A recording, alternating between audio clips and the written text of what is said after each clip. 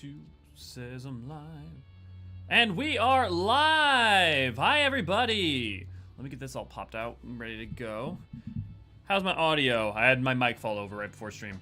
Ray, good to see, glad to have you. Kiko, good to see, glad to have you. V, good to see, glad to have you. Infinite, good to see, glad to have you. Hi, watching from the phone. Usually fine for me, but today's screen is prone to rotate more than usual. I wonder why. Some days are just like that. Did you know you can do screen lock? I mean, that may be a problem in case if you're trying to do other things, Infinite, but you can just like, if you, for like Android and iPhones, a lot of time you swipe down, you press that little lock button, it'll prevent it. Radia, good to see, glad to have you. Artemis, good to see, glad to have you. Ray, good to see, glad to have you. Raven, good to see, glad to have you. Jer, good to see, glad to have you. How you doing, man? Lady, good to see, glad to have you. Tracy, good to see, glad to have you. Kittens riding all around me. I mean, if they're kittens, there are worse fates. Sounds like the opposite of a problem. Truly, yeah. Pretty much kitten riot and nap. Yeah, it depends on how obstructive they might get. All gone quiet again. I guess it's nap time. Aw. Kathra, good to see, glad to have you. Light, good to see, glad to have you. Des, good to see, glad to have you. Yep, audio's good. Okay. Think sounds okay? Cool. So yeah. Oh god, it's episode 99. We're one away from 100. I don't know what we're gonna get all done today. We've got a lot of interesting story, but we also have some potential that the bunnies might show up. So we'll see how far we get in. Friendly reminder, obviously, that today we're gonna be doing the first trial of Endwalker. Probably will be, I'm gonna guess an hour. Probably say 90 minutes from now, but I wouldn't be surprised if it's even a little bit longer than that. Because we have also quite a few cutscenes in the tower itself. So we'll see.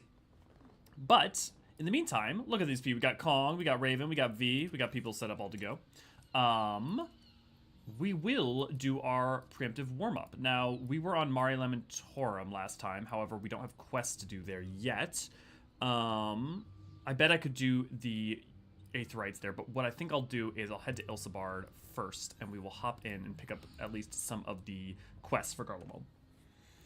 Sagittarius, good to see, glad to have you. I like how Zodiac is part 99. Yes, I definitely planned that. Definitely for sure did it. That was always where I was going, because obviously we wanted to have the Loporrits as part 100.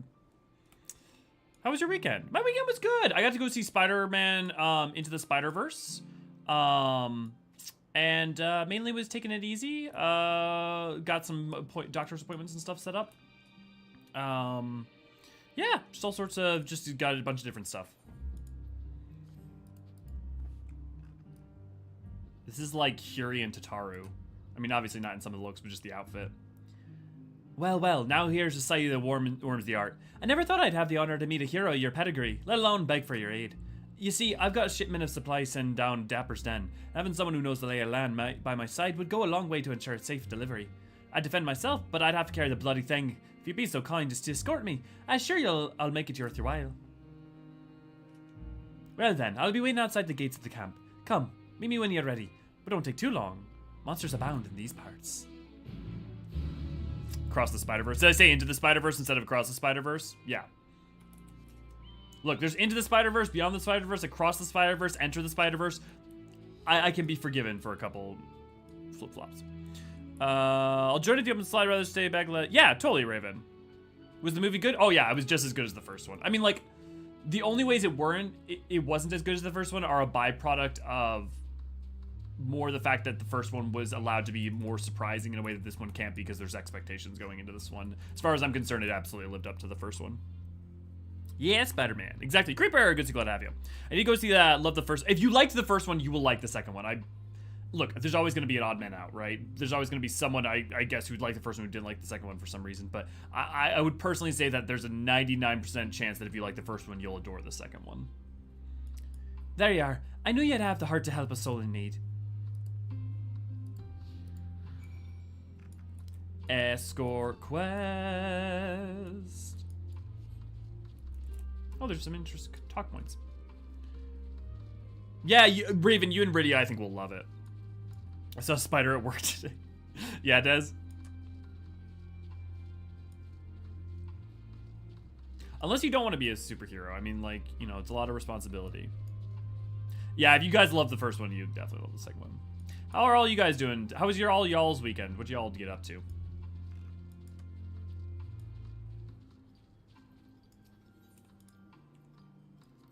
Discuss the Magna Glacius. Ooh. It'd be some time yet before we map the entirety of this vast expanse. It stretches north as far as the eye can see, unhospitable even to the hardiest of explorers. It's a wonder that the Garleans survived at all. Let alone went on to form the Empire. Seeing the Magna Glacius with my own eyes, however, I've gained some understanding of their disposition. Yeah, I mean, they've been surviving in here, well, 800 years? I mean, they've been out of Locus of Menos for 800 years, but I don't know if they've necessarily been in the northern section of Ilsabard all 800 of those years. It may have taken a couple years or decades before that ended up happening. Damn, good to see, glad to have you. Also, I don't think it's spoiler, but I don't know the movie was going to be yeah, yes. They technically did announce it, though I didn't know that going in, for sure. This is only hearsay, but I've been told that those masses are formed when ceruleum bursts forth from the earth, comes into contact with surrounding water, freezing instantly and capturing the moment of violence forevermore. Masses. Assuming they check about these.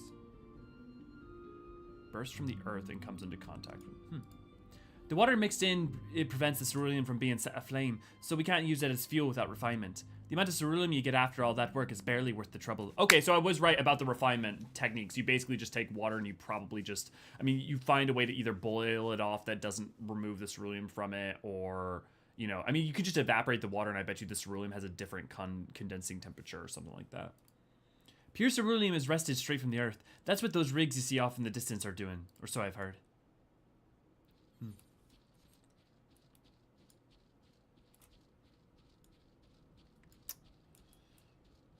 But you have great power for that great responsibility. Yep, that is the trade-off.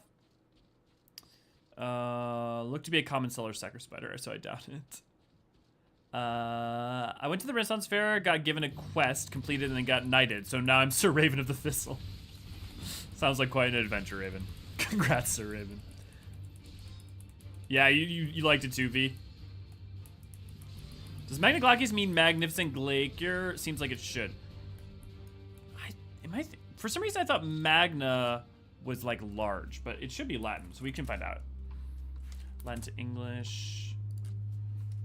Magna. Yeah, big. Magna means big, so yeah, large glacier, basically. Magna Glacius. I wonder if Glacius is just actually just ice. Here, Latin to English.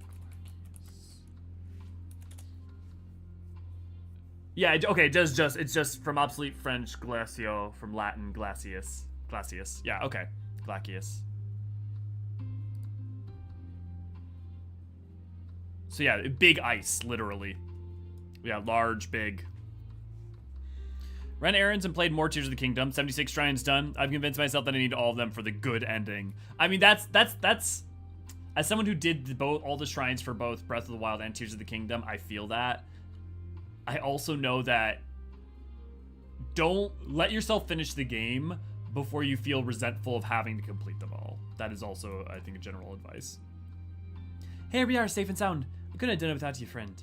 Now that's left is deliver the goods. Let's enter the caves and get some shelter from these freezing winds, eh?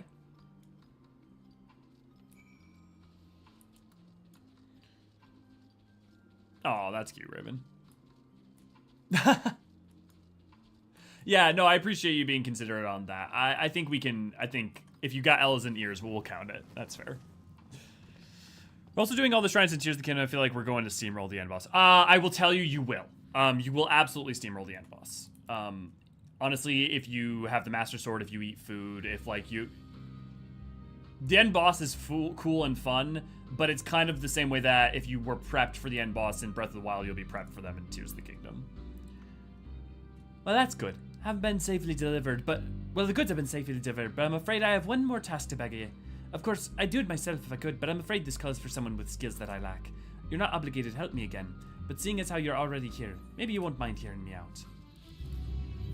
If I'm not mistaken, yeah, no. Sweet. I do love that all the, like, Aetheryte quests, or not Aetheryte, but that the,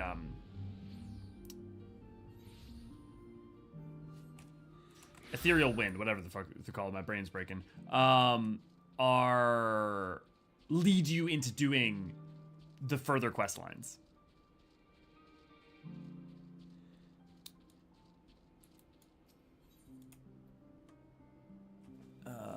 I can't spell Word the Darn, but I like words. Yeah. Definitely Cathra. Today I just learned that I only found 8 out of 58 wells in Tears of the Kingdom. I've never been disappointed in myself. Dude, I didn't even realize there were wells until like a solid 3/4 of the way through playing that entire game. I had most of the shrines done before I realized wells were a thing. And the only ones I discovered because I was coming from underground up rather than jumping down them. So much better than the majority of the Breath of the Wild shrines. You know, I'd have to say I like them pretty equally. I think, like, the one thing I'd say in defense of Tears of the Kingdom is that a lot of them are just give you the thing rather than give you a trial, which I appreciated the convenience of, but also... I don't know, I think I like them mostly the same. Yeah, I'll post them in cosplay. Yeah, no worries, Raven. There's so many wells, it's nuts. Yeah, there are a lot. So in 3 hours, Diablo 4 drops for the people who don't pre-order the deluxe edition. Oh, right. Diablo's coming out. I've seen you before. In Tertium, yes? I was part of the first group transferred here, but there's someone I'm trying to find. A small boy. Red hair. Have you seen him? I can't say I have. He's probably still refusing to budge. Oh, my apologies. Allow me to introduce myself. I'm Gala, of the First Legion. I've been doing what I can for the refugees, though I suppose I am one myself. You see, I've always tried to help those in need. Some call me a busybody, in fact. Before joining the military, I was a member of the Vigilis Urbani, so like the watchers of the public areas. Is literally like villager watch, or like, I mean, it's literally that thing that we have in the States. And it was our duty to keep citizenry safe. Old habits die hard, though, which is why I'm determined to look at it after that lad. He's been separated from his parents in the chaos, but he won't leave the station without them. Thing is, that's no place for a child his age to be fending for himself. You've seen the conditions there. He needs food and warmth, which you and yours have been kind enough to offer. I should go back to the station and try persuading him to join your camp. Could I trouble you to accompany me? It'll do him good to see you're not the monster he probably thinks you are. Town watch? Yeah, something like that. Thank you. Well then, no time like the present. Deathberry! Good to see, glad to have you. First thing I did when I made it down to Hyrule was jump in a well.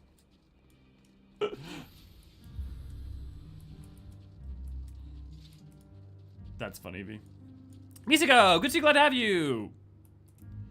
Hope your work meeting goes well. Hope everyone's having a great day. Joining work from work, sadly. Oh, that's a bummer. Well, at least it'll hopefully be a fun distraction. How much are we doing on time? Yeah, we got plenty of time. Just who I was looking for. Allow me to introduce myself. I am Remnald of Ishgard. I've been put in charge of our arrangement with the Tapper's Den, you see. However, the very first of the Tappers to come bearing ceruleum has asked quite a lot of us, if I do say so. They wish for our help in getting the Juturna Platform G up and running. The very same platform that's at the head of the Imperial's primary energy pipeline. What's more, he's a Garlean. I was convinced the only engineers left in Tapper's Den were from conquered territories. In any case, I'm not qualified to judge the motives of the man. I feel much more at ease if I had someone of your experience helping to make the call. I can do that. I thank you for your willingness to assist. Let us go and speak with the Tapper in question then. He's a man by the name of Appius. Jane, good to see, glad to have you. One of these days I want to set aside time to do the side quests in the old place. Side quests in the old place. Do you mean in 14? Because if so, I highly recommend it. So Neighborhood Watch, that's what I was thinking of. Yes, thank you, Ray Ray. Apologies for being certain because I can't remember the map numbers to save my life. Oh, no worries. Yeah.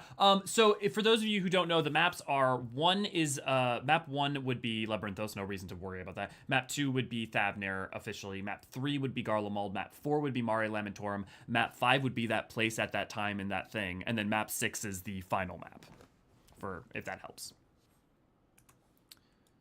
Velvet Acid Christ plays in the distance. Black Flame, good to see, glad to have you. Doing the work thing there too. Okay. Map 5, yeah. Kinda, yeah, right, yeah. So one of the quests we're finding these certain pirates, but it was very vague and somebody dressed up.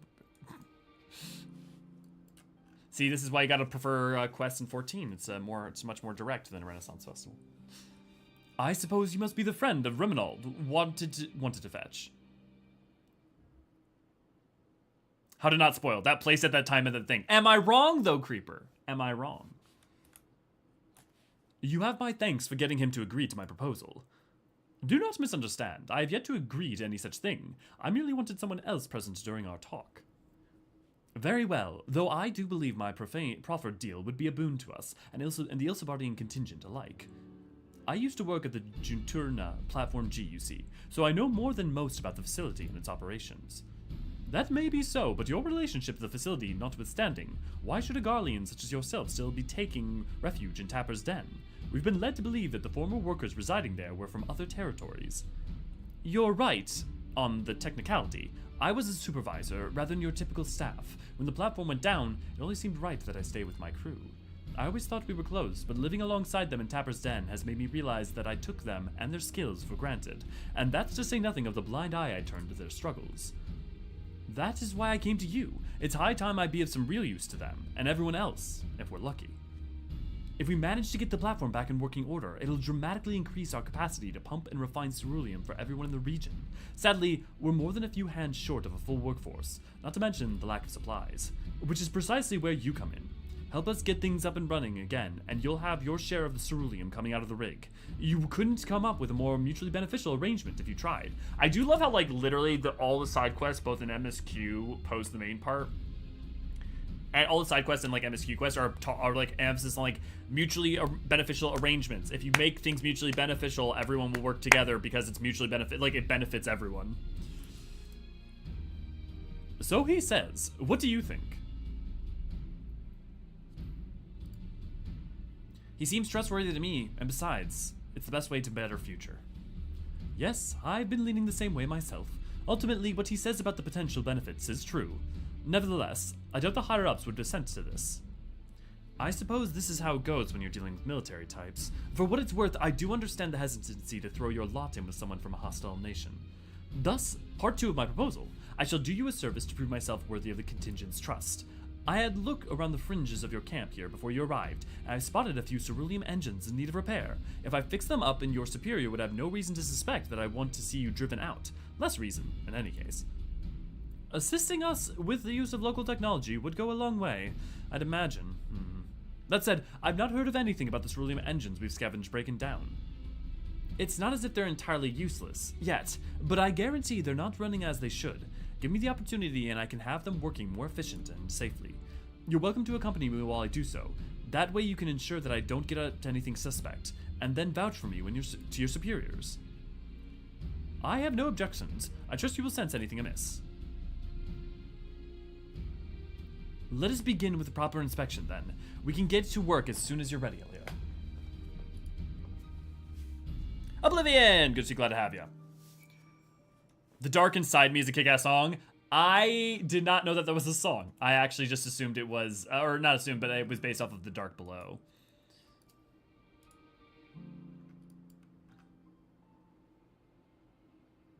Though the ultimate objective is to get the engines running at full capacity, the purpose of this inspection is to work out what parts we'll need.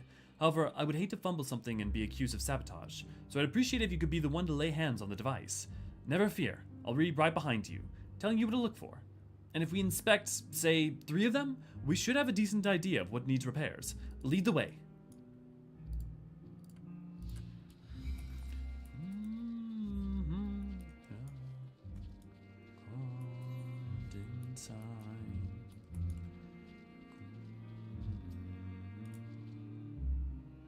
Man, I'm gonna say something stupid, but I really hope the 7.0 main theme is a banger.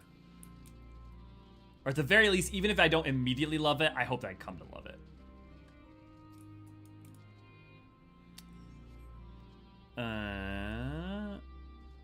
Yeah, yeah, right. I hear Atticus and always think To Kill a Mockingbird. Yep. And whenever I hear the term Atticus, I think of Atticus Finch as well. What I'm hearing is that Zone 5 is a thing that happens that is a very thing. Yes, it's true. It's true. I don't think there's anything over there. Actually, no, I think there is something over here. Yeah, doing them once I grind the next DPS. Yeah, that's the other nice thing is that because most of the quests in Endwalker, or I think all the quests in Endwalker adapt to your level in terms of their rewards, it's worth doing on anything you're trying to level up. But it's also not like so much XP that you have to feel terrible if you like don't like use it optimally. A friend of a friend was Renfest did a quest thing where he handed out gems to various vendors and would tell others that if they bought him a set of gems, he would give them a potion. A group of guys ran up to him at the same point and told him that they had 3 gems of a set and were working towards another, and I asked to see them. When they gave me the gems, I turned to the wizard and told him, including the gems he had given me to see, wizard, I have a collection of 4 gems. May I have a potion? And the guy was so distraught, I shared with them the... That's funny. That's thinking with your head. But also maybe a little amorally. Boop the like button. Boop it now. You remember when Isildur was supposed to throw the ring into the fire? And Elrond was like, destroy it! Isildur! Instead I'm gonna be like, boop it! T-viewer! Something like that. Where is the last one?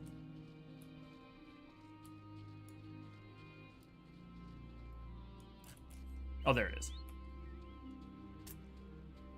Also join the Discord. Your hair will grow again, your wife will talk to you again, and your kids will love you again. You know what? I'm gonna take the promotion. Thank you, Creeper. I'm not promising that.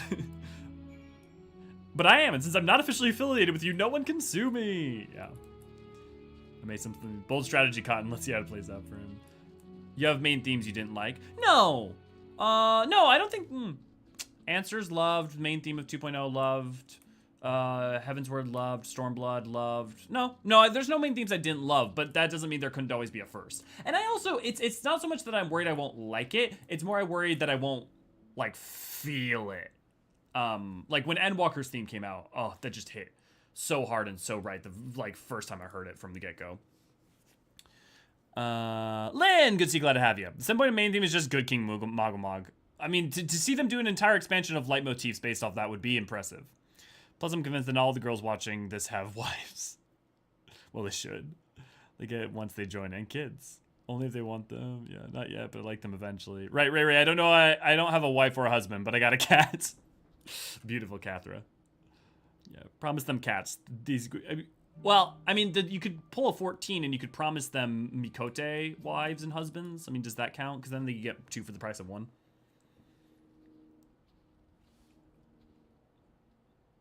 How are our engines? Alas, I fear that each of those we examined are guaranteed to break down sooner or later should you continue using them in their current state. Surely you jest. I swear it on my integrity as an engineer. You are in dire need of instruction in the proper operation of cerulean engines. You saw the little lamp light up when you touched the switch, correct? That only illuminates when there is an issue with the engine. They were switched off for want of fuel when the settlement was abandoned, no doubt, which prevented them burning out, only to let them freeze solid. Instead, ere your lot turned them on. From the state they're in, I can only assume it didn't occur to you to warm them up first. I noticed that you have heating technology of your own, but it will do no good should the engines to power them break. Now will it? You have nothing to lose and everything to gain from my assistance. I'm a machinist from Frozen Climes myself, and what you say sounds plausible enough. Very well. On behalf of the camp, I formally ask you to repair the cerulean engines. I suppose that means I will be taking responsibility if anything goes wrong. So, you may as well use your own 2 hands this time. That's the spirit. I knew you'd come around.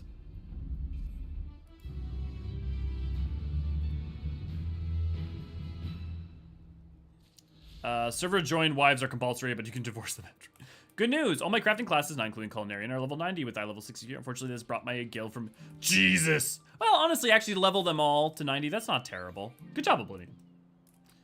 Let's go to Tertium. How are we doing on time? Okay, yeah, we've got enough time to turn in that quest at Tertium. Cast it into the fire! Destroy it! Yeah, okay, not Raven's cats. No. Dest! Good to see you, glad to have you. How you doing, Dest? Did someone say cat? Yes, we were talking about cats. But also, your character's not a cat. You're a Scaly. You're an Aura. Who wants lizards? Dragons? Demons? Send a random stranger off to slay 10 dragons, saying it's starting to quest. Nice, Raven. I'll take 3 kitten. The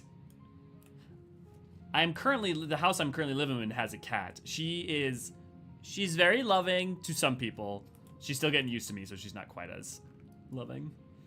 If my prediction is correct, he should still be around here. His name's Volsius, but most know him better from his scarlet locks. Considering how reluctant he is to leave, I doubt he'd answer if we tried calling out for him. Would you mind helping me look? Okay. The Garlemald section is serious. This kid has lost both their parents and has gone through immense tragedy, and the likes of which most of us could never comprehend. And I want to be respectful of that, and I want to appreciate the solemnness of the situation, but also I can't help but think, do we make the joke about him having no soul because he's a ginger, and that's why he should become a Reaper?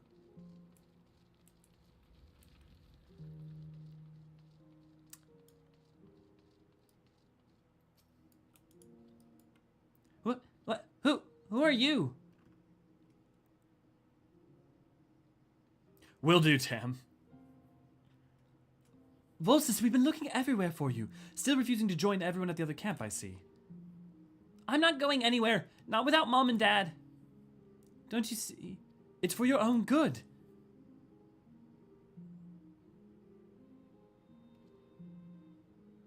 I know. I know you. You came here with Euless, didn't you? Please, you've got to listen to me. Mom and Dad are alive. I know they are. No one's saying they aren't. Sorry to burden you, but I've got a feeling he'll be more cooperative once he's got this off his chest. Hear him out, would you?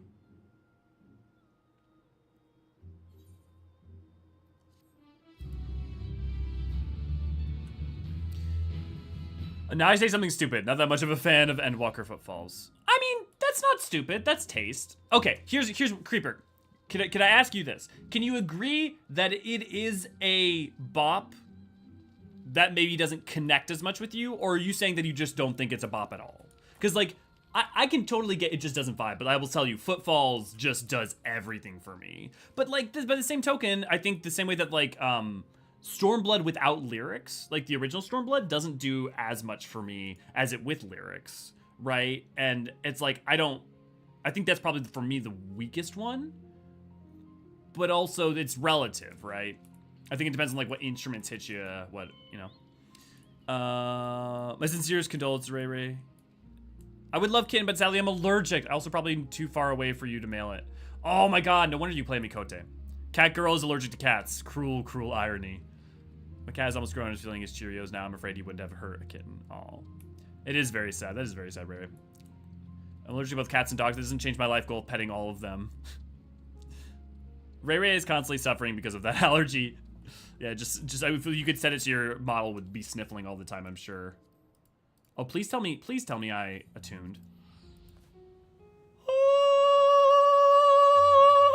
Foresight. I did my due diligence, my basic requirements, guys. Demands! Good to see, glad to have you. Let me catch up on you guys before we get the MSQ started, though. I still need to gear up all my jobs, but I'm woefully inept at both gaming and keeping Gil. Life can be hard. What I will say is just remember this is like tombstone gearing. Use like regular tombstone gearing. I'm not like the current tombstone, but like go get all the like 630 or 625 gear or whatever. Because you can get that easy for free. You don't have to pay anything. And then you could just be working on your PvP track rewards and any number of other things at the same time. Serious note, I'll have to take them to the Cats Protection League. I do have an adult male and his nose is well out of joint over them. Yeah. Y'all laughing at the soulless thing. Yeah, soulless piece of flesh. Damn it, Elio. If his parents are dead, doesn't that make him a Dark Knight? I don't think the only requirement to be a Dark Knight is the death of your parents. Hear him out, would you? Yes. Quest complete. Walk away. You don't know that retroactively the chronology of that is that I talked to him and did that entire quest and then did these events? Maybe that's my headcanon. Mostly don't like the vocals of Footfall? I mean, hey, I respect your right to the taste that works for you. That's the exact thing that works for me. So, yeah. I like part of the thing is the vocals for me, but I'm also very lyrically oriented and yeah. I also love something that I saw earlier today. Gendered, cat boy, cat girl, gender neutral, non-binary. Oh, that's beautiful and dumb. My favorite type of content, Elio randomly making random strange noises.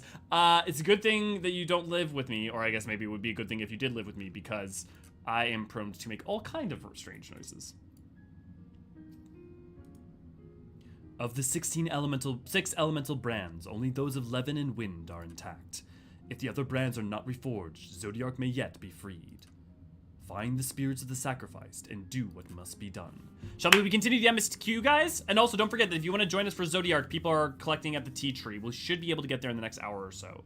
Maybe 90 minutes, we'll see. But also, I wonder if there's anything to that. So, like, wind and lightning remain, but the order of the calamities was wind, lightning, fire, earth, ice, water, astral, umbral. So the 6 of these are based off of the elements. If you like look at the drowning brand, the biting brand, the striking brand, the searing brand, the crushing brand, the numbing brand. And you know what? Here. Interestingly enough, if you look at this, if I'm not mistaken, well, it's gonna be flipped when you guys look at it, but oh, interesting. I gotta move the camera around for this. Huh. I wonder why the zoom is so different.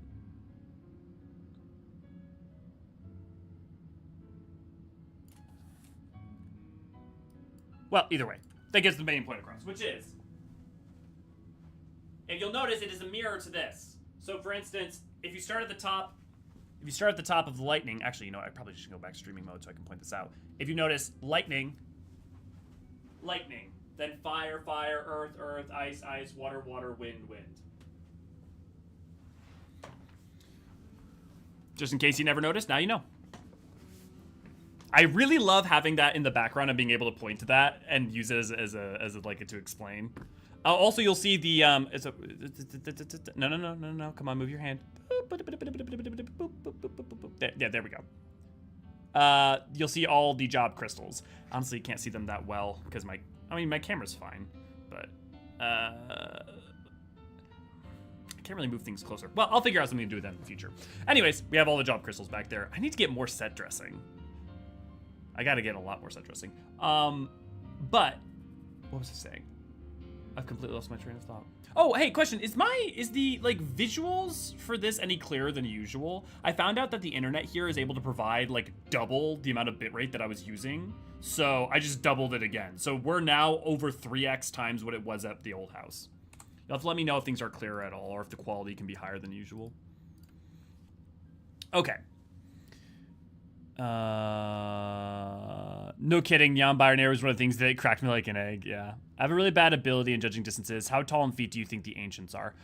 They are about 3x a normal human, if I'm not mistaken, if I remember correctly. So they're supposed to be, like, I think, 18 to 20 feet is what I believe is the case.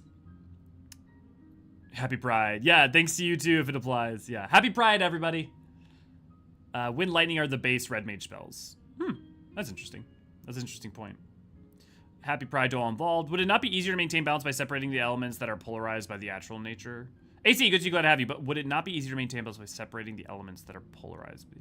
No, because I think they all feed into the system. The reason that those are the only 2 left is because only one was left and one was built. I think the thing is that as long as parts of... I think the fact that it's 3 and 3, it's all in a circle, so it's already in balance.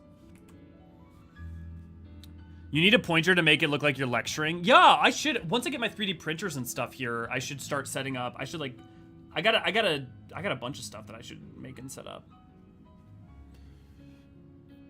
What should I get for a pointer? Should it like have a cactar on the end?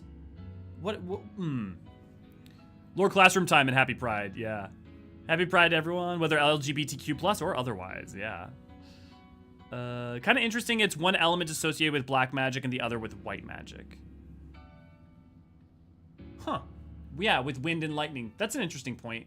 I never thought it saw it more. I thought it more in correlation to do with the elemental wheel than more to do with anything the jobs. But there's that's definitely true.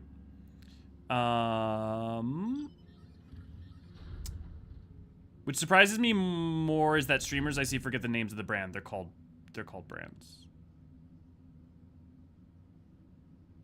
I'm not sure I understand. Like, are you saying that they just because they don't call them brands? I mean, like, they get the point across. They call them pylons. You're still not wrong.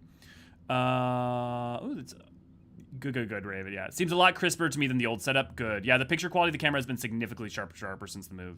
Yeah, it does look crisper. Okay. I also noticed the stream on auto stays around 720p before when it moved down to 480p or worse. That could just be interesting. A chocobo chick for a pointer? Literally just make like a red mage sword, a Moogle palm, or I could make a caduceus for a certain character, a Moogle palm. palm that squeaks. Yeah, I mean, we definitely could do something like that, Raven, for sure. Then that's just a toy for Deadpool. You're not wrong, Dest. You're not wrong.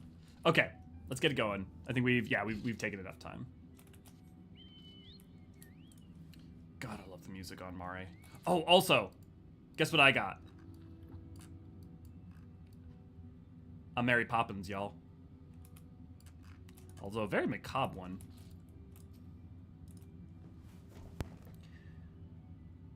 Serious. Where? When?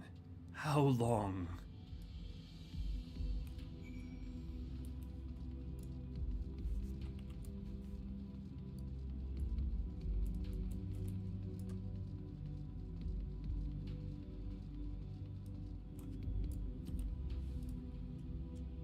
Was it truly so long ago?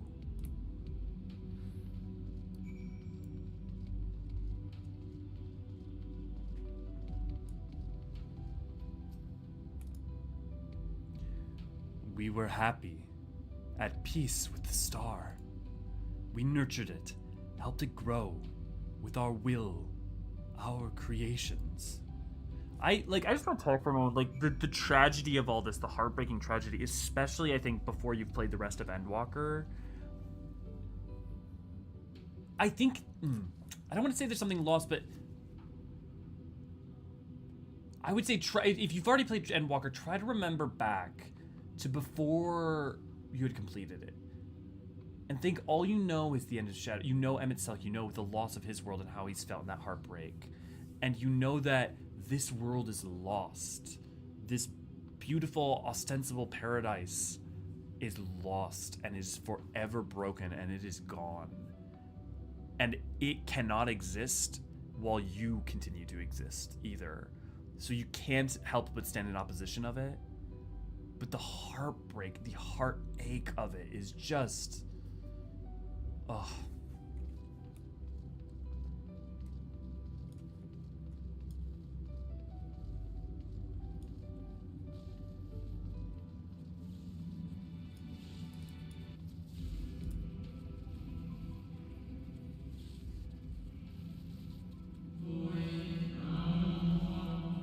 We were the star's beating heart, its life. Every soul a drop of blood flowing through its veins. To live, to learn, to create, to make better. The star flourished, as did we. Do you remember?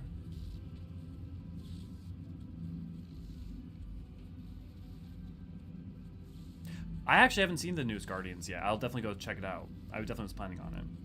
As the whispers die, the final spirit fades. No shadow of time long lost remain around the drowning brand.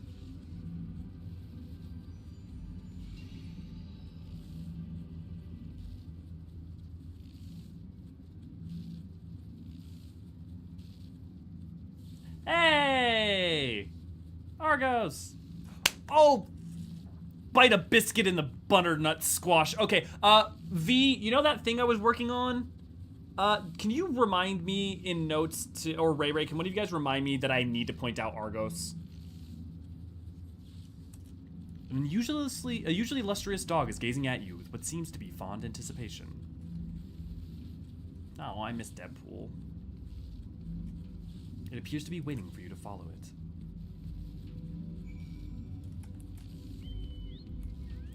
The brands are designed to bind and suppress zodiac, but each are a specific nature. Maybe it draws out. I think it's just about balance. I think it's about balancing the 6 elements. The same way that, like, for instance, you have the 6 elemental crystals of light. Yeah. I'm kind of surprised the elements of Black Mage, White Mage have no connection on the wheel. What do you mean by no connection? And if you start singing just a spoonful of sugar, I'll mute him. Yeah, Tam, I totally lost track of that one coming out. May have to see it. I think Endwalker would have been resonate a lot more if dropped at its current point in my life, because life ain't going that great the past few months. I'm sorry, Demins. I hope it gets better. And I know, and man, it can be real rough out there. And I will say, that's the other thing I would say about media, is a lot of times it's worth re-engaging with things that maybe didn't hit as hard or didn't hit at all at one point in your life, because maybe the theme or the point that they're getting at resonates a lot stronger later on.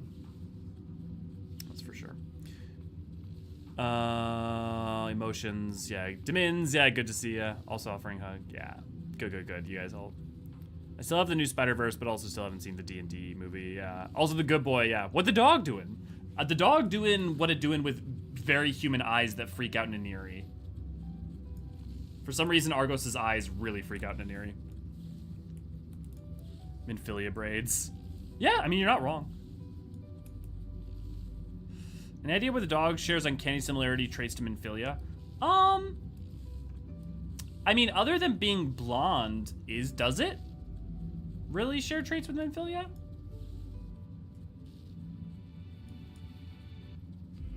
Deep Space K9. Is it the dog that was sent to space back in the 60s? No, it's not Laika.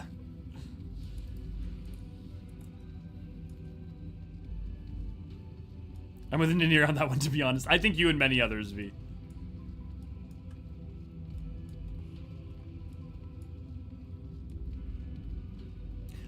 I will remind you, when the illustrious dog first met us, it already really liked us. That is an important note. Don't forget it.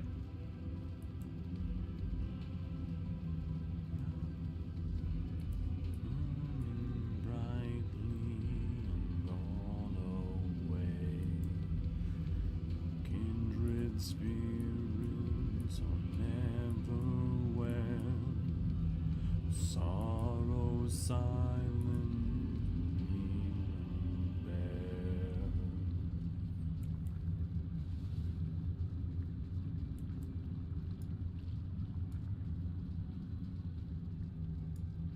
Interesting, there is Aether here. I mean, I guess that makes sense because we know that there's plant life of some kind, so there has to be. And also there's obviously Aether locked in the moon with Zodiark. But it's interesting that there would be enough to form crystals, and I wonder if that's just because of Zodiark or something else, or just other general ambient Aether. Probably just from Zodiark. It's funny, it's so easy to forget that you can't cross these, like, trenches until you, like, once you have flight, you don't think about it. And that's the biggest problem, is, like, Mare is huge, but you don't think about how big it is because you can just fly over it. The dog silently regards the spirit that lurks near the brand.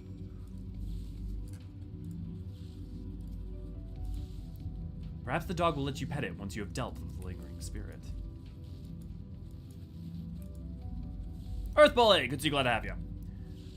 We and the star were fulfilled, wanted for naught, mourned for naught. So why did it have to end?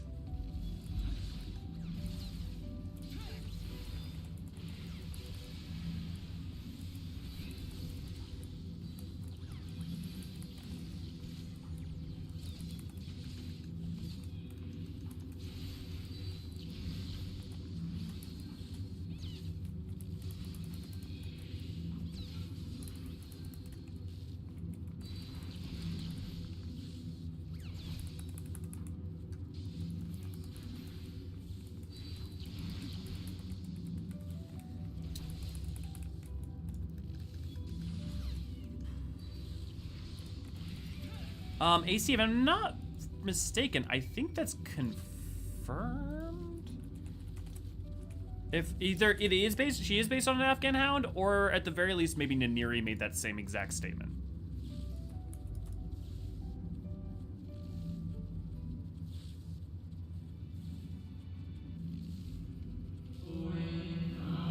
The final days taught us to fear a death forced upon us.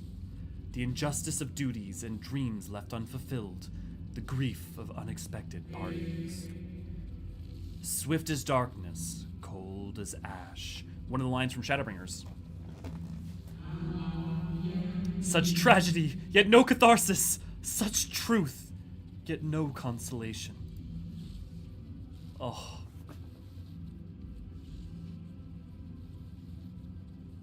What a memory. Such tragedy, yet no catharsis. As the whispers die, the spirit fades. All is silent and still around the numbing. All is silent and still around the numbing brand. Such tragedy, yet no catharsis. Such truth, yet no consolation. They couldn't handle it. They couldn't. It wasn't just the final days and the destruction it wreaked. They didn't know a world of suffering They couldn't handle the loss. It broke their hearts. Ugh. To be fair, when I met the Illustrious Dark the first time, I also really liked it. Yeah. Oh yeah, I'll talk about the D&D movie. Poppy has an important job to do first. The dog gazes at you and looks at what seems a look that says, "Saying now, really? Focus. We have more important things to do." You're not wrong. He's a borzoi.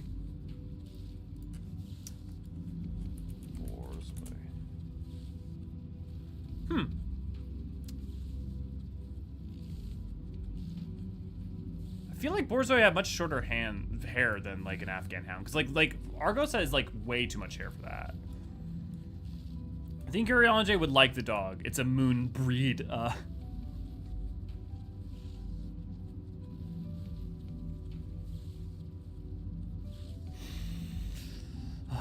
Dad just waits in the silence and in the darkness to say these things. Yeah, borzoi are long boys but short-haired, yeah. Well, I mean, like, Afghan hounds have the same face, so I don't know that necessarily... Yeah. Gets out Banhammer. Such a tragedy, yet no catharsis. Athean critic pans the latest play he saw. Yeah, well played. Yeah, I don't know where he comes up with them either. The lustrous dog is once again staring at you expectantly. And who are you to deny it? Follow, and try not to fall behind.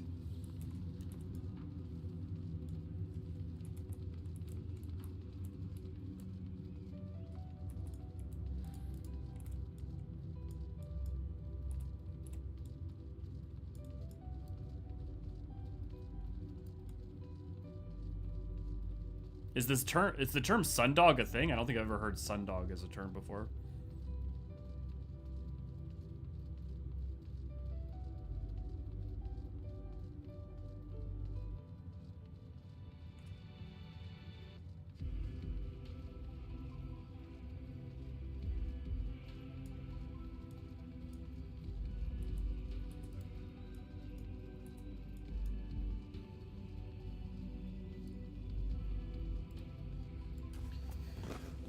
Gotta sit higher in my chair.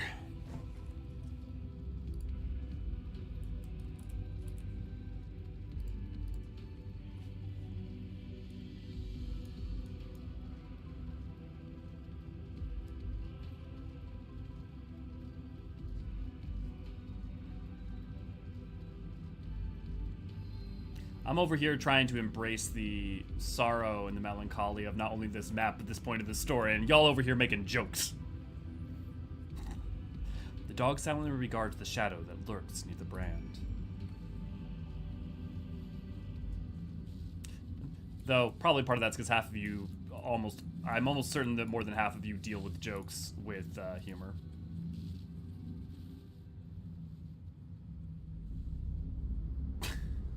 Okay, that one's pretty good, Sagittarius. Our perfection came crumbling down. Such overwhelming despair in that moment, we knew the end was nigh. The faintest glimmer of hope remained. We gave our lives that others may live. We gave ourselves to Zodiark.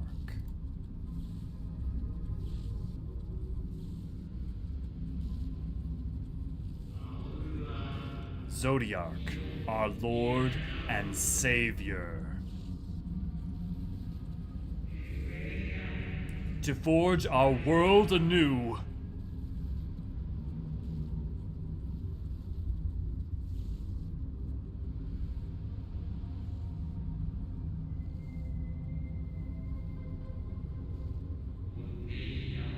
To live and love again.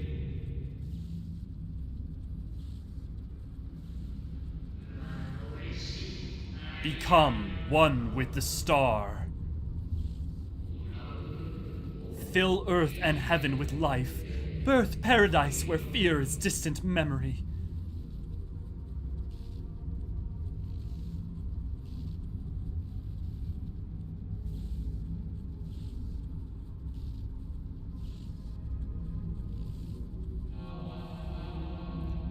Pardon me, but would you be so kind as to step aside?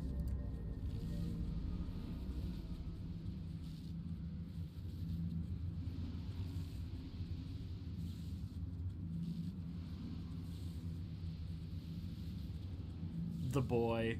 It's the boy. Ah, that unmistakable color, the soul of a Zem. But not the friend I knew, I think. Nevertheless, you are you. So, Emet-Selch meant for you to have it.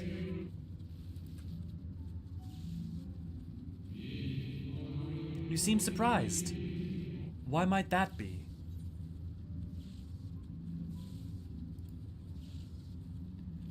We meet again, Hydaelyn. Again? I do not believe I have yet had the pleasure. Well, you see, it's a long story. We met in Amarot once upon a time. Not yours, but mine. A glamour.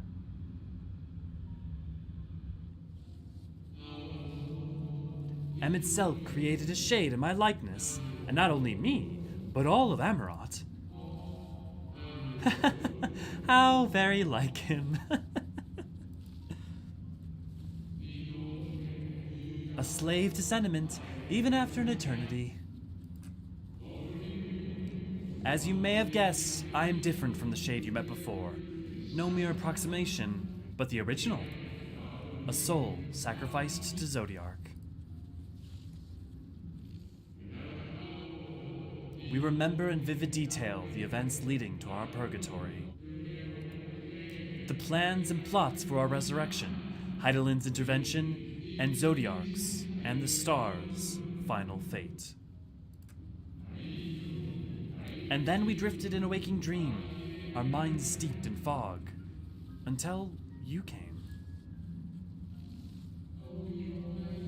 I know not what you and your friends intend for Zodiark, or for the future of the star. Nevertheless, in you I place my trust and faith. In you I choose to believe, as Emet-Selch did. Believe in yourself, and all will be well.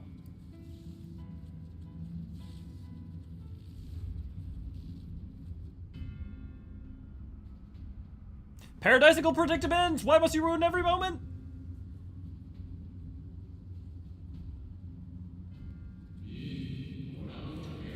More new arrivals, though. Fendaniel. That color I know.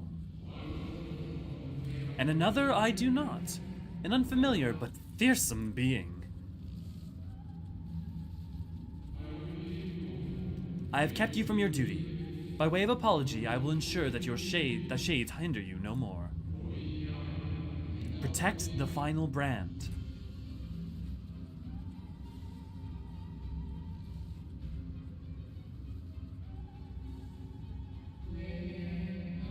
Fare you well, my new old friend.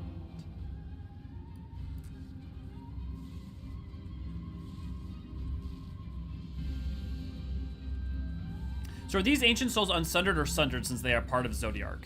The impression that we're given because of Endwalker is that the souls that exist within them probably are, so like for instance, Hydaelyn is in this one, but Hydaelyn isn't in another one of them. So like, though Zodiark was sundered, different Aether without the souls of the sundered were put in them, or at the very least, different sundered ended up in them. Because as we know so far, there's no implication that there was any cognizant lingering spirits in the other one. However, it could be that they were sundered, seeing as Zodiark itself is sundered.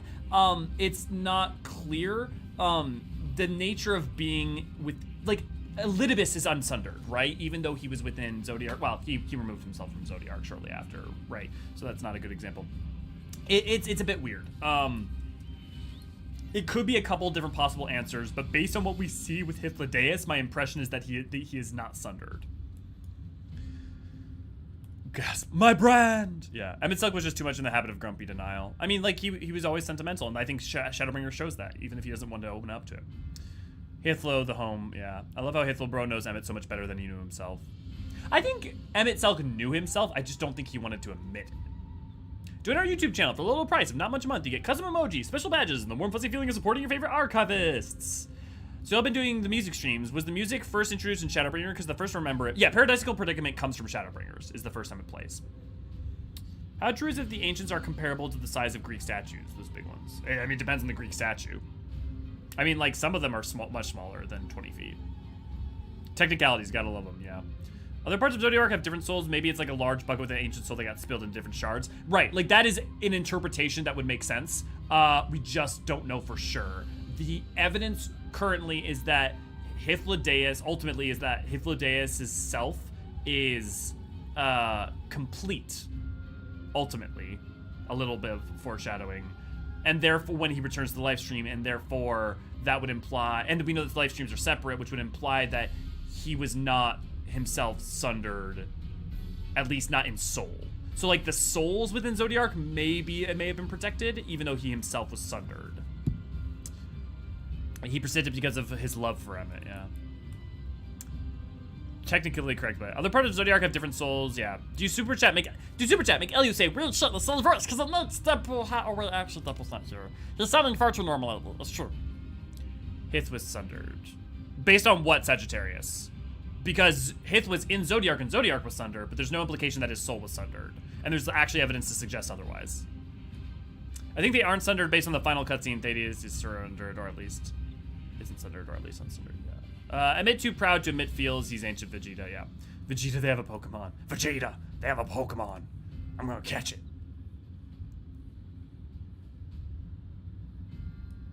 Exactly, he was sundered. But that's not the point being made. No. Zodiark being sundered doesn't mean that Hythlodaeus is sundered. So if you have a soul, if you have a being that's made up of souls, and then that being is split into 14 parts, but the souls within them remain, but aren't split up, then it's not, yeah, emphasis on the NT. Sundered. I don't know what the NT is supposed to reference. The worst part of being caught up with the MSQ, I have to watch what I say. Yeah.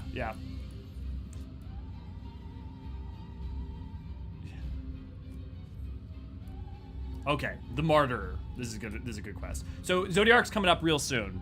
And oh hey, I wasn't far off on the timing. The dog growls, agitated. We have to protect the brand. Come on, boy. Oh, sundered but not. Okay.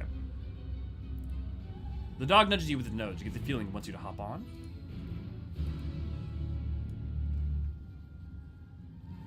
My brand.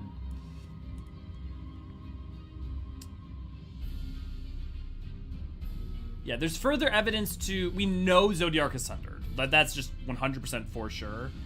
But there's also evidence both here and in the patch content that we could use to suggest one way or another.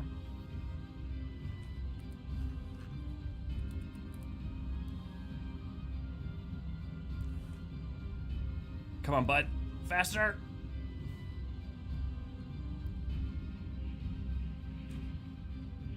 I also just want to say that the cutscene coming up is one of my favorite. It's in terms of, oh, it's so good.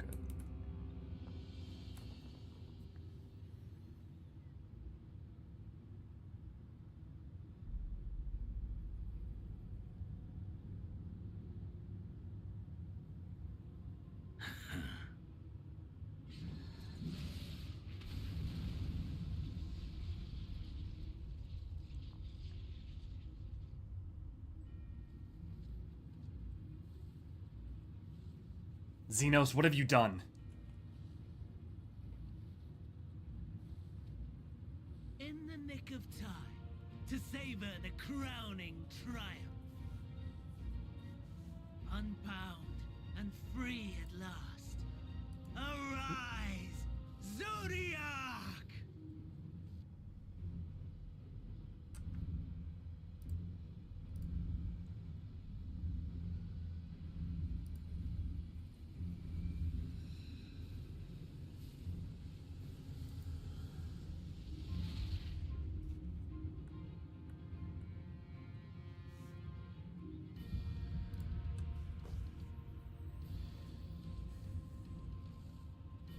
I know I say it a lot, Infinite. I have a lot of favorites. They're all very good. Deprived of heart and will by the loss of dearest Elidibus. A creature of pure instinct. wanting for guidance.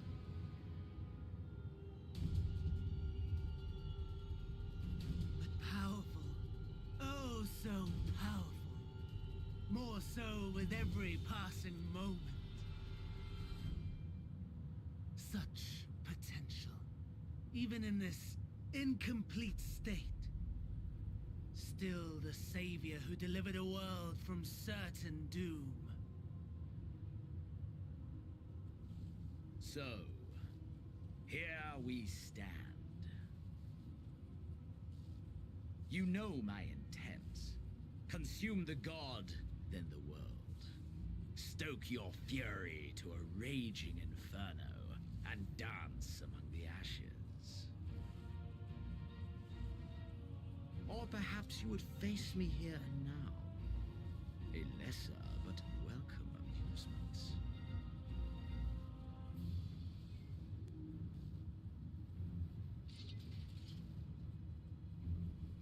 Yes, a taste to whet the appetite.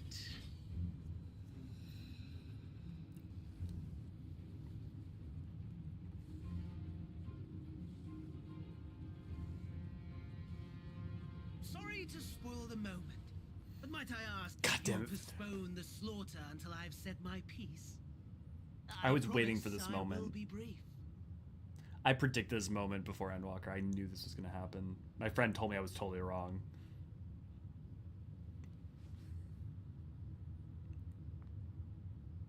Do you remember when I told you that I wanted to die and take everyone with me? I meant it.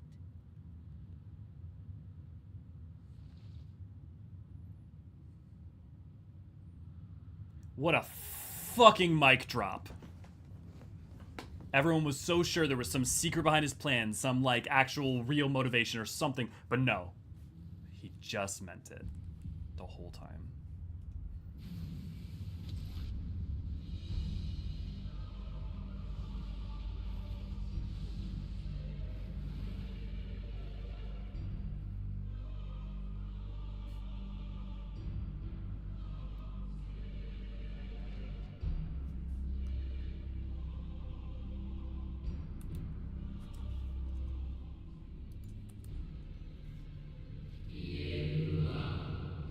We are the savior. We are the guardian, the keeper of natural order.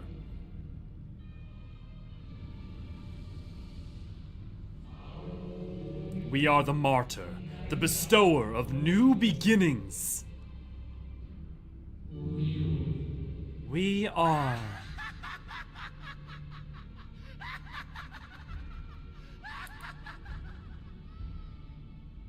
Such lofty aspirations.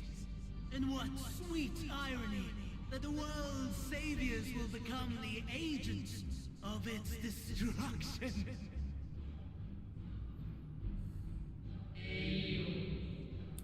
It cannot end this way. We must return and be made whole. We are the will of the star, now and forever. For the greater good, for the sake of the world. Wrong, wrong, wrong, wrong, wrong! Lies and delusion! The dead have no power over me. You will be silent. Silent as the grave!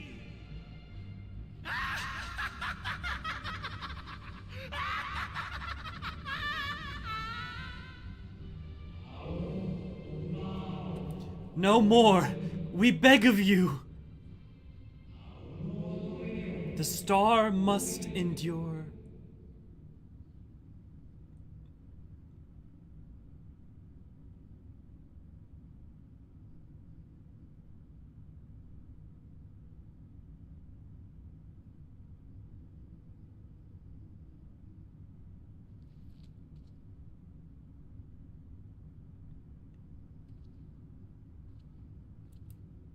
Believe and walk in faith. Let the light of your soul shine for all to see. Not quite the outcome you'd imagined, but a fitting one nonetheless. Don't you think so, Hades? Gotta love the boy.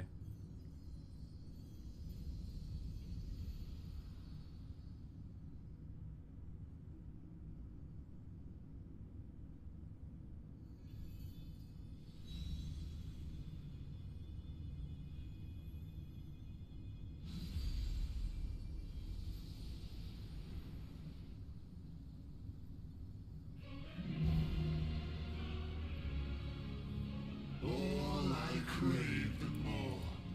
Boundless power. Mine to command.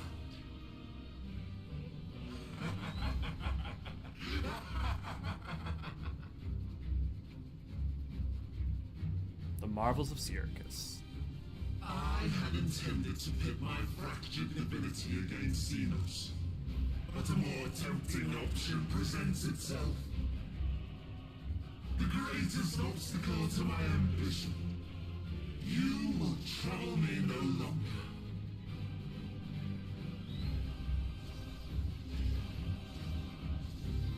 Yep, Light, that's the first time you ever bear witness to him. Wait, is this the first trial moment when the boss theme kicks in and shows your face? Yeah, like, who else was like, wait, Zodiark is trial 1? Where is this story going? Like, the dark inside, now accessible. Oh, I meant, oh, that's fine. I remember getting here on day 1 of Endwalker and being like, what? Oh, we got a full party. Awesome. Let's do a raid check.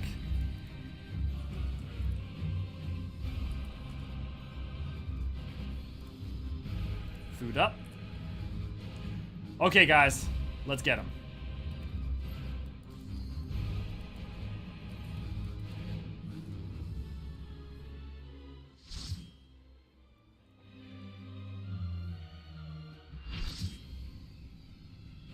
I remember just being like, where is the frick-a-frack is Endwalker going?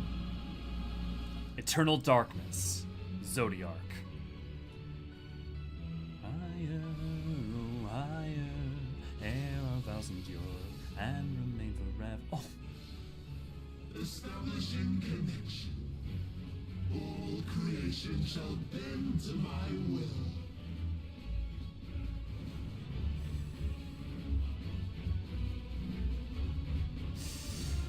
I love it, guys. That's so cool. Counting down. The end has come, and it will be beautiful. Got so used to that in the EX.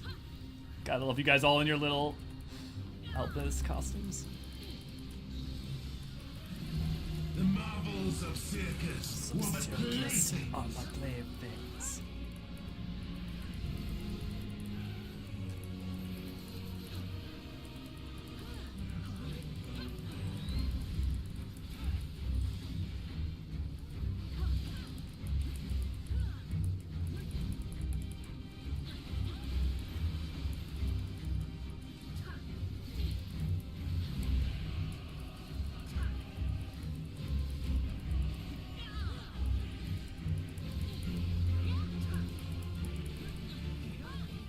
Having to do this almost 100 times in EX definitely has helped some. Become flesh.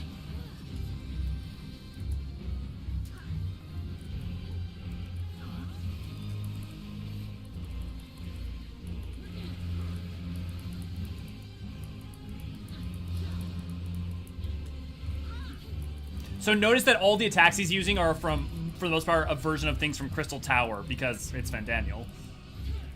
So it's a Mon, right?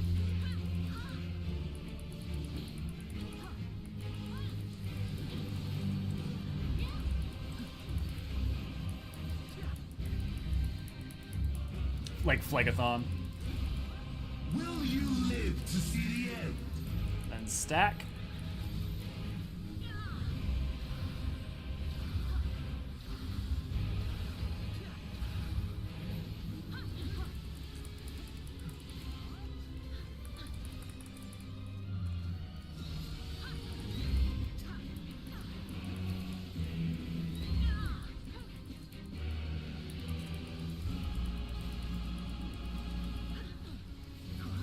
It's funny, I actually don't know what the exact cadence of the normal mode is.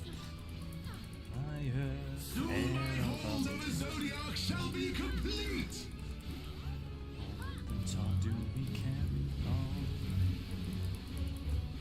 Mine, all mine. Phase transitions. This is probably when he starts spinning, I bet.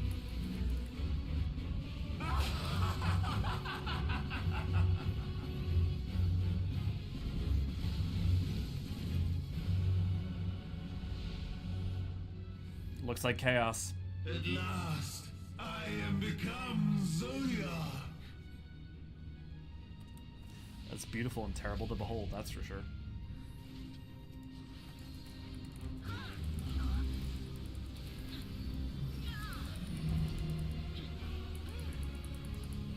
The natural order overturned.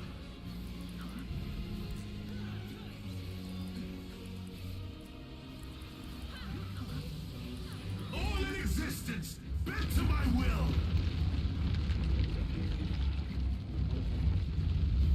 Oh, interesting. You are actually on a pylon. I thought it was floating. My life's work, my masterpiece.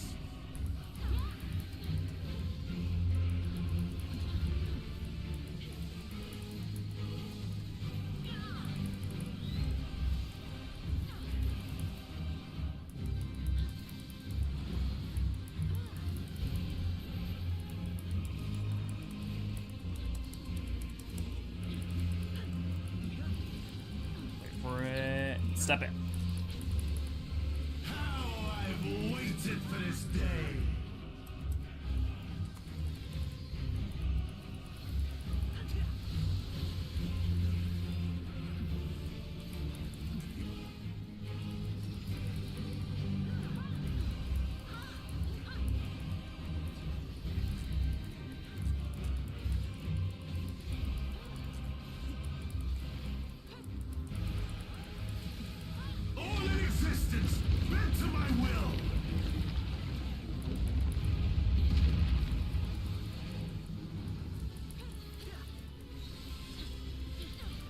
I know I'm not maximizing mitigation, but it's mostly I'm just saving in case we need it.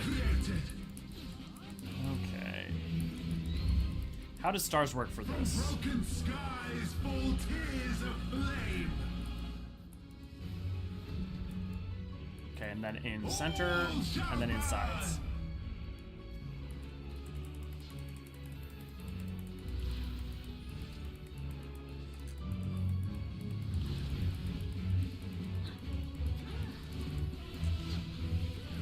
Will you live to see the end?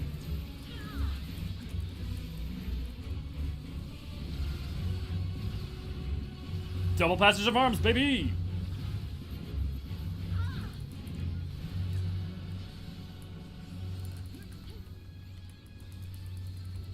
Kokaitos. Wait, is this a Kokaitos?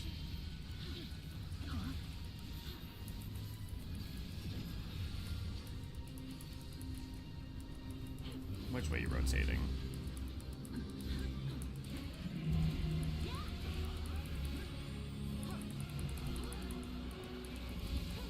All in existence, bent to my will.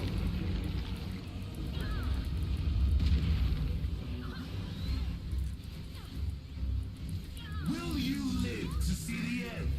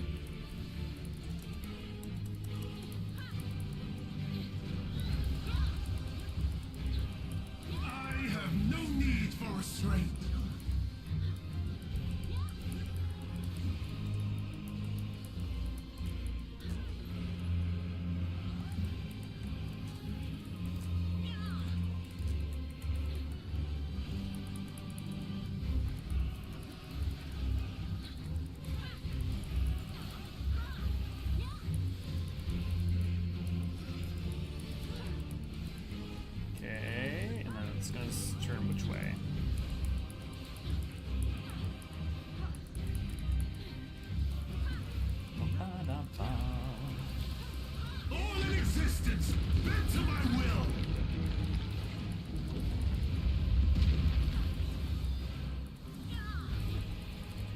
Let me break at will. Live to see the end.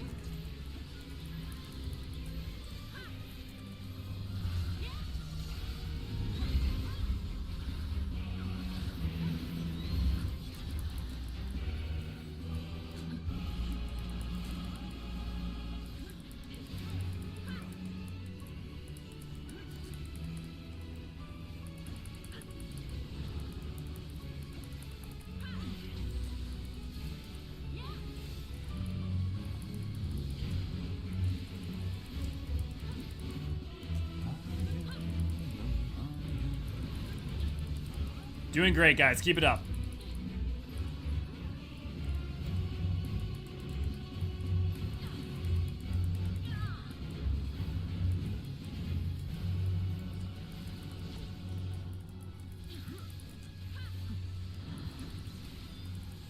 Will you live to see the end?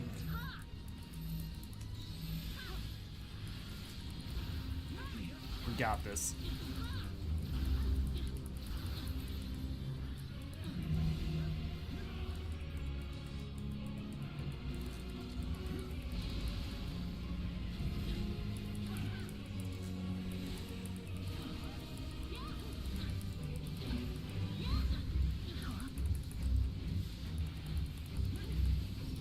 Alright, let's put an end to this.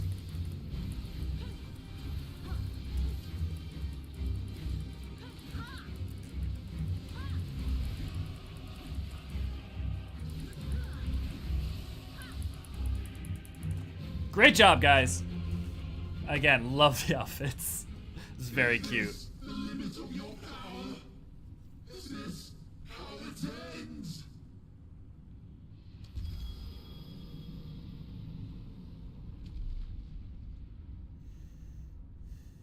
Can't be that easy. It never is.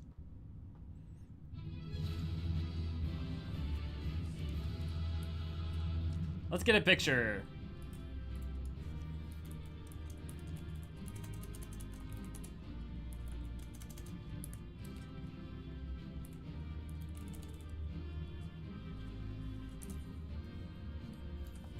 Oh, here. I think one of you guys was still repositioning. Yeah, there we go.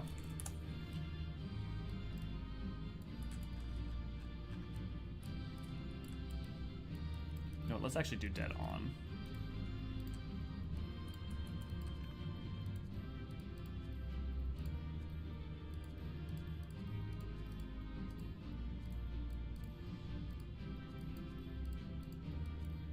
What does he count as? Okay, does he count as an NPC? Okay.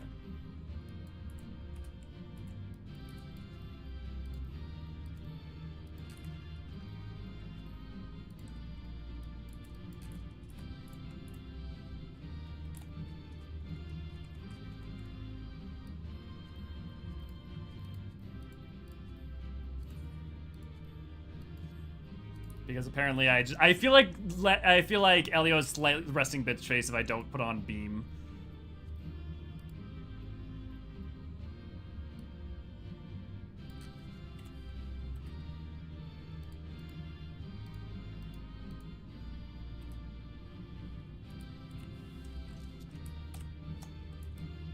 Again, thanks for joining, guys, and thanks for dressing up. This is really cute. Okay. Awesome. Let me post that on the Discord real quick.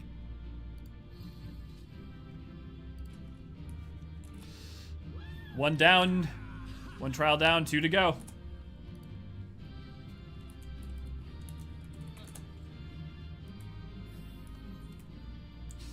And everything was all right, and the expansion ended right there. The primary threat was put to the sword, and all's good. What's wrong with resting bitch face? This can't be that easy. What a brilliant move.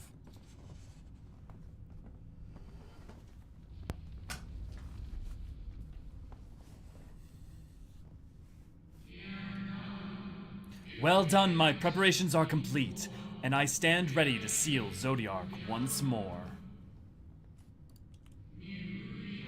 Withdraw now from this place. The teleporter will deliver you to safety.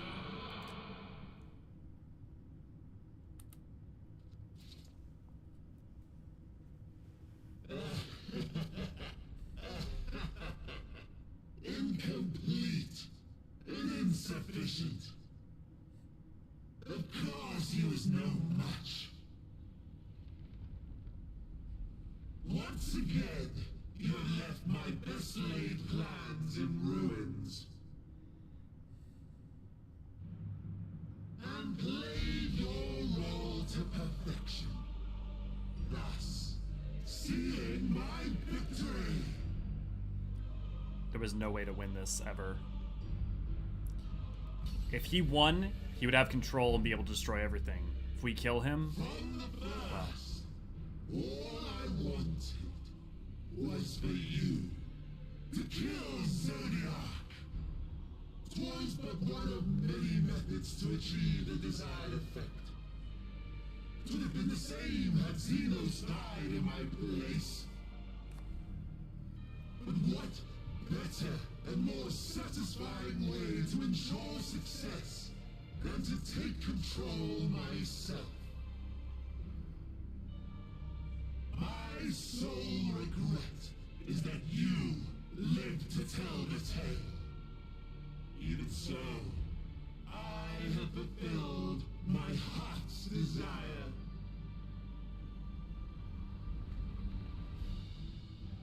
Let your murder mark the beginning of the end. The coming of the final days.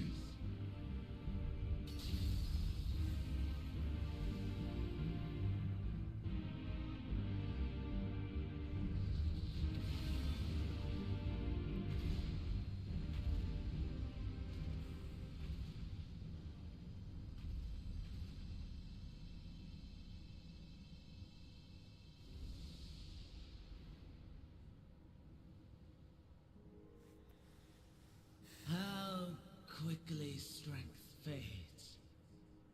and oh, map blood 5's music plays here? Old familiar sensations. I didn't realize it was map 5's So music. many lives, so many deaths. No different this. I close my eyes and slip into the dreamless slumber.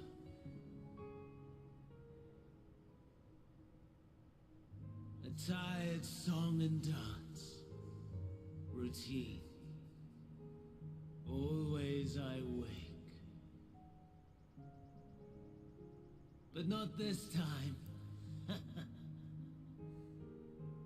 Nothing left unsaid. Nothing left undone. Inherit my hell. I intone with glee. The man I was would weep for what I have become. The all-consuming contempt.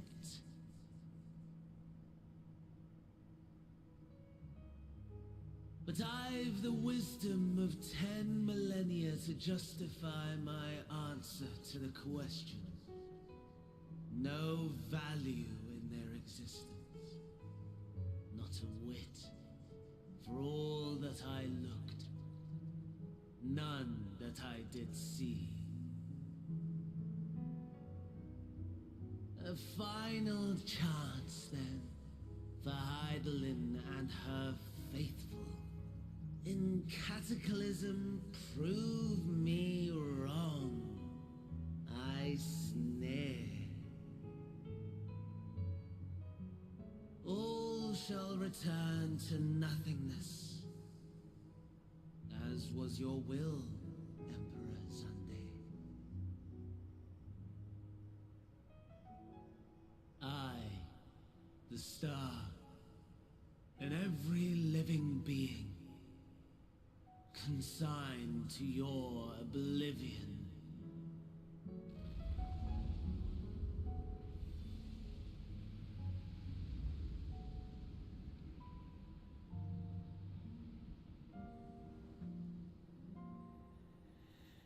Man, I love that because it tells you everything you need to know to understand him.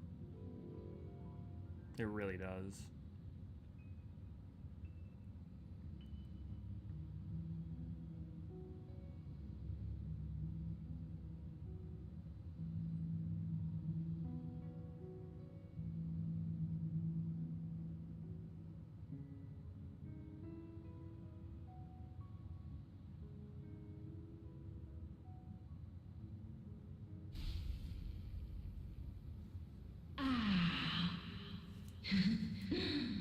At last.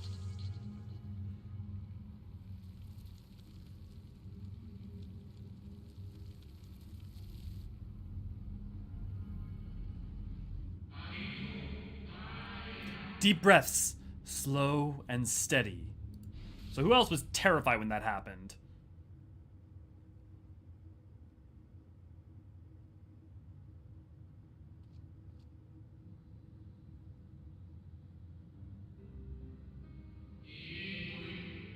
You saw it too, yes?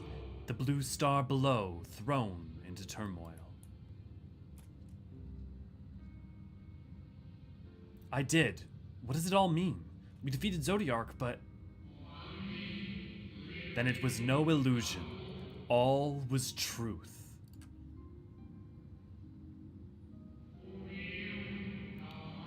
With the death of Zodiark, the laws of nature over which he presided have begun to unravel.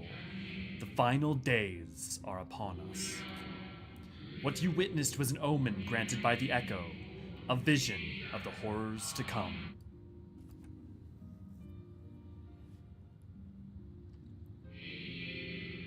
Time grows short.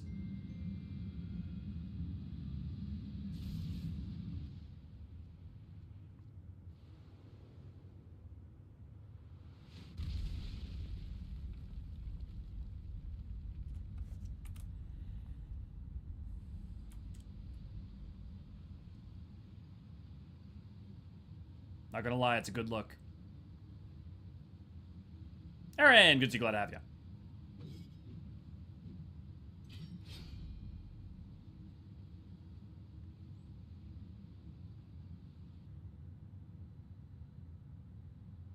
Fucking Elio's having none of his shit. No. I'll find no fulfillment in a contest with you this day. It's true. My heart's not in it. Slavering beasts gather at your gates, ravenous and eager. Already you turn to them and away from me.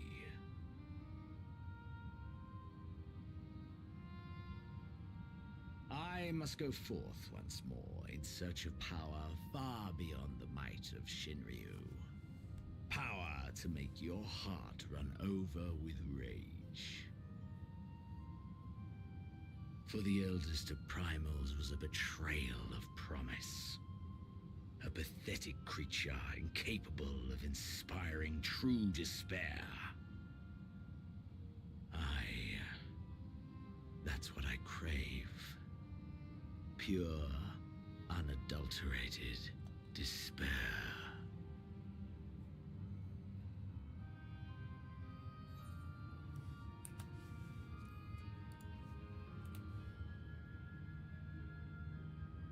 Hope will win the day, Xenos.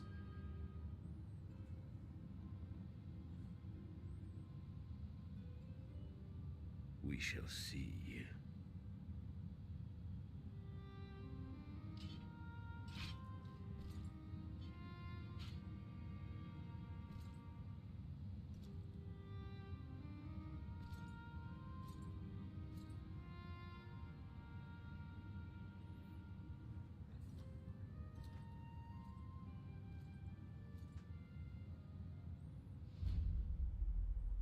Yeah, I think I know the line you're talking about, Tam.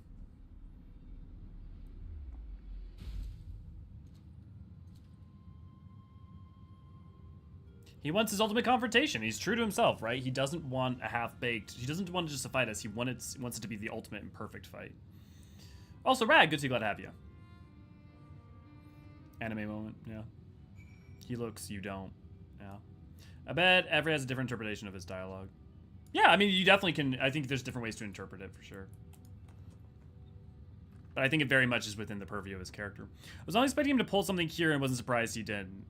Oh, yeah, see, I guess, Tim, I at first was, but then I felt by this moment especially, I felt like I deeply, not just understood him, but like I knew that he would never try to fight us until it could be his perfect fight. You know, the second he put away his weapon, I understood he wants the true fight. He doesn't want to just get in a fight. No contact, shoulder bump, yeah. What do all those songs mean? Lyrical Lore playlist. Here, thanks. Thanks, Ray Ray. Any comments? I was like, who is that? Didn't even, yeah, the Watcher. So technically there is, actually, wait a second. I think there's a canonical. Give me a second.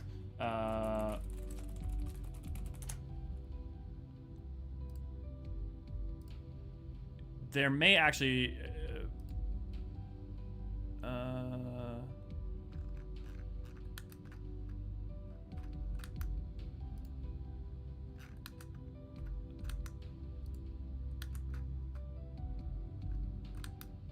Friendship of Record, right?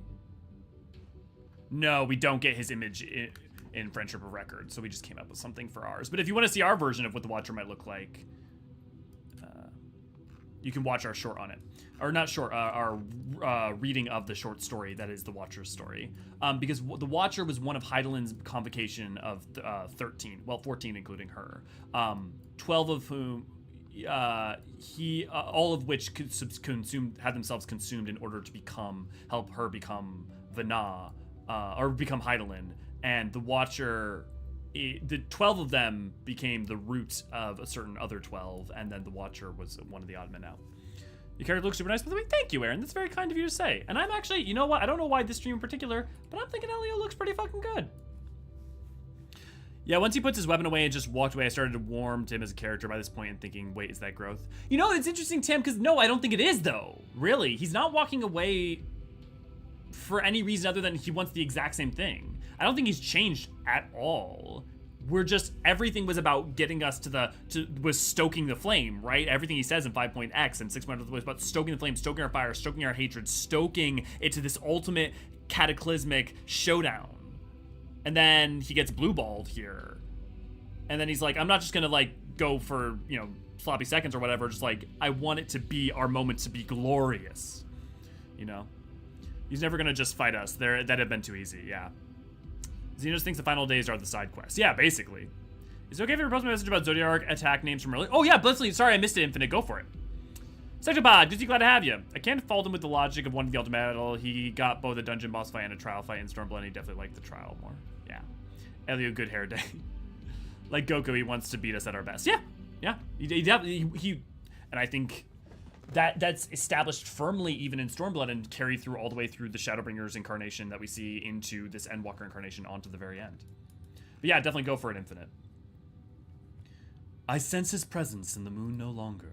If you need not follow, then I beg you, stay and listen to what I have to tell you of Zodiark and the end of all things.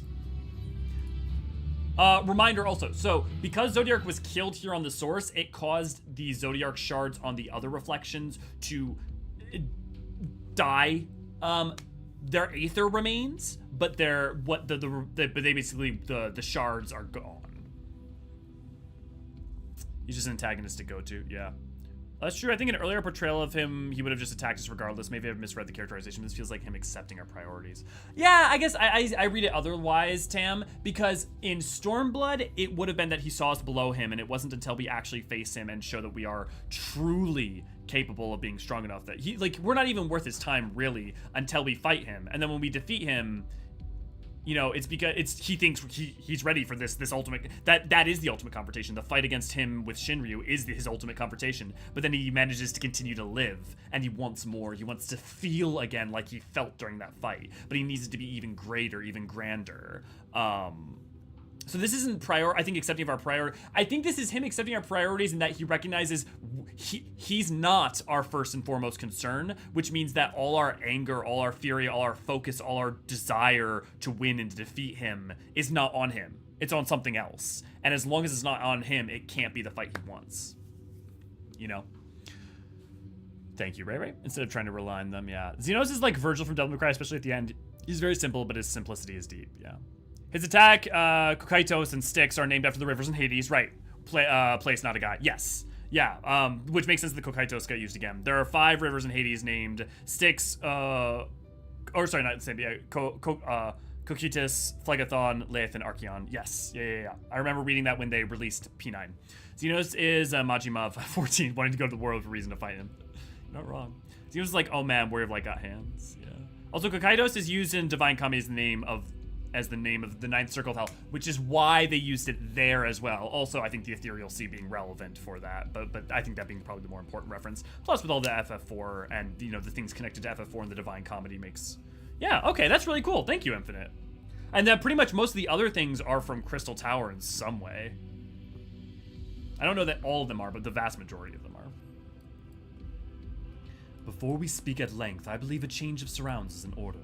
I have more than ill tidings to share, you see. I sensed others arriving not long ago. Though my communion with Hydaelyn has grown infrequent, I have learned enough from her to know these are your comrades. And as luck would have it, they have already reached my abode. Come, let us join them. So this Watcher, if you don't, is like the Hypnodeus we met in Amarant. This Watcher is like that for Hydaelyn and her 13th Watcher companion. Also, I know I say this all the time, so take a shot, but the, this cutscene coming up is going to be really important in terms of understanding the metaphysics of stuff that's going to come up next and continue to be important. Actually, technically, it's retroactively important in understanding certain things, but it's also important going both forward and forward onto patch content. Like understanding the ethereal ley lines and ethereal streams and the quickening of that aether, I think is important. So I would pay attention here. So I think that's exactly how he's meant to be read, but I only feel pity for Xenos during the final. That's why I wanted an option to just leave. Yeah, I don't, but to be fair, there's, I think, no version where he would have, we can't talk about it yet, really, Creeper, but I think the thing is you can't, that has to end one way or another. That confrontation has to come to where it has to come to an end. Otherwise, he will cause suffering for too many people. You mean going forward and backward and back and forward? Yeah, Creeper. So Lord, yeah, oh, Blackfang, y'all had the same thought. Dare I ask what happened before we arrived? May we presume this being a native of the moon?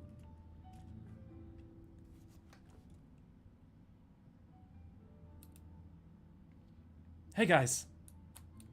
Thank goodness you are unharmed. We did what we could to subdue the tempered before making our way here. Not without casualties, unfortunately.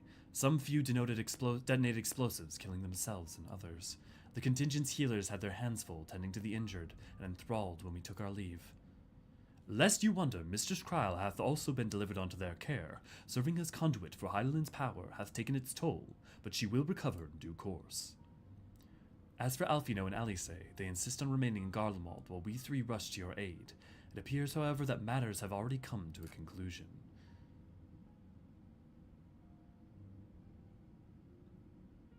I love their inquisitive, almost innocent look. But what manner of conclusion, if I may ask? Is this ally whom Hydaelyn bade you seek out? He is not unlike the shades of Amarant. Not unlike, perhaps, but not the same. I was created by Hydaelyn together with this place. It has ever been my duty to keep vigil over Zodiark. Or rather, it was my duty. Well, we defeated Zodiark, but it didn't go exactly according to plan. Let me explain.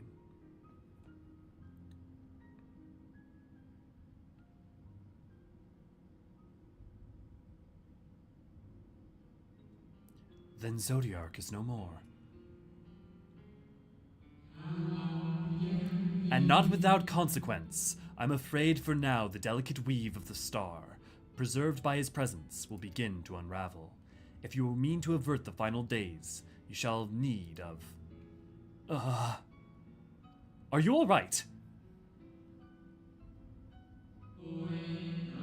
My attempts to forestall Zodiark's release have all but exhausted my strength. If you might allow me to rest a short while, I will share with you all I can. Please do. You need not exert yourself on our account. These crystals contain records of your time here, yes? May we peruse them while we wait? By all means, if you would review them chronologically, might I suggest beginning with those on the upper floor? I shall leave that to you, Elio, while I see what can be gleaned from the crystals on these lower levels. Lore, lore, lore, lore.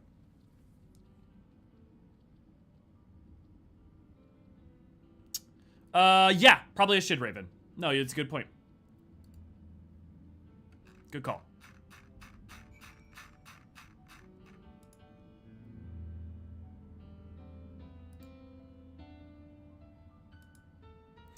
How do I... Is there a way to retroactively...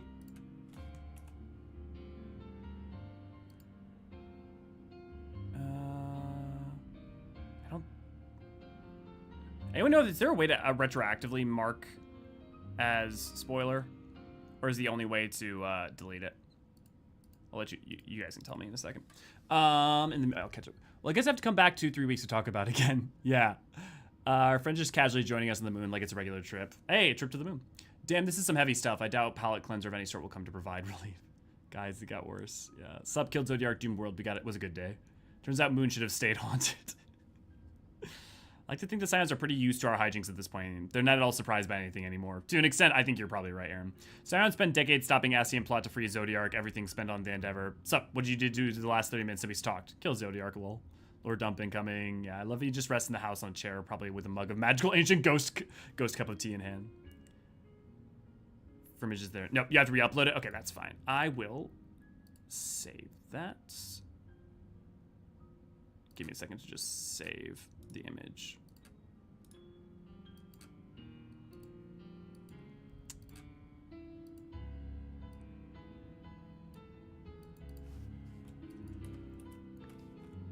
There we go.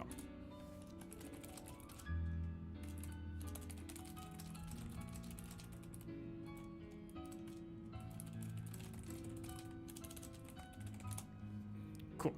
That's taken care of. Oh, thanks, V. I got it. Next time I'll just, yeah, next time I'll hand it over to you. Much appreciated. Pray, review the records on the upper floor, and I will see if there's aught to be learned down here.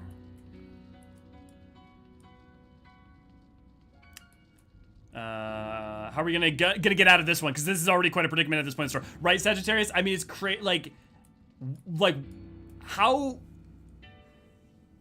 I remember getting here, it's like, dude, we're a third through the story now of this, and like, I have no idea where we're going.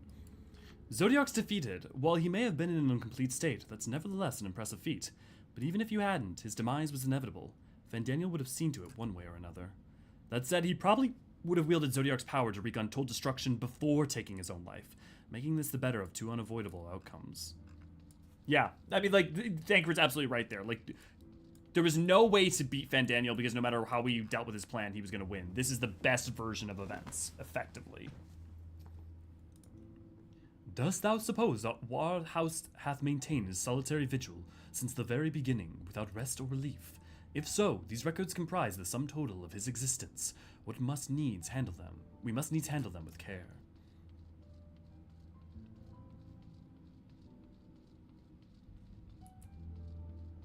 Neath Dark Waters is the Amratine theme, Tim, but yeah. Wait. There it is. So memories and information and concepts and creation, all sorts of things can be stored within these. As you gaze into the crystal, ancient knowledge of Zodiac flows through your mind. Daily summary. No abnormalities detected. There appears to be records of a long, lonely vigil on the moon, dating back to the beginning of Zodiac's imprisonment.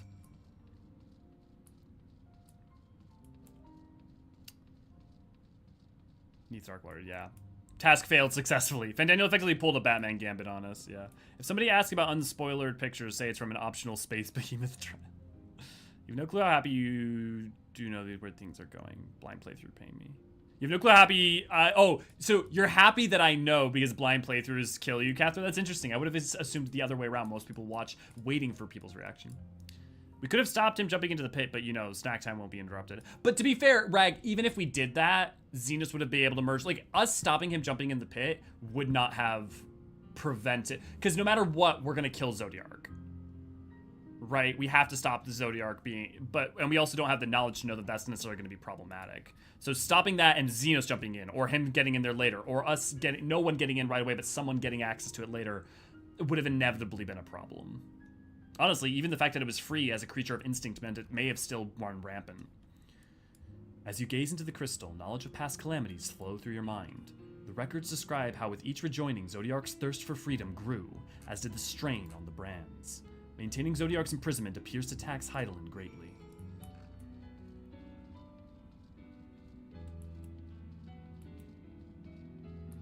Why would you keep the register of existence of a place in the very place? I mean, why would you keep a diary if you already know your own memories? I mean, it's just like it's a record in case of like, I mean, no one's coming up here, right? But on the off chance it's important, for instance, like what happened here, or maybe even if Hydaelyn knew we were supposed to be here at some point, maybe she directed the Watcher because she knew it would be of use. As you gaze into the crystal, knowledge of past rejoinings flow through your mind. The records describe the Watcher's effort to prepare in the event of Zodiark broke free from his prison. The records go on to describe maintenance carried out regularly with the Loporrits, though it is not clear who or what they are.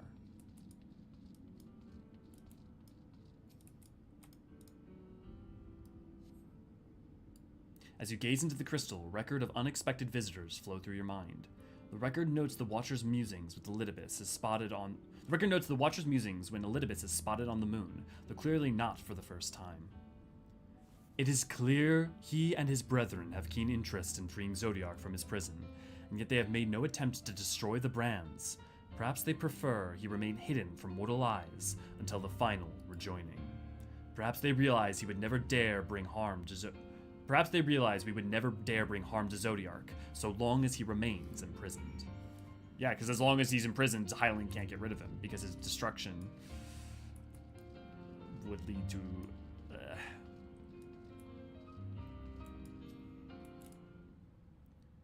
Did you learn anything of import? Bits and bobs, mostly about the causes for Zodiark, the Eorzeans, and something about Loporrits? So it is as we suspected. Maintaining the brand requires a great deal of her energy and focus, and this cost has grown higher with every rejoining. That would explain why contact with her has become rather infrequent since the 7th Umbral Calamity. I too made a rather startling discovery. The heavenly body we know to be the moon was in fact created by Hydaelyn. When the Watcher said he was created together with this place, I thought he only meant this facility. Truly, Hydaelyn's powers are far beyond anything I could have imagined. Yeah, Rag, it's good.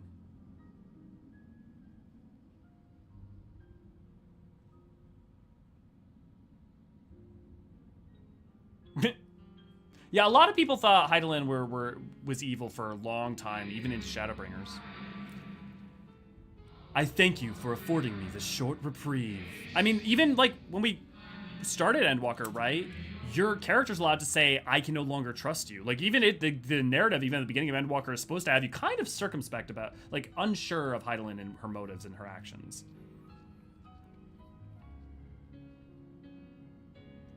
In the rain, do light and darkness fade.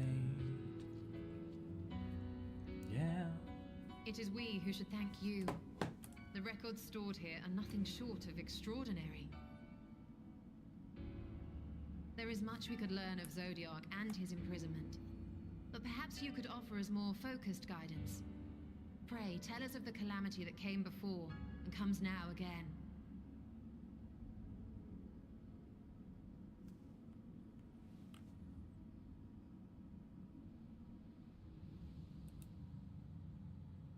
Hey, the New World.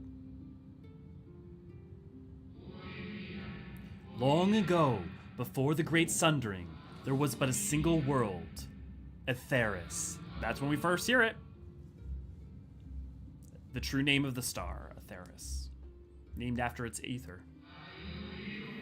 One day, from within the earth, a terrible cry issued forth, affecting a profound change in all manner of life.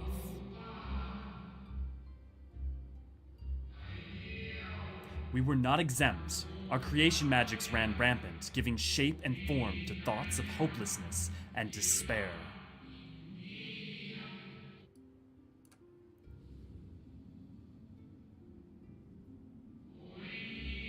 At first, the phenomenon was limited to a single region, but quickly, so very quickly, it spread and engulfed the whole of the star. Were the ancients ever able to deduce its source?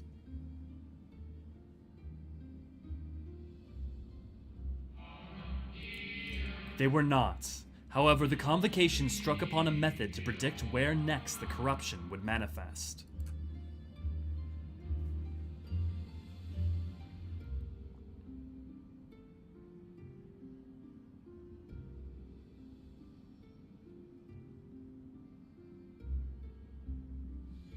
Globe.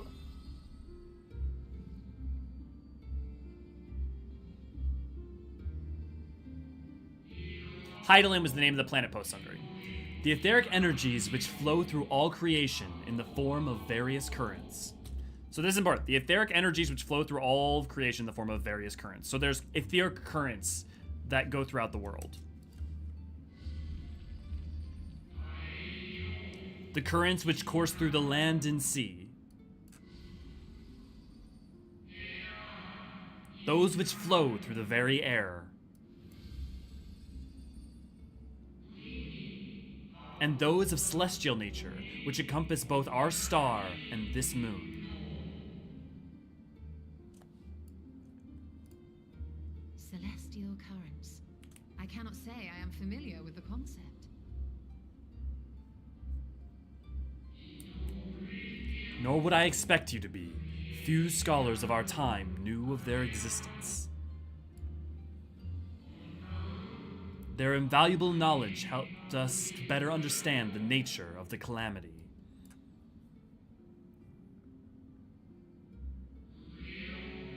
Like the terrestrial ones of earth and air, the celestial currents form a vast network, but the ethereal distribution is not consistent. The convocation soon realized that inciting incidents occurred in regions where the flow was weakest.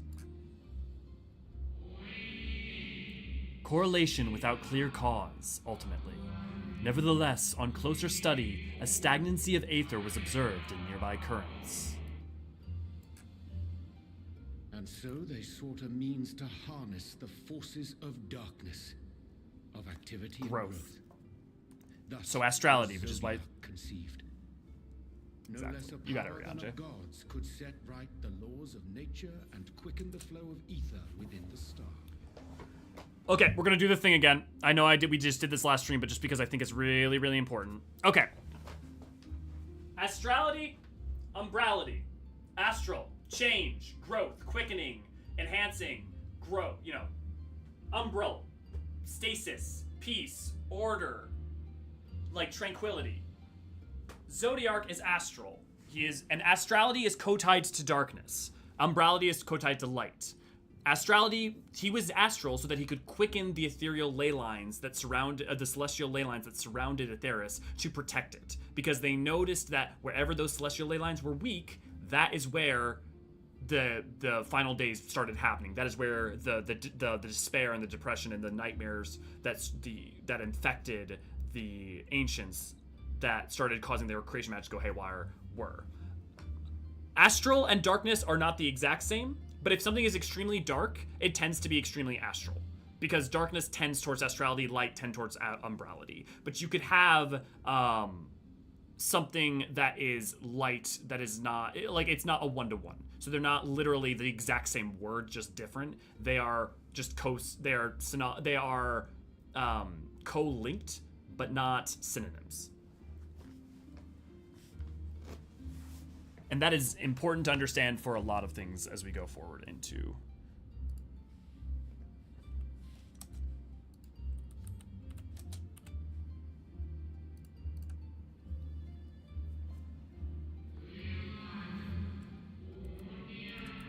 Precisely.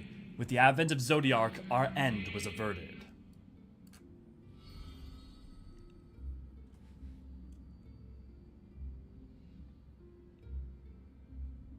Emet Selk claimed that those who summoned Hydaelyn did so because they saw Zodiark's power as a threat.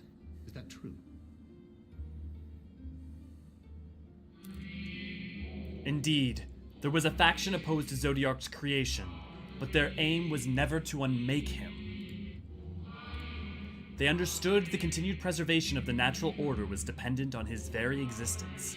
Until we could identify and address the underlying cause of the final days, he would need remain, for his departure would set in motion those apocalyptic forces once more.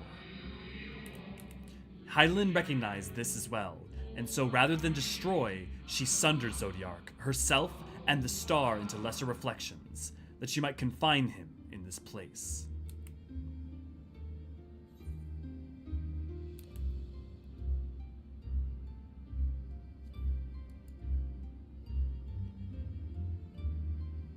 But I could have sworn she told me to banish the darkness. Perhaps she did, but as with all beings, intent is not always in accord with spoken word. Hydaelyn and Zodiark are both constructs of man, approximations of perfection, limited by our own imperfections. Zodiark was, without question, the more powerful of the two, having been born from the sacrifice of half of Atheris' population. Thus was it necessary for Hydaelyn to commit herself wholly to his defeat. Still more effort was needed to confine him. Maintaining the brands taxed her greatly. With what power she dared spare, she cried out to any who might listen, and offered her blessing to those who heeded her call. Though it was likely within her power to do so, I believe she did not wish to speak of Atheris and her history. Like Zodiark, Hydaelyn's purpose is a reflection of her creators. They wish to look to the future and not linger in a prison of the past. The Ascians set in motion 7 rejoinings before we came to oppose them. How many more worlds would have been lost had we not placed our faith in her? How many more souls living in the present would have been snuffed out for the sake of those long dead?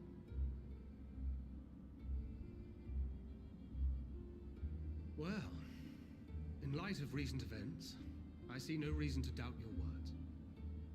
And even if Hydaelyn is not a god in truth, if Minfilia believed that we should trust in her plans, then I choose to do just that. Which brings me to a rather important question. Let's suppose we try but fail to stop this second coming of the final days. Should the source fall, what will become of the other worlds? The source falls, all the reflections fall. The nomenclature is more fitting than you know. Bring ruin to the source, and its reflections will share in its fate. However, it's not the other way around. Like, the 13th didn't secure the destruction of the source.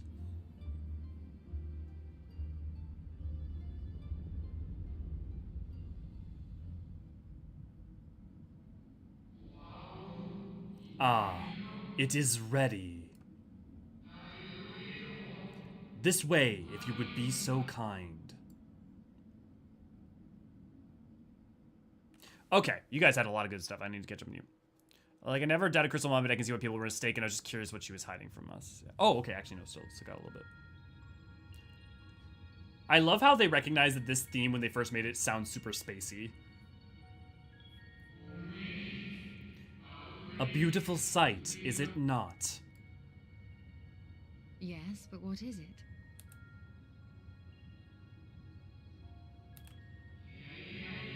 Hydaelyn knew better than any that her power was not absolute.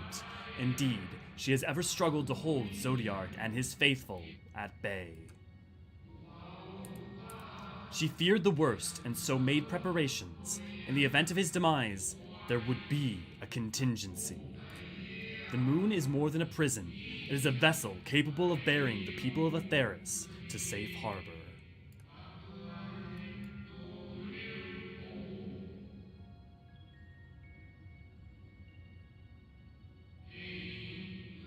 need not go far to find its pilots. In fact, I should be happy to take you to them and fulfill my final duty as Watcher in the Dark.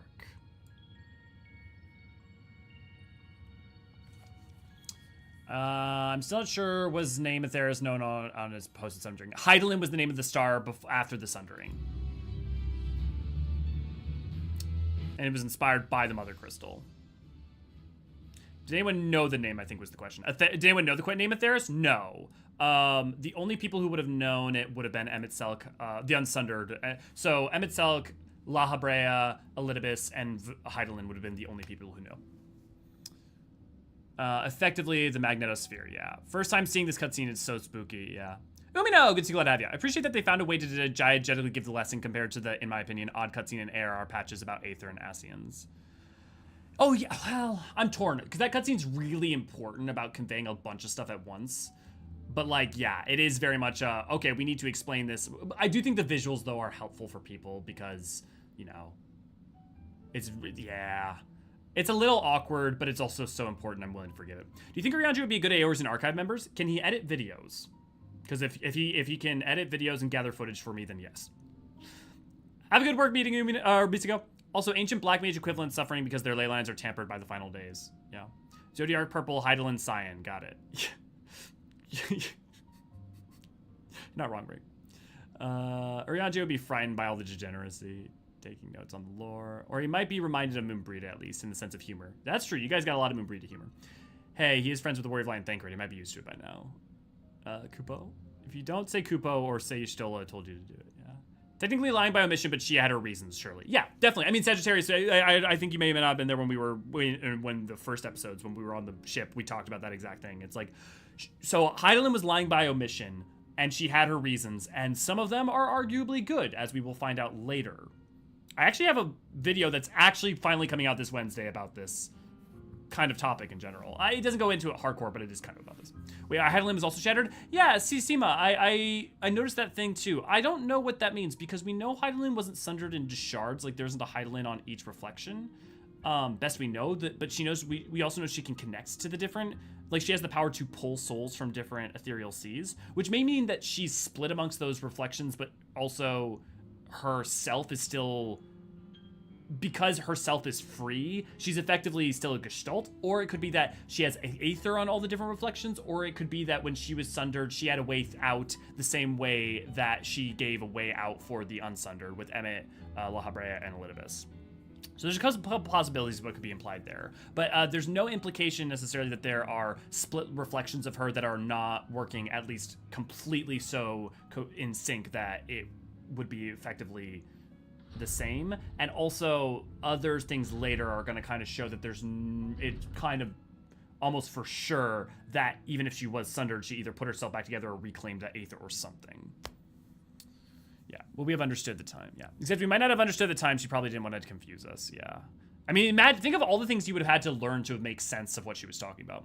I never noticed these details have been missing out. Yeah, Aaron, the game is chock full of details it's easy to miss on the first time. All the different effects that happen in the zone and overlap each other is fun, yeah. Speaking of Alligans behind everything, I hope that the giant crash satellite in the background doesn't have any primals inside. It does not. However, it does have a bunch of chimeric creatures. The, not Mjolnir class, what is it? Heimdall class satellite. They contained a bunch of etherochemical creations and were also like satellites that predict stuff, which is why there's a bunch of Forgekin and etherochemical creations both here and outside of it that kind of poison to the surface. Leans over curiously and Legend of Zelda fan. Demise, you say. Got your brands, Zodiac Energy, the ship lights, the asteroid circles, and all the patch stuff, yeah. It is, but a new player was completely just stopped the pace of the story in AR, and it was a slow pace. You know, it's interesting. I always thought of that as like things picking up because it's like, oh, we're like engaging with like, oh, here's like super fundamental things. But hey, I'm also a lore nerd, so I indirectly love the magical PowerPoint presentation from AR. Not gonna lie. I mean, I'm with you, Lynn, but I think clearly some people felt like it was I felt it was like an increasing of the pace rather than a stopping of it. Oh, I actually have to claim that quest first. Well, give me a second to talk to you guys. Maybe she's not shattered, just every shard is siphoning her power in it. Yeah, the problem is that So here's what I would say. So we look at Zodiark, right? And we know that when it was sundered, there are different parts were bound in the different reflections. However, we know that its core soul was not bound. Which would imply that maybe though Vanna's body was sundered during the sundering, her soul wasn't, ergo she could return that aether to herself. Or that aether was left on each reflection as a counteractive force or something. I assumed Hydaelyn was unsundered, which much like I meant. I think her soul is unsundered. I think it's pretty clear her soul is an unsundered soul for a lot of reasons. A lot of her knowledge, a lot of other things. It may be true, but otherwise others will struggle to believe it. I can scarcely believe it myself. I should very much like to hear more of this extraordinary story. The moon is a ship. Well, now I've heard everything.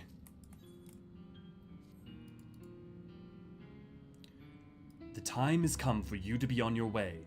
The crater at the heart of Mare Lamentorum, where Zodiark was imprisoned, is not so easily traversed, however.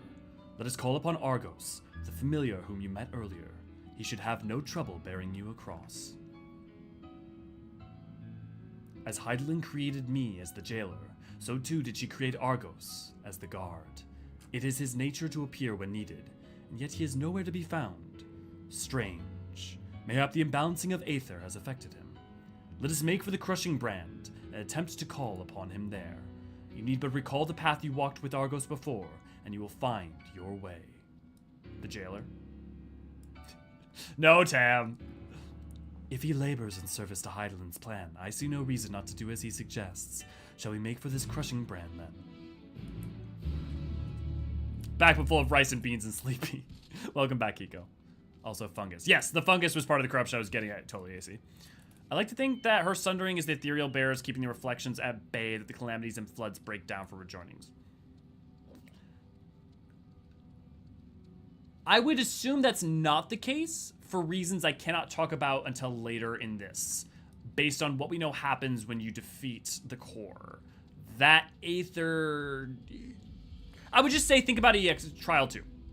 Do you think I was right to theorize we were tempered by Hydaelyn back in AR due to the primal reactions to our power, or even back then we were enough to stuff to that we had full control?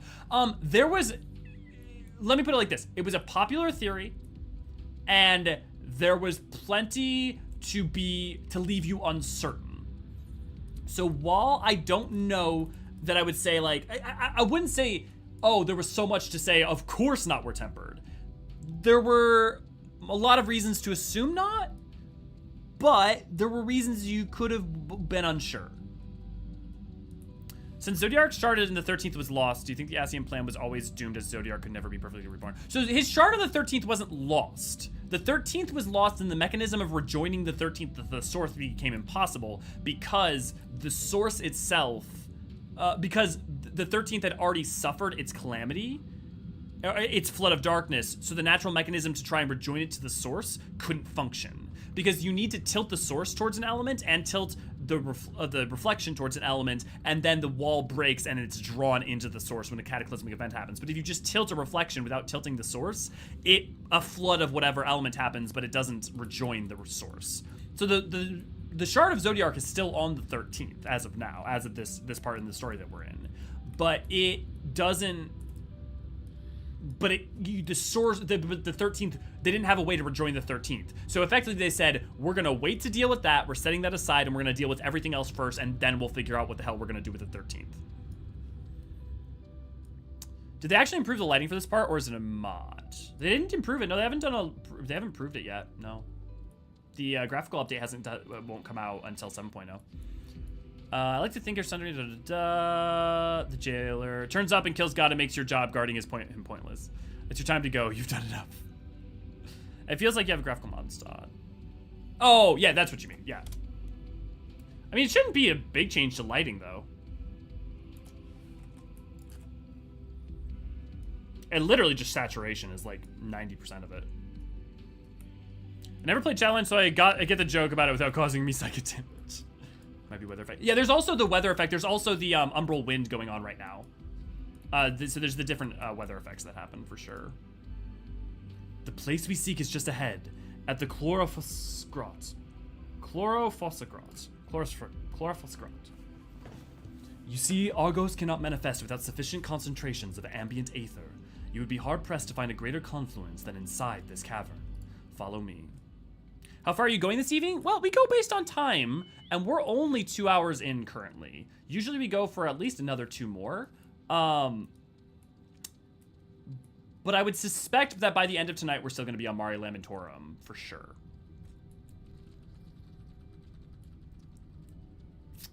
Yeah, I don't think so, because the only thing I have going is saturation, like color saturation. So, like, I don't think that that's reshade or G-shade.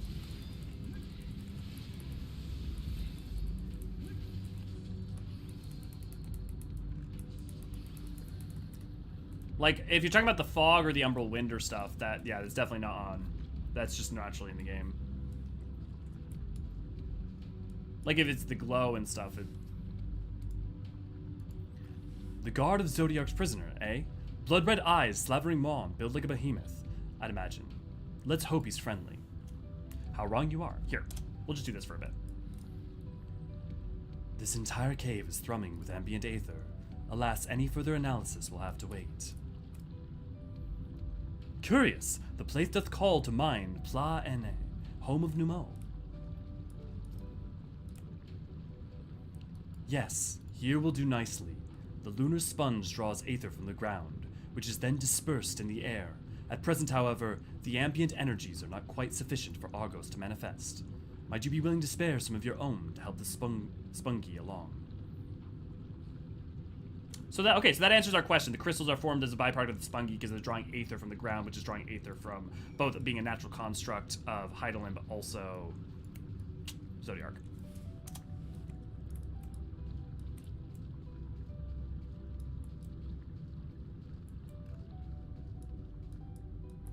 Never noticed the background on Zodiark's book squirm move. Book squirm.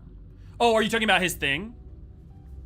Yeah, that's definitely not, that's not an addition. That's not on my end at all. Or that's not something that's added whatsoever. That's literally, I know that's there in EX, so I think it's been there the whole time. It took me a second to realize book squirm, and it's funny you say that, Sagittarius, because I always thought of Mario Party when I first saw it too. I just forgot the name of the minigame. Argos manifested in a flash. A most fascinating creation of Hydaelyn's, would you not agree? Should the need arise, he is even able to create reflections of himself on a whim. Though I assure you, it was no reflection which accompanied you earlier to the brand.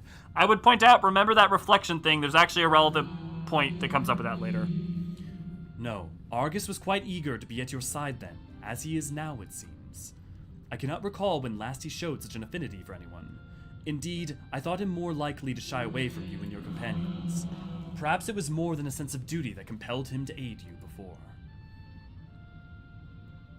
Are you a good boy? As for your companions...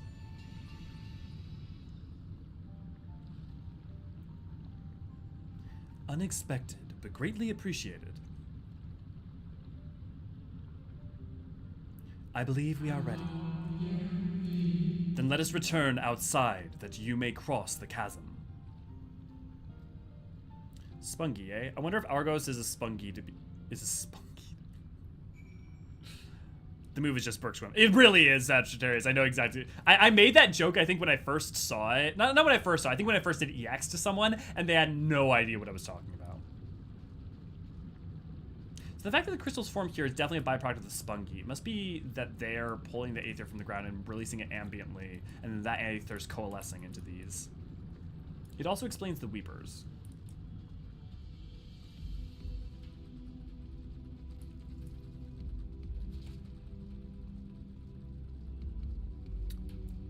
Why was I chosen as a speaker? My Hydaelyn looks like my dog. I can't even say anything against that. It's a glorious looking dog.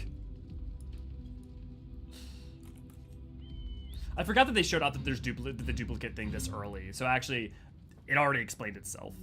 Sentient and incredibly violent, regalists have wandered over from the far side of the moon and are attempting to make Mare Lamentorum their new home. For the sake of its current inhabitants, it is best to send these craggy creatures back whence they came. Come, Milkshake, let us bring all the boys to the yard. I guess I feel like we've been pretty thorough today, but does anyone have any lore questions? I guess it could, based on stuff that we've seen so far or from prior. Oh god, they're becoming an army. I was expecting something a little more intimidating and less man's best friend. Dalamud has long been described as the loyal hound of Menfina due to its relation to the Great Moon. It seems highly improbable, if not impossible, for ancient peoples to have known of Argos, but now I wonder whether there is some connection. I just realized, I think I responded to someone at the top talking about Menphilia, and I think they said why Argos is like Menphilia. I mean, a dog on the moon with blue, I think that the answer may have less to do with ancient people and more to do with Vana, would be my guess on that. To whom would Hydaelyn entrust the command of so grand a vessel, I wonder?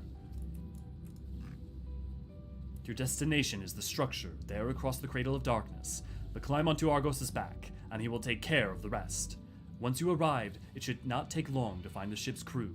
The facility is designed to rouse them from their slumber in the event of Zodiark's destruction. Heed their counsel. Together you may guide the star and its people to a kinder fate. This is where we part ways, but know that I shall ever be watching and praying for your success. Who's ready to meet some motherfucking bunnies? Ray, drop the musical beat. Bunnies, it must be bunnies. Our allies' assurance notwithstanding, we cannot be certain what awaits us on the other side, so perhaps it would be best if we did not all go at once. I propose the two of us cross first, while Thancred and Eorzean wait here. Who's ready for some buns? Onward. A malefic aether yet permeates from the crater, remnants of Zodiark, most like.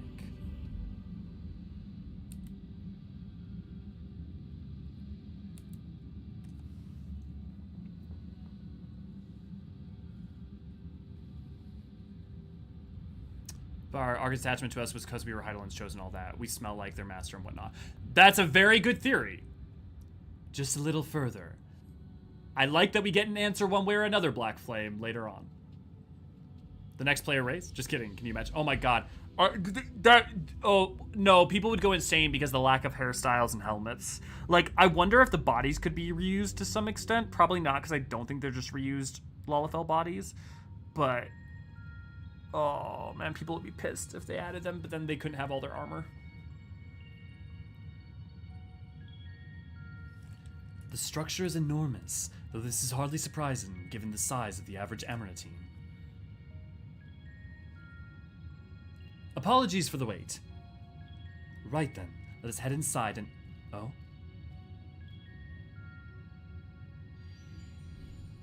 Argus over here using Shadow Clone Jutsu. I mean, I guess it's more like light clone jutsu. Most intriguing, a means by which he conserveth energy, mayhap. Well, I certainly wouldn't want him to blink out of existence on our account, helpful as he's been. Thank you, Argos. We'll take things from here. If Argos is to remain without, let us not keep him waiting over long. And I do it for you.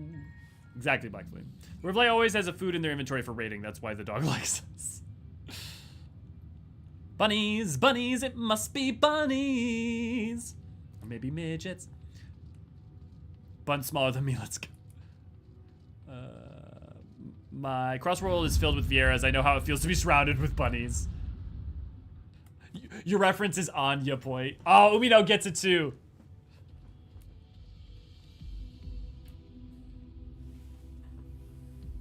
I've got a theory, it might be demons. A dancing demon, something isn't right there.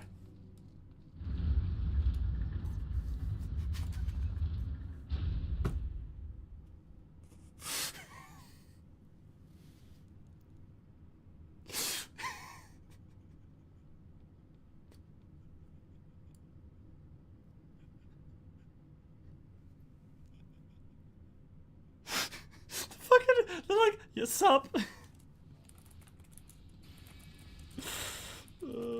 Oh my god.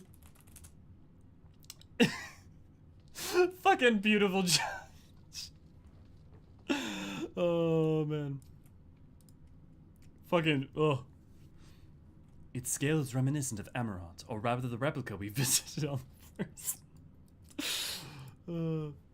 Truly, a marvel beyond description.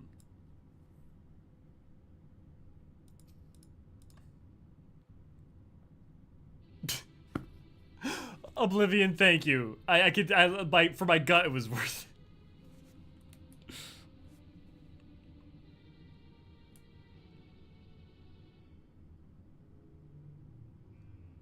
Our moonship pilot should be around here somewhere. Is that right?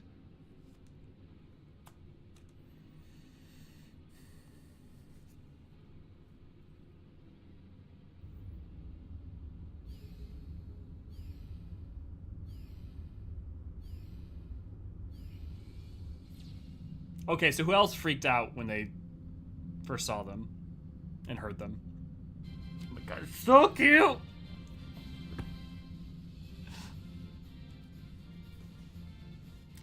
Hearing this music and seeing Loporrits is now just making me think of that one Hildebrand quest. If you know, you know. Something something twerking Loporrits.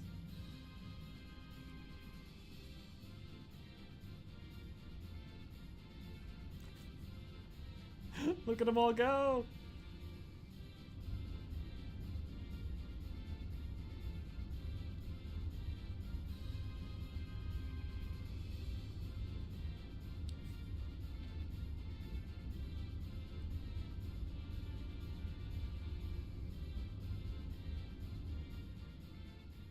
If you have not done the Loporrit tribal quest, by the way, do it. I beg of you. So good. Made me cry. Look lively, everyone. I know. This 1243rd inspection is a mite ahead of schedule, but it is of the utmost importance. For Zodiac, alas, is no more. I love her voice and the cadence. Our mighty moon has a new purpose. To bear the people of Etheris to safety. Our time has come, my friends.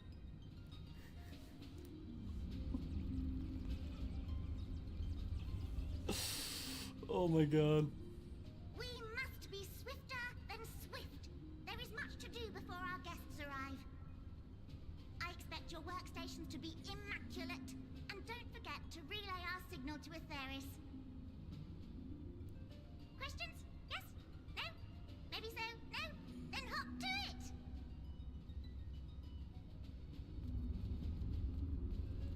Oh yeah, because of naming way Sagittarius in EE1.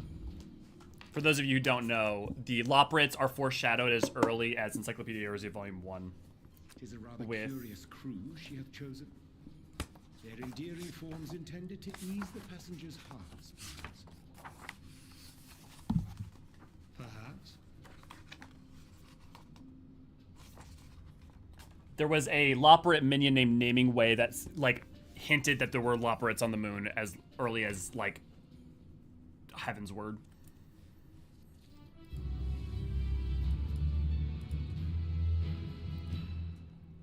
I find Orianje's reasoning somewhat flimsy, but the crew seems amicable enough. Given the present crisis, Hydaelyn doubtless sought to facilitate cooperation betwixt pilot and passenger. Indeed, 'twould require a heart as hard as diamond to raise one voice in anger to beings possessed of such profound saccharinity. Is that a word? Unscheduled gathering, but ancient god has died and apocalypse is coming, so prepare all stations and start your work. Yeah, right, Infinite. Why are and Walker Department tribes so fire? Because the fundamental underlying premise is good and the people riding them are good at the job. Not to be dramatic, but I would commit war crimes for this rabbit. It may break lore, but now I really do want to play as one. Yeah, I mean, the thing is, there's a ton of lore reasons why Loporrits would be problematic from a gameplay standpoint. But then again, Viera is also hysterical if you do Return to Evil East, so that's optional. Like, if you've ever done Return to Evil East and you get to the part where they introduce Fran, and you're a Viera, they don't change the dialogue at all, so it's just like, a Viera, they're so mysterious. And then it just cuts to the Warrior of Light, and you're just like... I'd kill gods for these rabbits, and again, I'd kill gods to get my breakfast. I've been waiting for y'all to enter Best Way Bros since everyone entered Zodiac. Ah! Oblivion, thank you for your patience. Oh my god. Actually, it's because I watched my big bro unbox the physical collector's edition. Interesting.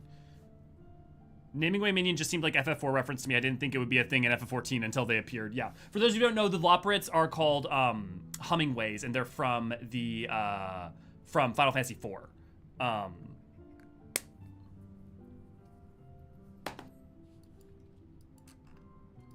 They must be the Loporrits, mentioned in the Watcher's records. Not at all what I expected, but the Watcher did bid us heed their counsel. I assume the one who gave the rousing speech was their leader, so we might have to ask about in order to track them down. Come on, let's be about it then. Alara, good to see you, glad to have you. Considering the word like barely speaks, very mysterious would probably still be a very valid way to describe a Viera wool. But I mean, like the thing that's being stated is that just the idea of even seeing a Viera is supposed to be pretty rare. What's with Viera wool and not getting things adapted for them? Dialogue, hats, hairstyles. I think the problem with that cutscene is because there's so much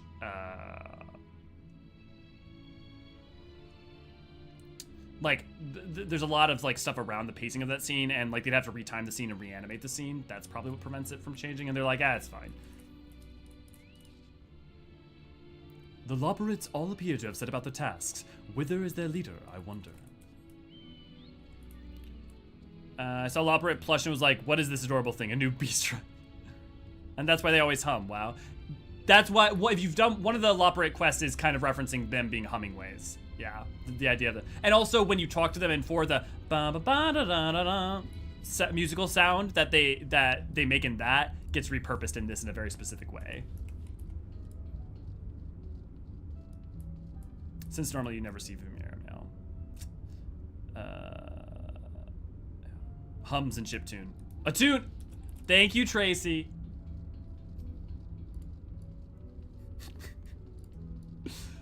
So are you just like 3 Loporrits in a trench coat, or how are we doing this?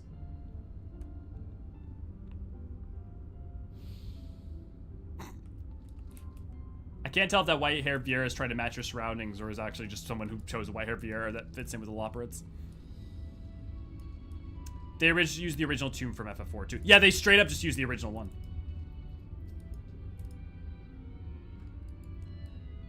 Oh, you can hear it. Will it play again? The leader of the crew? The leader of the crew? Not me. I'm afraid Singing Way's the name. I'm in charge of the construction and maintenance of the atmospheric circulation system. Only the crispest and cleanest air for the people of Atheris, and that's a promise.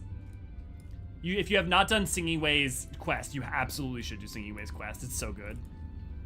I'm Loporrit Prime. I feel like even if you were 20 feet tall, this place is big. Was playing Al Ra thing from the start, or was playing Al Ra a thing from the start was introduced. It came out later. No, 2.0's release, Al Ra were not available. Al Ra were not available to... The first models showed up during patch content, but when... Was it Heaven's Word?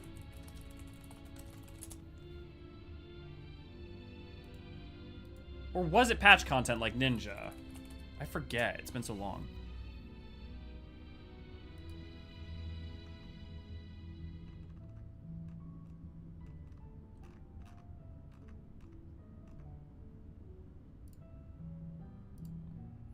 All the first images I'm seeing of them are as them in Ishgard, so I think it was 3.0. But one of you guys, I'm sure, will correct me if you know better.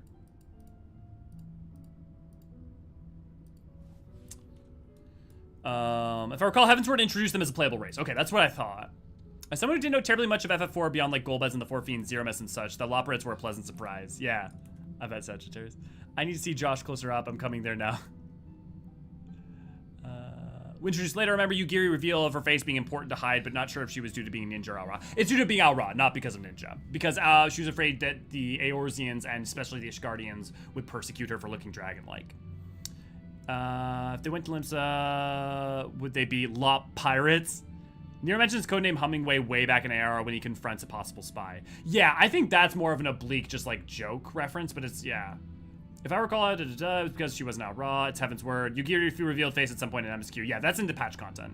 If I recall, Yugiri is a modified Mikote avatar. Yes, until Yugiri's face gets revealed, if you actually, her face underneath the hood is a modified Mikote face. RR Heavensward content, which is why you can play them in the trial. Thank you, Lynn. Also, the original sprites for the Loporrits Hummingways look like pigs, and now you can never unsee it. I kind of see what you're talking about. Here, I can pull that up. I do kind of see that they do kind of look like pigs. I vibe with that. Also, reminder that me and Neri are playing through FF4 every Thursday, and we're about to be going to the moon. So if you want to see more Loporrits from FF4... Well, I guess the Hummingways in FF4. Let me make it so you guys can see. This is what they look like in the 3D remake. This is concept art of them originally, but where's the pixel art?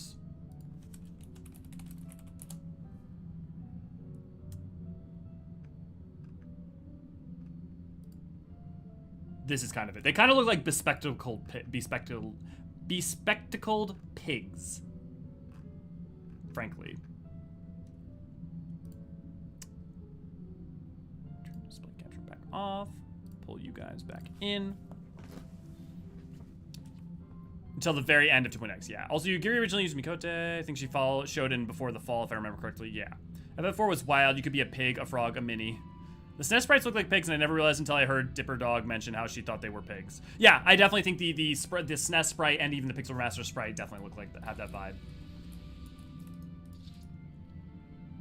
What did you think of our clothing? I'll have you know I'm a mastermind behind its design.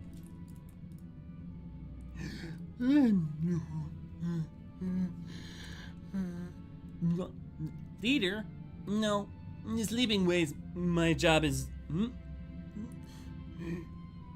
Perhaps I'd better ask. God, I love them. They're just so full of personality.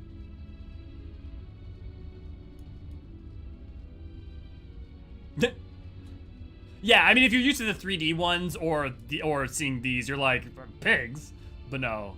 Or even the concept art, like Amano's concept art. I said Mano, right? Not Matsuno? Yeah, I did. Blah, blah, blah, blah. Also, if you don't know, this music that's playing right now, the Best Way Burrows theme, is also the theme from FF4.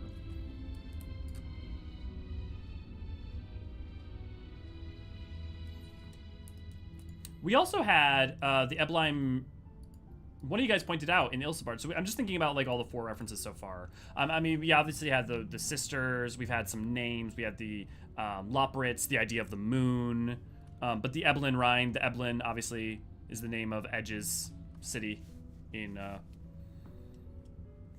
FF4. We're all going to die someday, so what if it happens a little sooner? Okay, nothing way. Main town theme in FF4.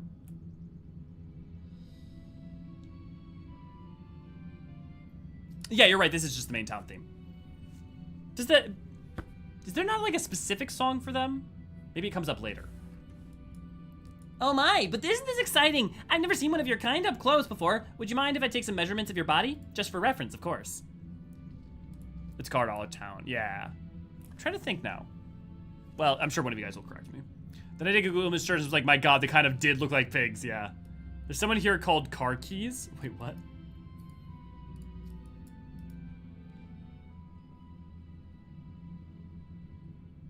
Thank you, Light. Immaculate. What? How in the... When did you get in here? Who would let you in? Why wasn't I told? On my way, you could just... Oh my god, these are so good! Fuck, which one do I choose, guys? They're all so good. Like, one is just sincere, but literally, I love that Take Me to the Leader is the top option. Okay, I'm gonna be right back. I'm gonna go grab a drink. You guys let me know which one I pick.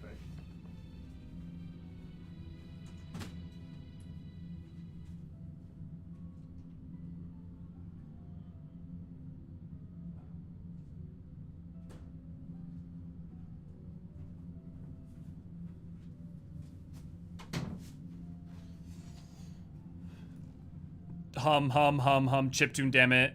Okay, guys, you're...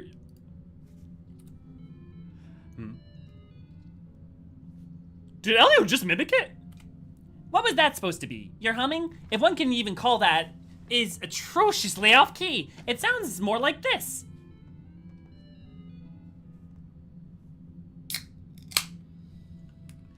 As leader of the Loporrits, I cannot allow substandard attempts at musicality to go unremarked. And even if you are a guest, but being magnanimous sort that I am, I'll forgive you this once.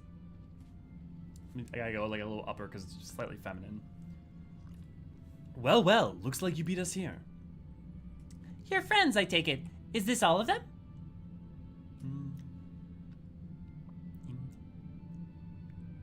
A group comprised entirely of children. What must have their parents been thinking? This isn't a nursery after all, though perhaps we should build one. Or did we build one already? No matter, you needn't worry your pretty little heads. All will be well, I promise. But goodness me, we shouldn't be standing about gawping. I must take you to meet the others.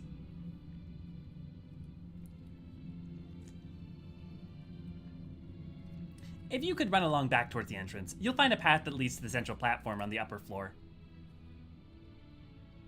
There's no wrong way to reach it, but it's the large glowing snowball at the center if you should find yourself lost. I shall gather the others and meet you there. Okay, now it's bothering me. What is the Loporrits theme? Is it just the same?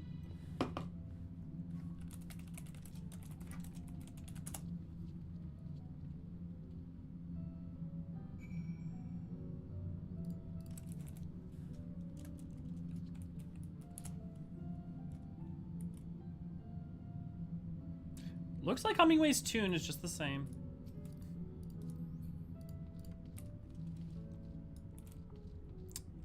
What am I thinking of? I must just be thinking of...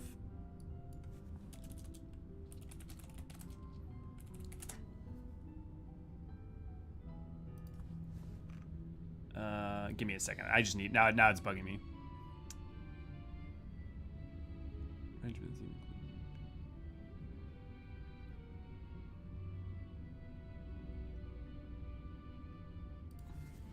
Moon theme FF4. That's Lunar Whale, another moon. Yeah, I think I think it's just this theme. I don't know why I'm forgetting.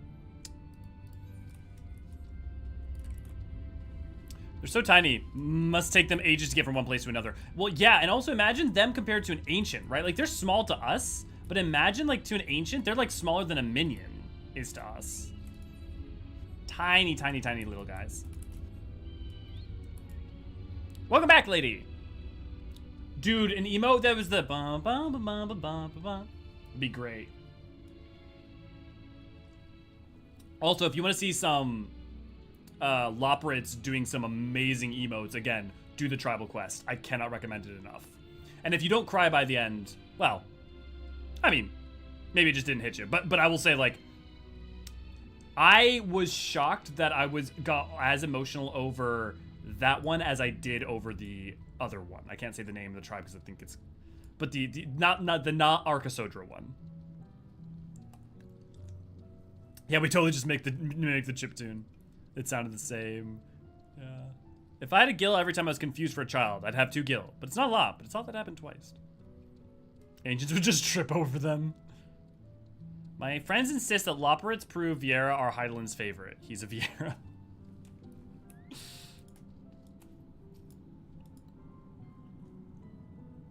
It is astounding how the Loporrits, despite their diminutive stature, are able to maintain such a gargantuan facilities.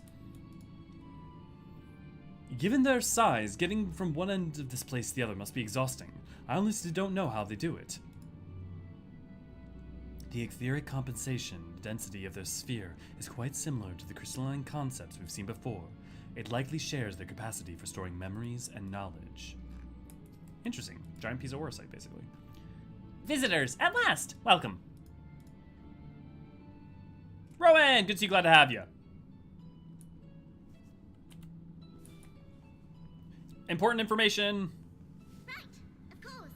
Introductions are in order. Ahem. My name is Livingway, and we are the Loporrits, created for the express purpose of commanding this ship and bearing the people of Etheris to a brave new world.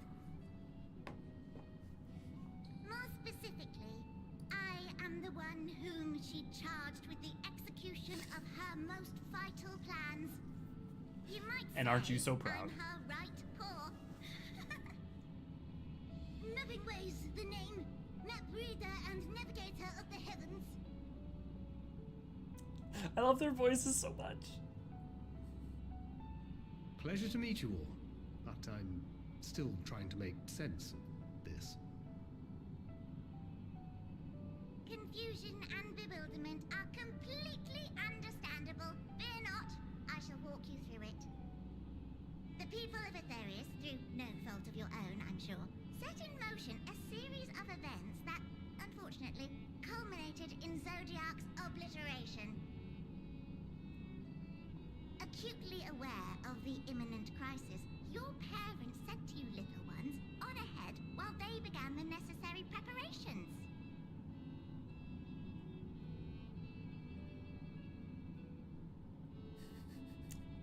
Still not following? No? Very well, I shall elaborate further.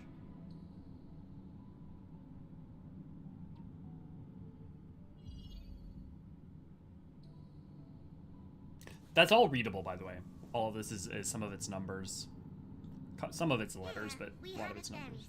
Your home, and the moon, where we are now. Without Zodiac around to keep things lively, so to speak, the celestial currents of the star have doubtless begun to degrade.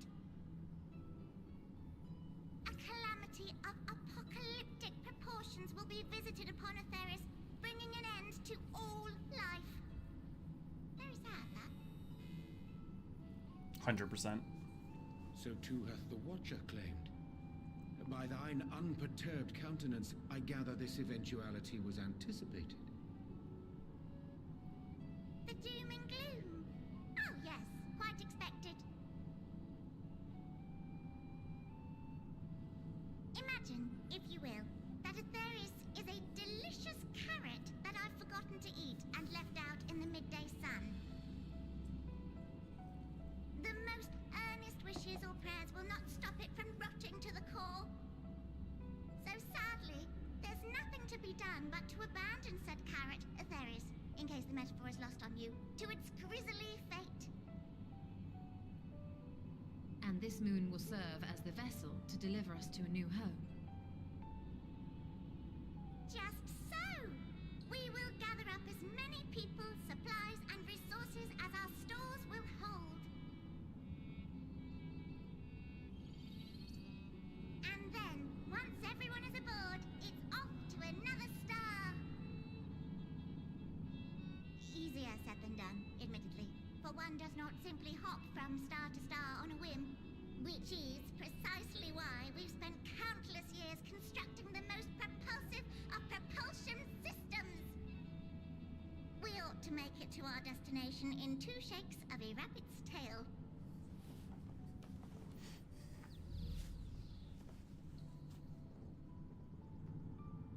Okay, who had money on the moon Impressive becoming a technology. spaceship? I dare say it is beyond anything we have ever seen. Like before Endwalker came Shower out. us with praise. All we've done is faithfully carry out the instructions left to us by Hydaelyn. Back in the old days, when she was still just Venar, she was dedicated to the study of the world and its inner workings. And the Watcher, the real one, not the simulacrum you met, was one of her fellow researchers. I forgot that they actually tell you that. Wondrous vessel masquerading as a moon are products of their knowledge and know-how. There's certainly more to you all than meets the eye. Might I ask where exactly you intend to The take- Transformers? We identified a few promising candidates for resettlement some time ago, but we cannot guarantee that they are fit for habitation. Moreover, the ship can only travel in short bursts. We intend to go down our list, hopping from star to star, until we find one suitable for resettlement. No need to worry, though. The vessel is being refurbished with accommodation for an extended stay as we speak. While we did have to rely upon outside help to determine what amenities were essential, I dare say we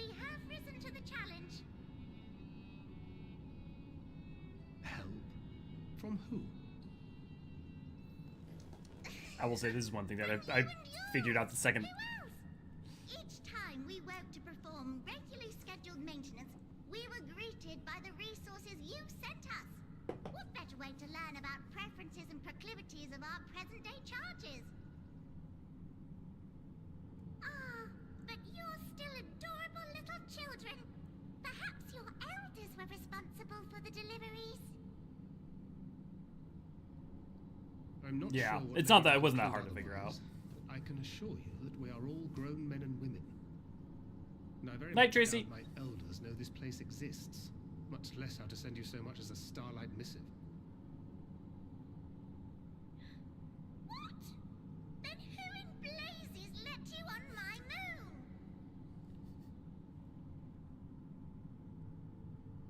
You see, we came here to defeat Zodiark, and the Watcher directed us to you. Led you here. You don't say. Well, that's really not children. Ah, that. They're so small and stunted, like little baby carrot people. While Amarotines were a great deal taller, in the present day, persons of such prodigious size are exceedingly rare. So, you're saying everyone's not like the Watcher?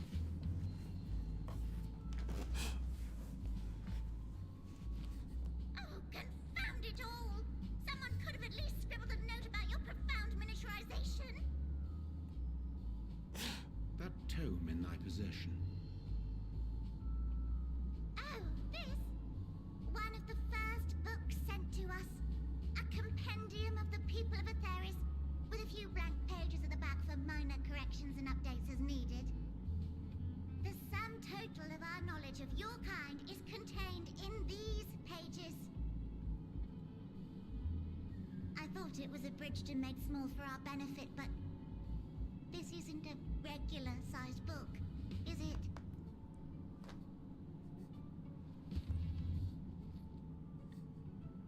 They're so cute.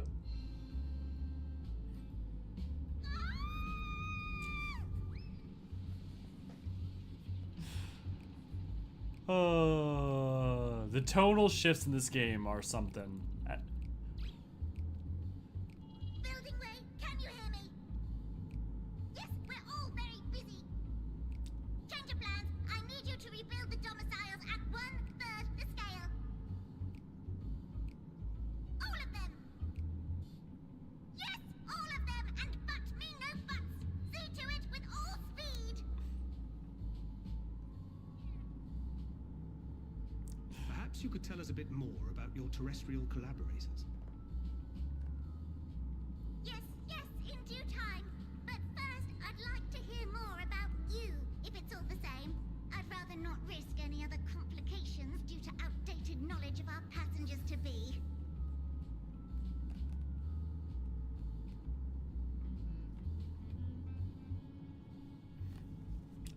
It's so interesting though, because like one, I think you need a reprieve after you've had Garlemald and then Zodiark and all that in a row. There needs to be a little bit some breathing room, right, in terms of like pacing it, while still also moving the story along. And so like the Loppert thing, I think is kind of necessary to an extent.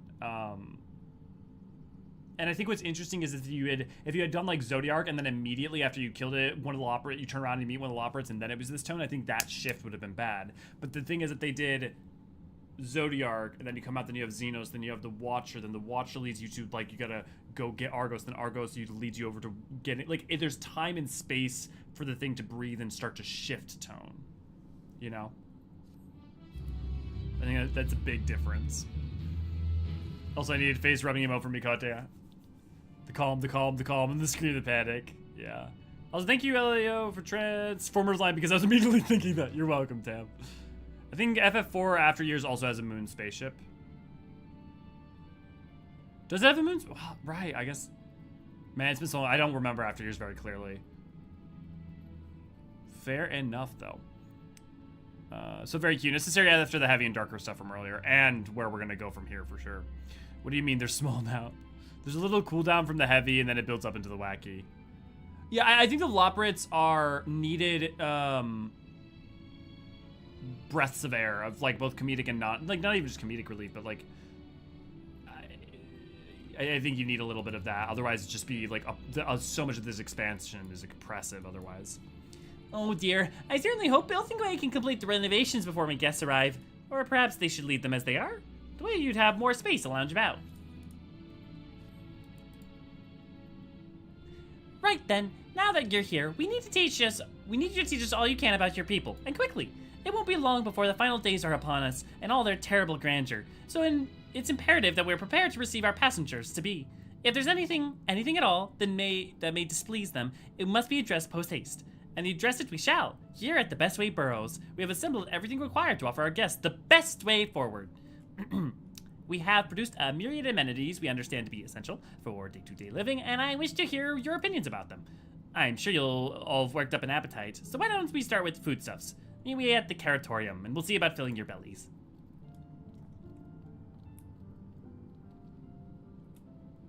She does not want for enthusiasm. The notion of Atheris rotting to its core being a matter of course is rather concerning, though. Nevertheless, let us take the opportunity to learn more of the Loporrits in this vessel.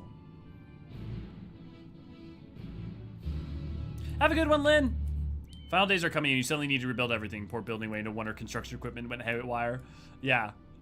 I feel like Loporrits serve the same purpose as the weird, wacky characters you meet in Legend of Zelda games. Yes, this is a dark game and heavy themes, but the world is a silly and place and worth saving. Yeah, there has to be light. There has to be a reason you're fighting for the world. It can't just all be completely grim and dark. There has to be good. There has to be kindness. There has to be humor.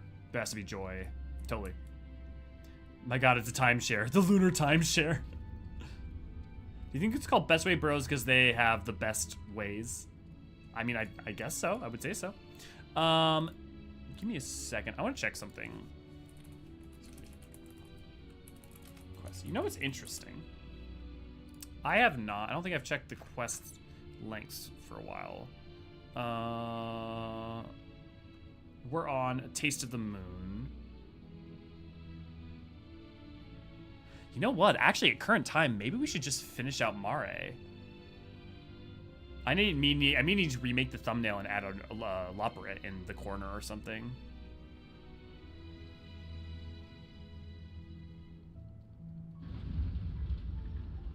Yeah, we'll see if we make it, because honestly, we still have an hour left of our normal time. We'll see how that goes. I'm the best one. Well put, Alara. The section is just Loporrits attempting to sell you a timeshare. Not entirely wrong. Oh, I must have dozed off. What was it that I was supposed to be doing again? I'm delighted to see you, but I'm very, very busy. Perhaps we can chat another time. Is he hipping, a hopping, a hip to the hip, hip, bop, a dop, bop, a bang, bang, whipped it. Oh, wait, is he creeping out? No, he's yawning way. Sleeping way sleeps, yawning way yawns. If you remember, Sleeping Way didn't go, he mainly went, or maybe he did yawn, but mainly he was going,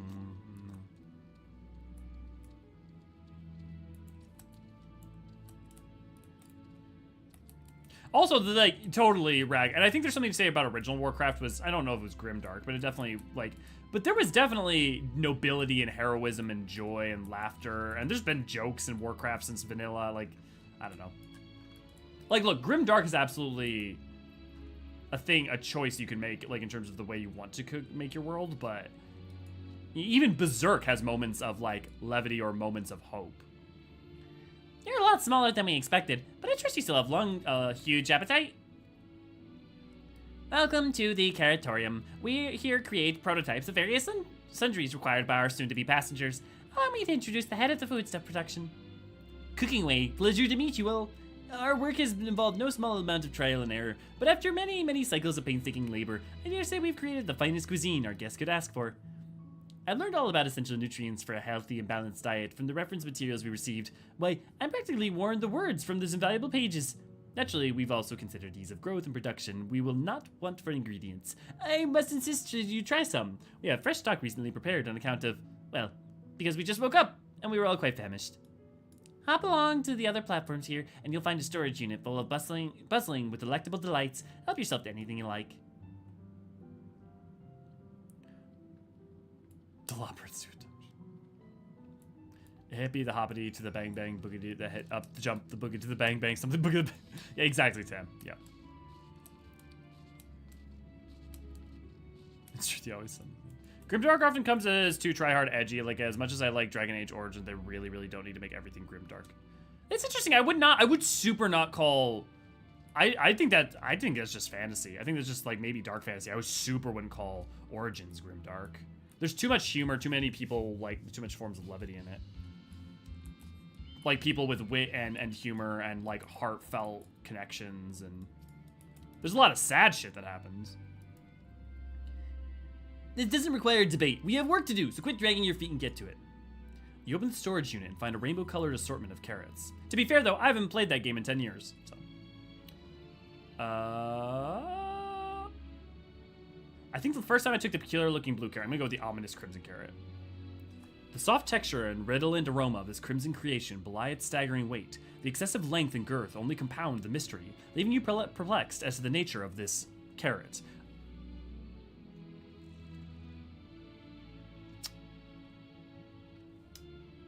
That's not suggestive at all.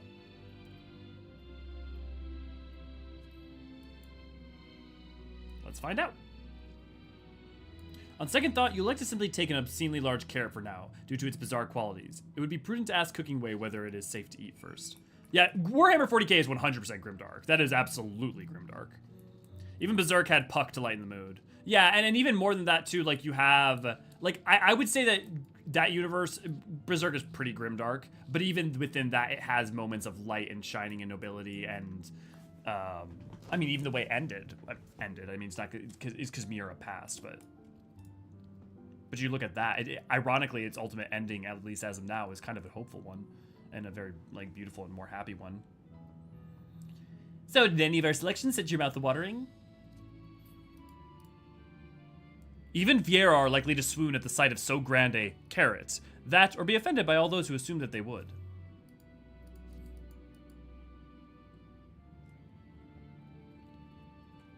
Ah, yes, a fine choice. One of my personal favorites, actually. Please, dig in. I'm eager to hear what you think. Yeah, I guess I feel differently. I'm not a huge of things being overly bleak always, but I think there is something really powerful about a universe that is forced on the edge of, like, there being absolutely just constantly bleak and continuing on through that. I don't know. I think there is something valuable in Grimdark as a medium. I'd have to think on it further to, like, find a way to, like, articulate it.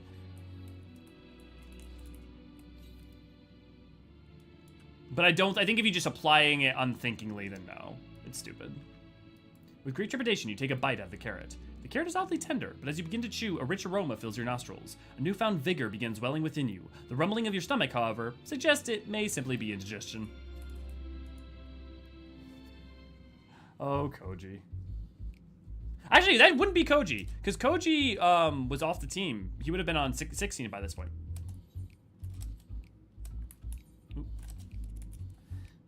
What did you think? Unlike anything you ever tasted, yes? The iron carrot can be a bit difficult to digest, but the boost to endurance it promises make it a perfect meal before a day of heavy lifting. We have plenty of other varieties too. Bleeding carrots to improve blood flow, dream carrots to help with sleep. So you see, we have a carrot for every occasion. I can certainly see demand for this in Charlian. But what if I don't like carrots? You don't like carrots? Oh, you must mean you don't like them served in this fashion. Worry not, we have pureed version on hand if you haven't the time to chew. I take it you too had a wide assortment of carrots to choose from and not else.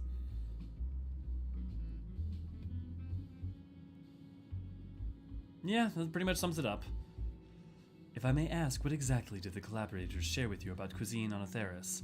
Surely you are aware we have an abundance of dishes and foods you can emulate.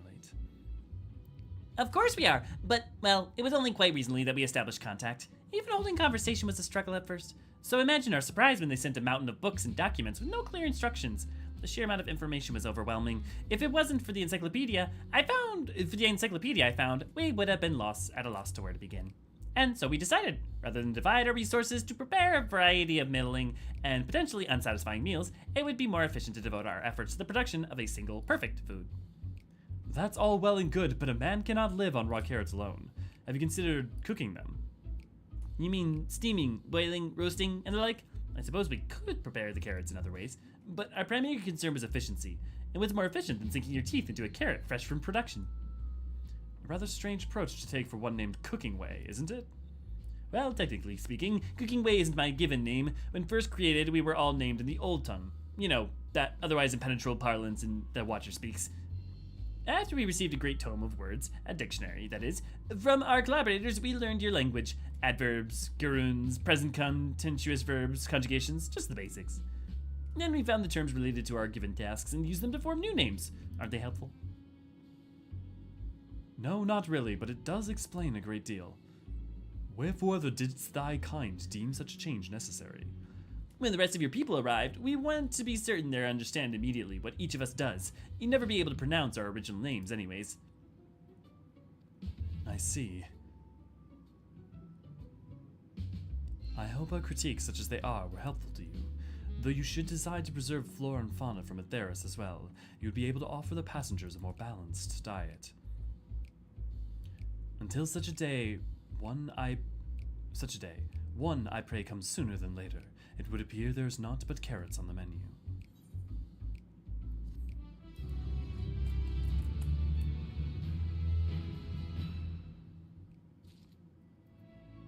I feel like isn't Warhammer 80s? In terms of first release? Because I feel like Grimdark predates 40k.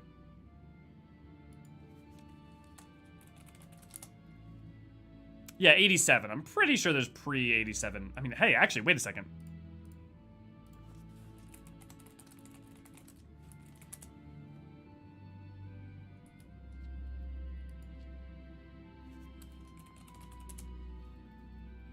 $90. Okay, yeah. I was about to say, it's not 80, right? I wonder if the first thing was in Shonen. Maybe it was. What weird and way that's part of fun. Yeah, I think the thing is that you can take the extremes of Grimdark to do really interesting things with it. For instance, like the idea of like hive cities and the idea of like the God Emperor, and to extremes like that. I think there is interesting things that can be done with it. But I think that there's, just as long as like it's maybe not necessarily a realism is the aspect you're going for, and not even just realism, but like the human condition. Obviously, you know, if things are that level of bleak constantly and contiguously, and there's no hope in the universe, why bother going on? 40k. 40k is actually British. Yeah. Just make sure you have carrot dip on the side and raw your carrots into, and a glass of carrot juice to wash it down. We're after getting interested. By the way, you know that we don't convert the entirety of the food in the Aether. Workshops in the matter like to change spaceship fuels for people who went on a ship dying. Good way of not wasting your crew. It needs experienced people. Yeah. I prefer my story. I prefer my stories with hope with them. I mean, look, Endwalker is my favorite expansion, right? But I think there's also room to explore ideas and feelings. I like a lot of different types of narratives. I think fundamentally the things that speak to me and connect to me the most on a personal level about the human condition have to have some aspect of hope in them and struggle for hope. By the same token, there can be a lot in terms of imagination and in terms of gut churn. In terms, like there are things that can be done that I think that aren't just about being edgy, but about pushing not just the human condition beyond its limits and seeing what happens, you know?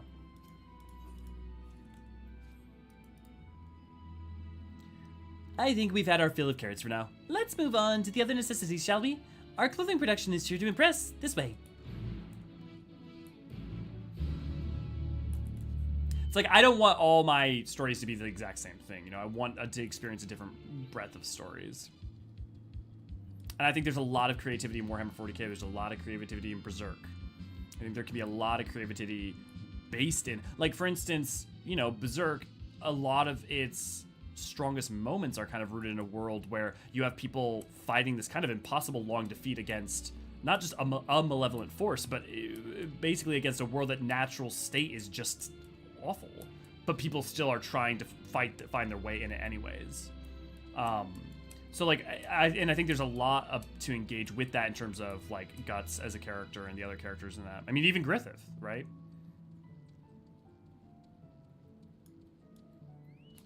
Who's ready for some interesting clothing? Do you suppose the clothes I prepared will be grossly oversized as the carrots? Garments born of the heavens, crafted with methods ancient and forgotten, dresses befitting we who walk in shade, stewards of the esoteric. It's hardly sun silk tapestries, but perhaps we'll be pleasantly surprised. Here we are, the apparel production station. We've chosen to employ more traditional methods for this task, creation magics. Hydaelyn, in her infinite wisdom, blessed us with a self-same affinity for magic, her people possessed. We have other amazing talents, of course, and I know you're dying to hear about them, but I will regale you with the details another time. That said, we did run into a spot of trouble at first. Our magic alone was not sufficient to see our work done. In the end, we discovered crystallized aether was a wonderful catalyst that can provide us with the extra vis we need.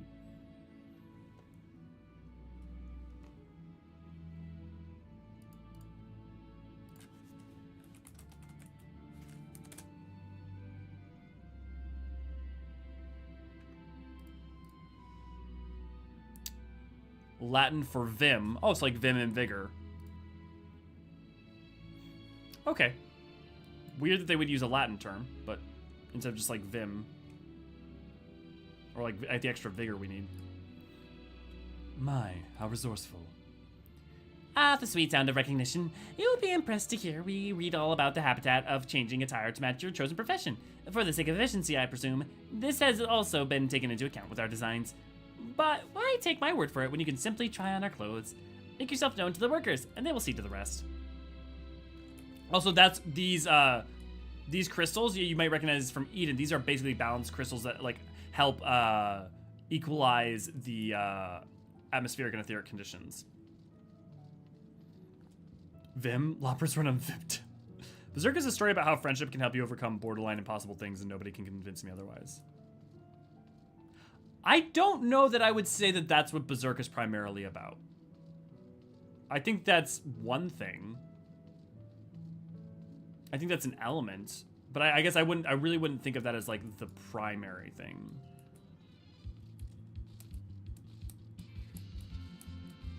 Because it's not even just friendship that helps, like, throughout. I think it pushes them to grow, like pushes Guts to grow and like get to the point where he is versus Griffith and like the Golden Arc.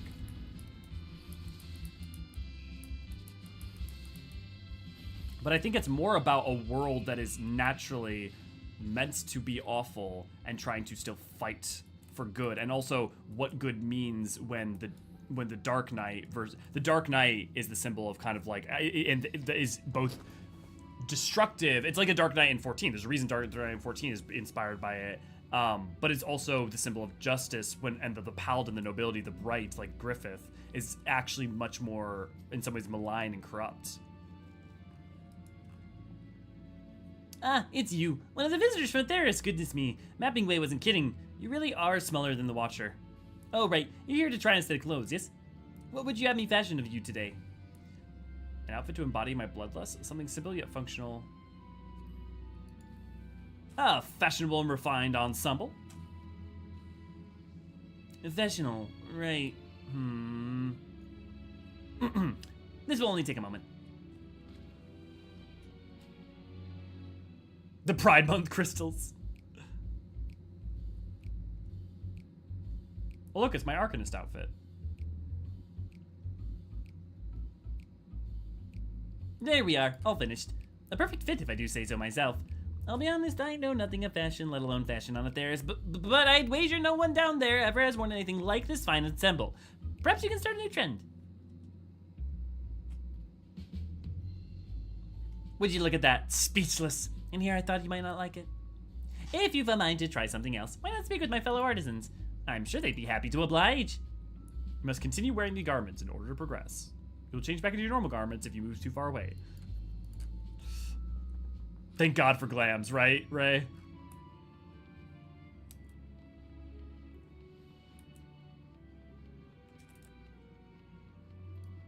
Hey, V, look, it's you! It's you as a Loperate.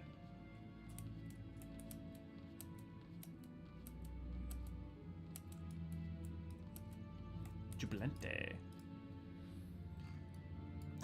No one said you'd be coming.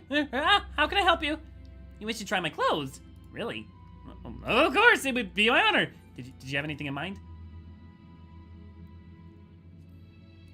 Got anything with a little more flair, pizzazz?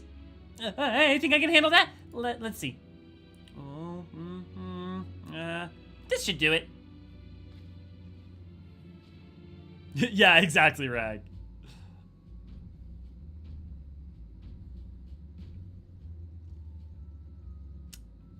Certainly is a look.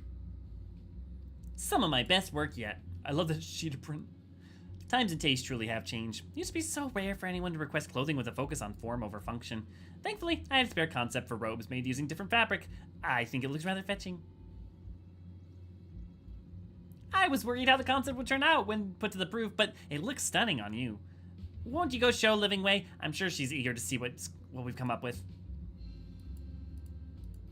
Not gonna lie, Aliosa looks pretty good. Good looking Eorzean. What even is the helmet for it? Ooh! Look, I'm not gonna lie, Elio pulling it off. Oh, interesting. Because I started with it turned off, it didn't show, but now I can't turn it off. Oh, that's funny. That's funny.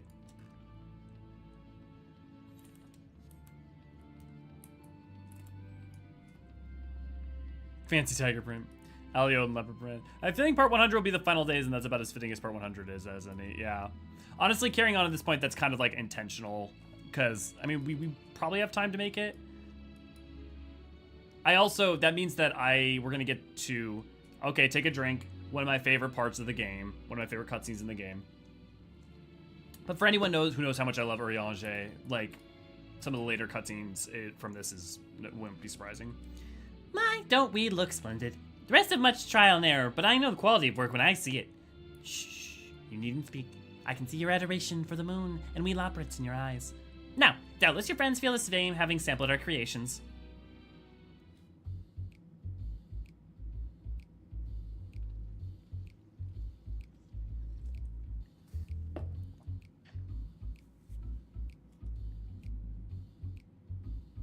Sorry to have kept you waiting. They insisted we sample all of their concepts ere we returned. Verily, 'tis an ensemble most becoming.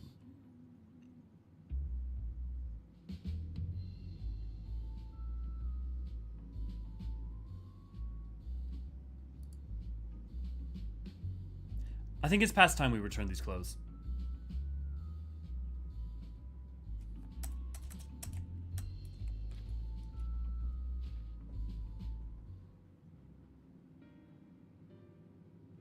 I was so confident our garments would meet your approval. Whatever are we doing wrong? The Watcher taught us that in this time, everyone wore the same robes. To do otherwise was against social etiquette.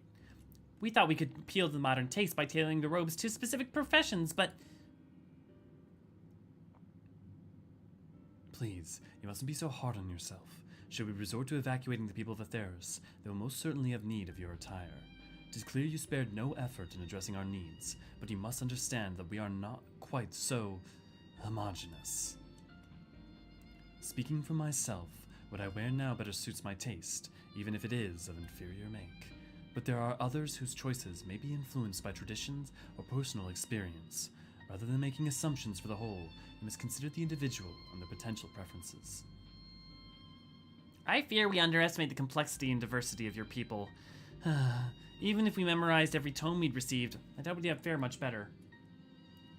Maybe we're doing you a disservice trying to shower you with our baubles and frippery, thinking it was for your own benefit when you'd be better off on your own. There are some who might agree. People who prefer to keep others at arm's length. Wait, are knockbacks done? What? Even when they know they shouldn't. As one such former fool, I'd like to ask you a question.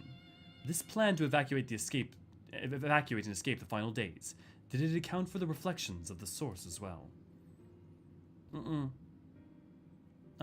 Not that I'm aware. We were born of Hydaelyn's love for Atheros, and the salvation of the people of that star, and that star alone, has ever been our aim.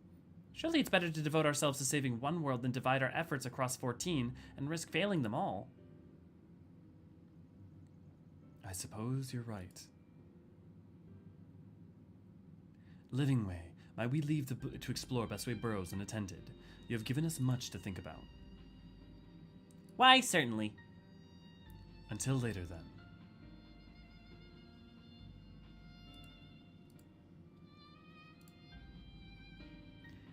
If I may, I should like to accompany thee a while longer. Really? I mean, you're more than welcome to. There was actually something I wish to speak with you about. Let's be off then, shall we?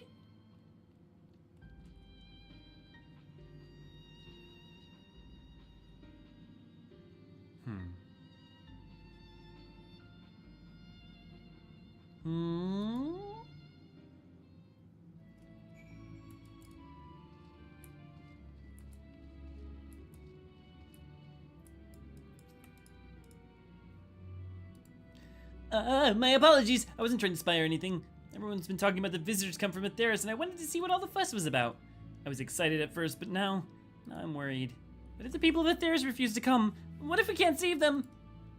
It's clear we've made a mess of things. No, but wait, you still visit the domiciles. Once you see them, you'll understand how wonderful the moon truly is, I'm sure of it. I'll be waiting for you by the teleporter near the entrance. No, the name's growing way, by the way. See you soon. Yeah, of course Oriangela likes it. Style is not necessarily his forte.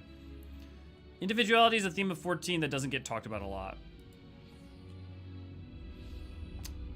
Yeah, I would say, I think also like the more that the, I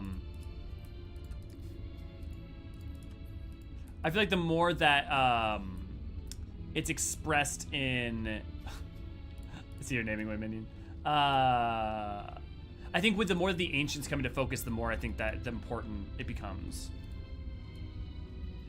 So I would say like it probably becomes more and more, individualism becomes more, individuality I think is, but I actually think there's an individualism versus collectivism war that has like, comes at it from like multiple angles.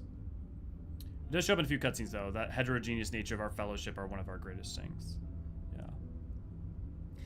Yeah, well, and not even just of the Scions, but of like mankind as a whole, right? You're here. You're really here. Thank you so much. Sorry, what should I call you? It's Elio. Just call me Elio. Elio? Crikey, even your names are amazing. Well, Elio, we'll be using this teleporter to enter the residential area. Whenever you're ready.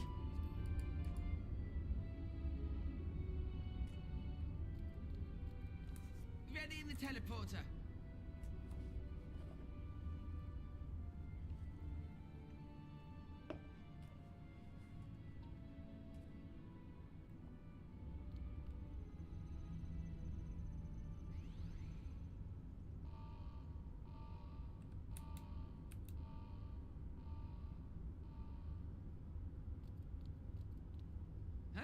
Oh, thank you, Eric. Good to see you. Glad to have you. Restricted due to reconstruction. Then where is it? Oh no! Thank you for your kind words, Eric.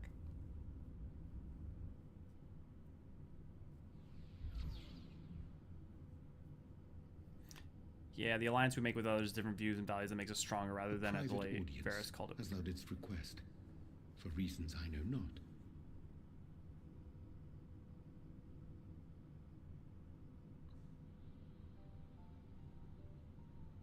Just a precaution. I'd rather I didn't have to ask the question at all, but I take my responsibilities very, very seriously. Do you and your friends, by any chance, find our accommodation wanting? Be honest, brutally even. 'Twould be ungracious of me to belittle the efforts of thee and thine. Lovely sentiment, really, but the disappointment is writ plain on your comrades' faces. It's all the more frustrating since no one will come out and say what they find wanting.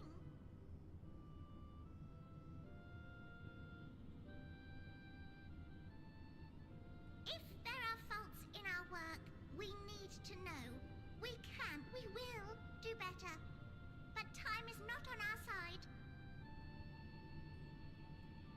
The final days will wait for no one. If your people are to be saved, we must take quick and decisive action. This vessel must serve as a home for as many passengers as possible, for far longer than we may like. Which brings me to my request. seafarers are doing what they can to prepare for the voyage. Would you be willing to go and lend them a hand? Having seen the moon for yourself, you could speak to its many splendors, learn what else they might require, and assuage whatever concerns they have. Wherefore wouldst thou entrust me with such a task? How to put it? You're the only one who appears not to be wholly unsatisfied with our work. Oh, quite good at pretending that's the case, at least. Calm, collected, tactful to a fault. Very particular with your words, too. You understand that, in the face of great danger, one cannot pursue perfection at the expense of practicality. The difficult choices must often be made for the greater good. That must be hard. And so fate doth conspire to set my feet upon this path once more. Come again? To play the role. Ah, idle musings. 'Tis no trifle, thou dost ask. Yet full well do I understand the urgency and necessity.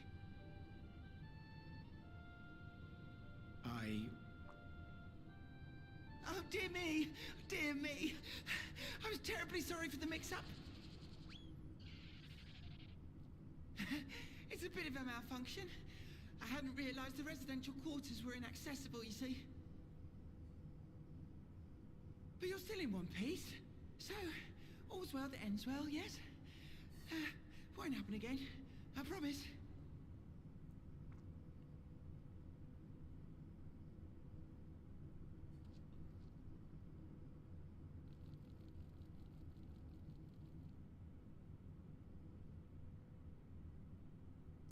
I don't think you can compare Eorzean to Cain whatsoever, because I don't think that's the same kind of betrayal. I actually personally, I would not even describe. I don't think Eorzean has ever betrayed us, as far as I'm concerned. Our friend, he has been put in two positions, both of which were to secure the fate of an entire star, and both of which operated based in his belief in us to do the right thing, and but that also that he couldn't necessarily trust us with the information. The first time, you know, I think more because he was worried that our surprise was a part of his plan, but that he feel like he couldn't trust us, right? So like I think maybe closer to 3.4, but in 5.0 because he was respecting what someone asked of us. Because if you think Eorzean betrayed us in 5.0, then so did Grahatia, and I don't think that's true. Have a good day. I hope everyone has a great day. Yeah, you too, Deathberry. Have a good one. Same as that. I don't think Eorzean has ever betrayed us. He had to lie and omit things, but his intent was never to betray. Yeah. He has omitted information. He has directly lied to us in 5.0. But again, that was on the ask of Grahatia. And he has omitted information and not getting clean with his plan in 3.4. But he had good reasons. Now, whether you can forgive him for that, you know, that's a different question. But I think you can't argue that he absolutely had justifications, even if they weren't good enough. And I think that's very different to Cain, Cain betrays us because of mind control, so that's also, I feel like, different. But that's why I love this scene. That's why I love this scene so much, per se. But, you know, he believes he is doing it due to the way he feels by it. He believes he's doing it due to the way he feels by doing it. Yeah. Yeah, definitely, because like in both cases, he's trying to make the best of a bad situation. Me and Neri have talked about this in End Talkers. There's like an entire episode that we have about talking about this. And I think I know where we're going to stop today, assuming we can get there. Gosh, that was embarrassing. I promise to be more careful from now on. Since the residential quarters are closed for now, I've rerouted the teleporter to allow travel between floors instead. Hopefully it proves useful in the meantime. A shame you couldn't see it, though. You really would have liked it. I mean, he believes he's betraying us even though we don't take it as such. Yeah, totally. He feels it's egregious, but he also is trying to make the hard decision where he thinks it's still the right thing. Yeah, It may not seem like it, but we've been planning for this far longer than I care to admit. Each time we woke up, we'd have long discussions about how to save as many of you as we can. Felt like everyone had opinions on this and that. But the one thing that we all agreed upon was the people of Atheris wouldn't take action to save themselves until it was far too late. That's why we're striving to make a moon a vibrant, magical place that they'd hop at the chance to visit, rather than waiting for the flames of oblivion to get them off their tails and force them to accept our invitation. The residential quarters may not be up to the necessary standards just yet, but there are plenty other places worth seeing. You've already had a look at the Curatorium, but wait until you see what's waiting for you at the East End Boroughs. Follow me. Like, Eorzean feels guilty about it, right? And I think I've heard all manner of different perspectives on whether he should, on how bad he should feel, on how the level to which is betrayal. I know that I will always come down on an incredible level of forgiveness and understanding in terms of the actions he took in both those cases. And then I think Endwalker, with scenes we have coming up, he really doubles down, not on so much on, oh, he learned his lesson, but on that struggle, on where he was, and also the choices that he makes going forwards. He definitely feels guilty about it, but his heart and goals have always been in the best interest of the warrior light in the world and such, yeah. Every step of the way. Every step of the way, all the actions he was taking was for others. Really. Good, you're here. Through the door is the greatest Endsville. Its name was named as such because it's the veil to end all veils. The most beautiful forest you'll ever see. You understand the people of Atheris enjoy taking leisurely walks through natural spaces and the like, so I'm sure you'll enjoy it. How about we start with a nice stroll to the fountain? This way! I forgive him pretty much every time instantly, yeah. But I like shoving his face. That's really good. Yeah, I guess for me, maybe it's because I, like, constantly, when I struggle with guilt, I struggle with, like, intrusive thoughts and repetition of feeling it over and over again. The last thing I need is someone, like, shoving it in my face. So I tend to, like, not... I overly, maybe even to a fault, not remind people of it because of, like, the way in which it's harder for me to let go of guilt if it's eating at me and it's being constantly reminded of it, you know? Honestly, I'm down with Eorzean working his ways, but man, please don't promise you won't hide facts from us and then hide them anyways. Does he after 3.4 infinite? And also, again, I would point out that, like, I think there's a big difference between being asked by Grahatia versus coming up with the plan on his own in 5.0. I know he promises that at some point, but isn't that later?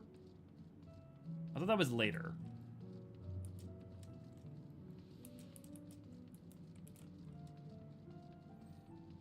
At least after Way of Darkness, but I might be wrong. I mean, if he does after 3.4, you have a point.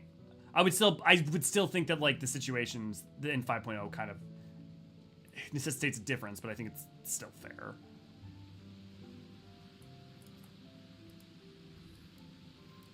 So, what did you think of the forest? Isn't it positively pleasant? Simply sublime? Look, you know, it's not a natural forest, it's not natural trees, but it is beautiful.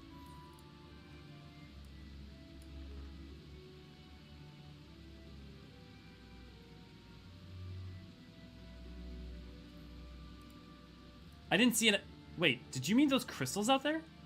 Right you are! Our forest is made of crystals and constructs dotting the landscape as far as the eye can see. Building this place was a challenge, let me tell you. Since we were born here, we've never seen trees in person before, let alone a forest. The information sent by our collaborators was quite enlightening, but after much deliberation, we decided to use crystalline constructs in place of living trees. And thanks to our atmospheric circulation system, this place produces air as clean as that you'd find on the forest of Atheris. The fountain is here behind us, powered by the rather large crystal adorning its top, plays a vital role in supplying us with fresh water. Much time and effort was spent into making the most spherical of spheres, and I dare say the unparalleled roundness speaks for itself. I enjoy nothing more than a nice long stretch and a spot of relaxation whenever I come up here. You look like you could do with a stretch yourself.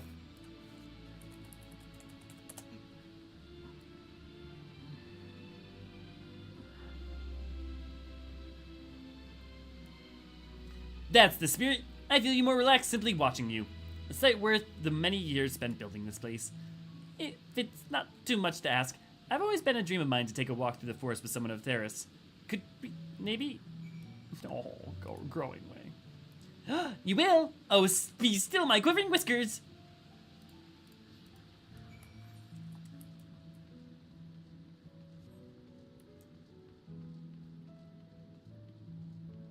Physicists assume spherical.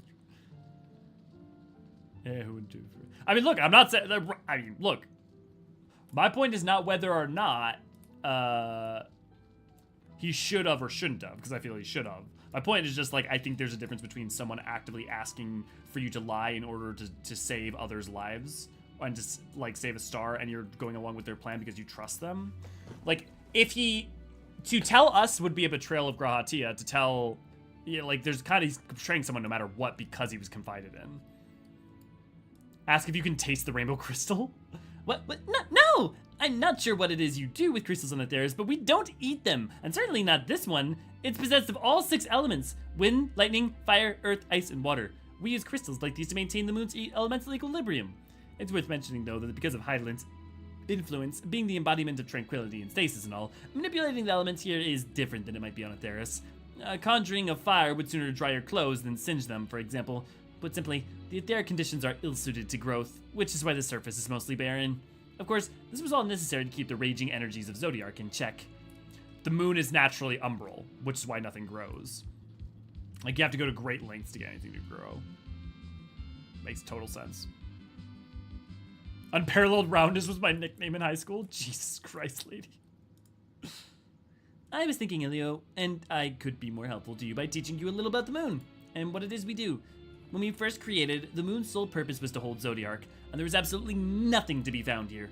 Eventually, Hydaelyn gave us our first task. Furnish the moon with propulsion systems capable of facilitating travel to other stars. A simple request, really. It sounds impressive, and I suppose in some respects it is, but it was only possible thanks to all the knowledge Hydaelyn shared with us. We also had a lot of time to get it done. 6,000 years, give or take. But anyways, let's keep going.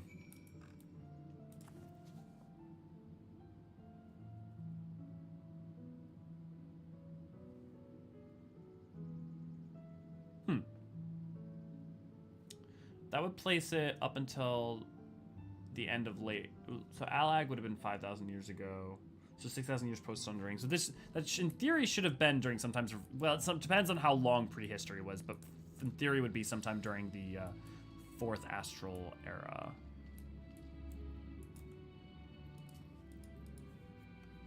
This may come as a surprise, but if we didn't begin building the habitat areas until after the propulsion systems were ready, considering how long it took, I wish we'd started sooner. Would have thought we needed 4,000 years to make all of this. Okay, so it has been 10 millennia. It certainly wasn't work. It wasn't work you dare rush either. We had to create infrastructure and countless supporting systems, some of which wouldn't be operational until hundreds of years later. And then there was the brief period where our productivity came to a screeching halt, when the bizarre red satellite was sent up from Aetheris, the Allagan's mischief. Interesting. It certainly wasn't to become a supporting system, some of which wouldn't be operational until hundreds of years.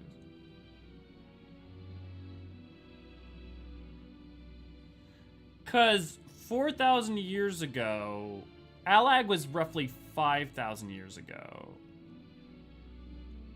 Or at least maybe the rise of Alag was. But I don't think Alag existed for 1,000 years. But this could be variable based on if they're counting prehistory as a period in time as well. Sent up from Aetheris, the Allagan mischief, I think. We thought maybe some new nefarious actor was concluding with Zodiark. All we could do was stand by and brace ourselves for the worst. I can tell you how relieved we were when Hydaelyn informed us of its destruction. Oh yes, there was much joyous humming that day. I can't comment on the experiences, but being asked to lie, keep a secret, a serious one, puts you in such a difficult position. Lose-lose either way. It sucks when people can't see the gray. Yeah. I feel like the moon would be a great vacation spot. Remember, don't lick the rainbow crystals. It may cause elemental poisoning. Well, I mean, if you eat a crystal, it is very, very bad for you. It messes with your etheric alignment. So, yeah, don't lick them either. Say, do you notice anything peculiar about the treetops? I mean, apart from the fact that they're massive crystals and not trees. I'll give you a hint. It's the golden rings emanating from the glowing spheres. Along with the devices fixed near the ceiling, they fulfill a role similar to our sun, and do so better even. The sun and similar celestial objects in the great expanse radiate energy that is harmful to your bodies. These rings shield you from the energy while allowing you to bathe in perfect amount of sunlight, or rather, a close approximation of it. This kind of implies that the radiation, that the sun emits radiation. Pretty impressive, wouldn't you say? Oh, and if you look closely, you'll see different types of trees have ever so slightly different curvature. Yes, indeed, this forest truly is the greatest.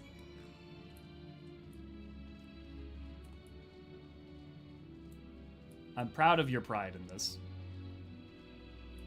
Can I just have a growing way following me around everywhere I go? There was something else I wanted to tell you, but, oh, right. The propulsion systems and habitat facilities were completed around 2,000 years ago, and with that, the most important features were fit for purpose. Which was all well and good, except we still know absolutely nothing about the present-day people of Atheris. Why not go and visit Atheris yourself, you might ask. Strictly forbidden. Were our technology or knowledge of the moon's true purpose exploited for evil ends, the results could be disastrous. Were completed around 2,000 years ago, and with that, most important features were fit for purpose. 2,000 years ago would have been in the middle of the 5th Astral Era during probably a little bit before the War of the Magi. Then there were a few more rejoinings, and it became increasingly difficult to converse with Hydaelyn. So that would have been the 6th Umbral Calamity, the Flood, and the 7th, the Astral. Fearful we might lose the ability to communicate with her altogether, we besieged her to find people on Atheris we could trust to help her.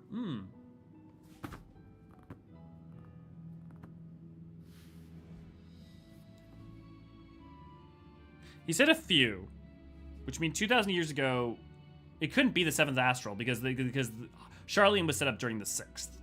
So that means 2,000 years ago would have had, okay, wait, that doesn't make sense. Okay, give me a second, let me reread that.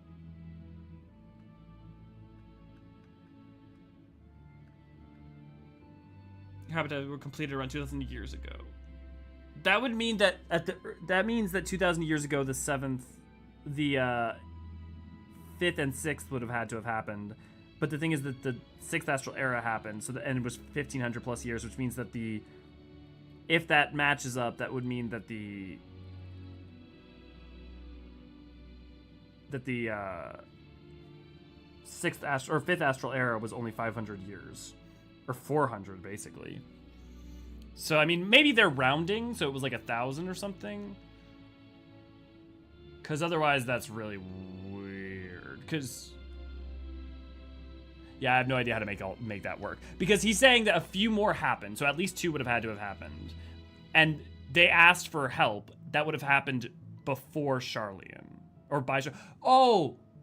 No, because Nyungkrumph... No. This actually works fine. Because Nyungkrumph, the founding of Charlene is not the point at which that they gain access. The point at which they gain access is... Well, the point at which they gain access should be the Anti-Tower. And that would have been still prior to the 7th Umbral Calamity, so it still is weird. It's close enough. Feel like don't lick them either was pointed at specific member. Yeah. Gate crystals onto food for spice. Probably would turn your eyes blue or any color. No, but you can have other Loprids. Eorzean might work in mysterious ways, but he is the homie. Of course, Raven, you hop into say I'm gonna eat him. Of course you. Yeah, I think Eorzean never intended to betray us, always had the best intentions of his actions. I'm unwilling to extend grace to him for previous actions. Also, if I recall, his promise not to withhold information was just before Tempest. Okay, because it was just before Tempest. That's very different, especially than 3.4. Okay, I'm trying to make sense of this. Because if we assume that the point at which Hydaelyn listened to the Loprids would have been the... It would have had to have been at the absolute latest 15 years ago, but would have been 200-ish years ago. But that still only really only covers the timeline of one Umbral Calamity. Then there were a few more rejoinings. Also, a few usually means more than... Wow. Fuck it. I'm not going to worry about it. I'm not going to worry about it. I could spend way too much time thinking about this. If you eat one of the crystals, are you safe because they cancel each other out? The amount of Aether should still, in theory, be bad, but you've got a point that they're elementally balanced, so in theory, that they shouldn't misalign you. But I can't imagine it would be good for you. It would still be like eating, like, a piece of radioactive chalk or something.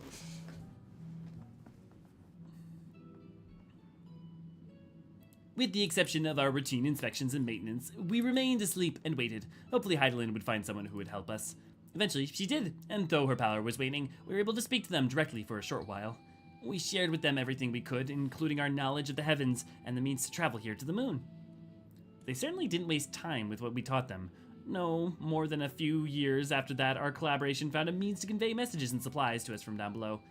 With all the letters, books, and other resources they sent, we learned enough to start making more meaningful changes to the moon. And now you're here, hopefully enjoying yourself as much as I am. I am growing way.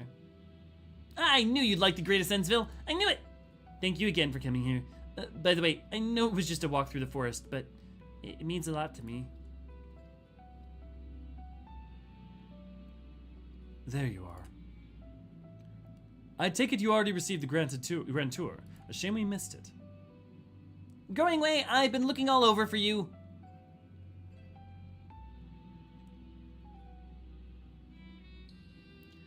Oh, is this about a teleporter to the residential area? No, never mind that. We have more pressing matters at hand. Loki, good to see you, glad to have you. I will be calling an emergency meeting shortly, and your attendance is required.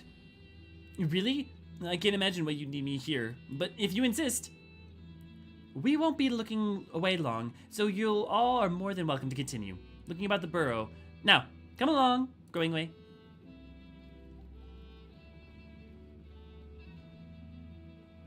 Before we arrived, you seemed to be in the midst of a rousing conversation with your guide. Do you learn anything of import? Oh, bits and bobs. Growingway told me about the history of the moon and what they've been up to. They've spent 12,000 years preparing for this. Yeah, okay. So 10 millennia is interesting because we hear that as a repeated number from different stuff, but we do get 12,000 years here, which is interesting because that would imply prehistory might be in those 2,000 years before, but maybe not. It's interesting because we get 10 millennia of the 13th, but also we don't know how co-synchronous time is. V, can you make a note? 12,000 years. With the appointed hour fast approaching, I can certainly understand the restlessness, but still, it remains to be seen if the people can be persuaded to evacuate when there are yet no signs of the final days. What's more, the technology of this place defies imagination. I doubt there are many who would readily come to terms with such surroundings. Whoever these collaborators are, unless they are possessed of the world's most charming personalities or means to forcibly evacuate people, they will be met with a great deal of resistance. Indeed, even if faced with annihilation, the decision to forsake all one knows cannot be made lightly.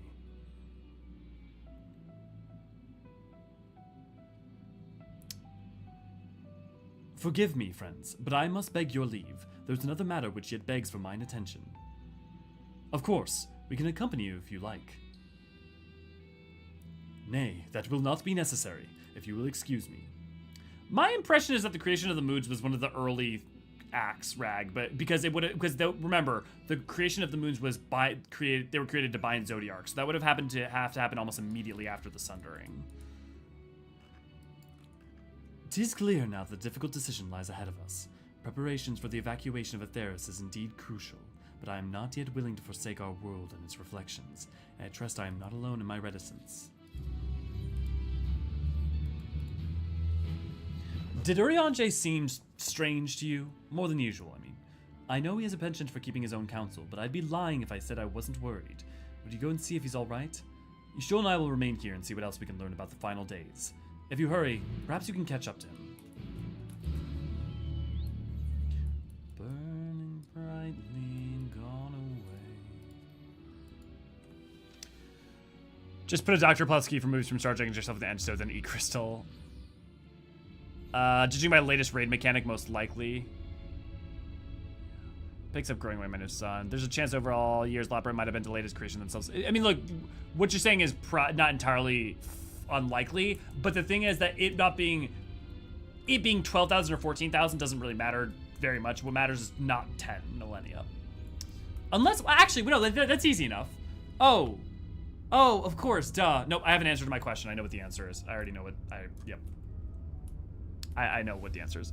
It's simple. It's just that the 13th had 2,000 years of history and then had 10 millennia of being the void. Which makes total sense. And we know that the 13th was the first thing to fall. So we know that the 13th happened before the first Umbral Calamity, which means its 2,000 years was the prehistory, which means that prehistory is almost certainly 2,000 years. Boom. This places Emerald squarely into 10,000 years in the past. So it places Emerald 12,000 years in the past, not 10,000. Because Emerald is pre-Sundering. So what happens is you have the Sundering, you have prehistory, then you have the first Umbral Calamity. And the first Umbral Calamity, we don't know how much time is. We don't know for sure how much time there is between the Sundering and the first Umbral Calamity, but we do know that the 13th as a calamity happens before the first Umbral Calamity happens. Because it's the first attempt. 12,000 years will give you such a crick in the neck. True. Labyrinths were created to contain Zodiac, so Hydaelyn might have taken a break before making them. Yeah, but yes, it's possible. I don't get that impression based off of their comments. My impression is more that like it would make sense that prehistory would be 2,000 years. And also, I guess there's no real... It doesn't change much to know whether or not it's 2,000 or 4,000 or whatever.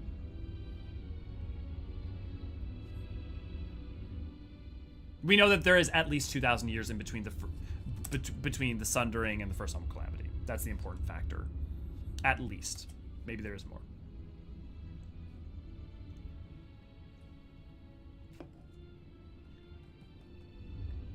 I really should just make a video that's just like the entire timeline of the Theros. Eorzean appears to be heading towards his entrance in the best way burrows.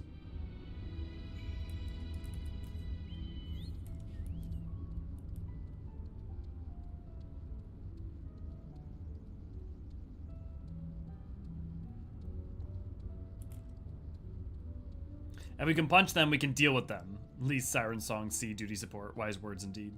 I mean, she's not wrong. Doesn't matter if they're undead if you can punch them.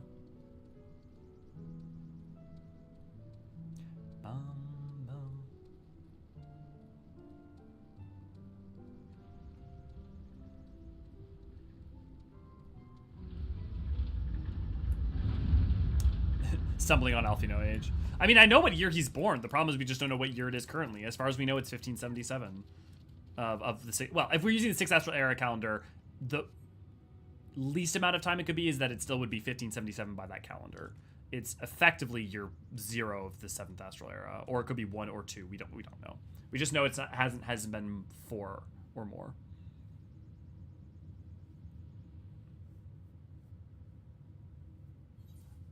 Going after Ray Ray's heart there, Loki. Eorzean ventures off into the Mare Lamentorum for reasons unknown. You must tread carefully, else he might sense your presence. Okay, who failed this the first time they did it? Don't lie.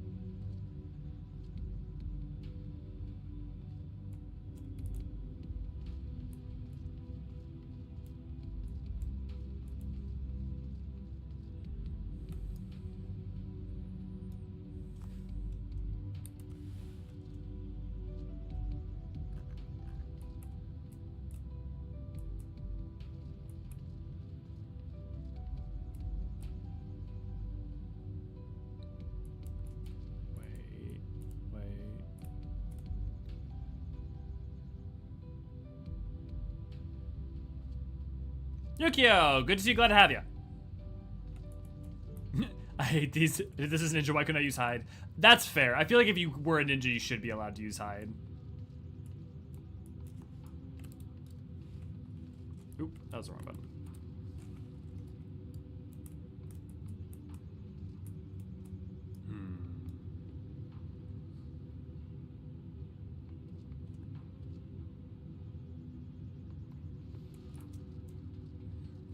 Run away from me, you lanky giraffe-necked boy!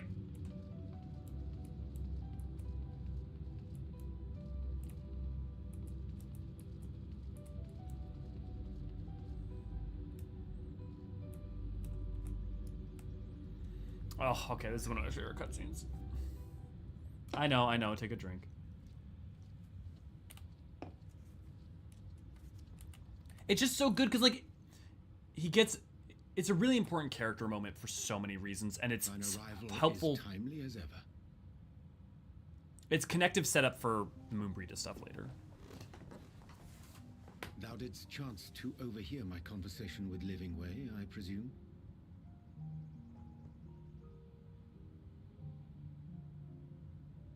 'Twas not mine intent to move in shadow. Nevertheless, I been asked to do that and more yet again. Is it so plain that these strangers could intuit it at a glance? My capacity for silence and secrecy and duplicity.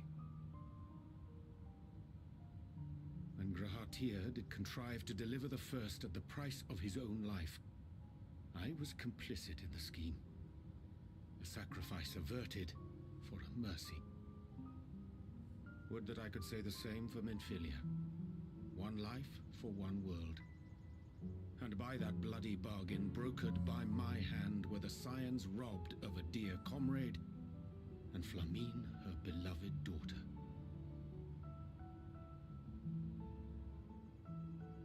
Two souls whose selflessness was beyond measure, whose resolve was unshakable.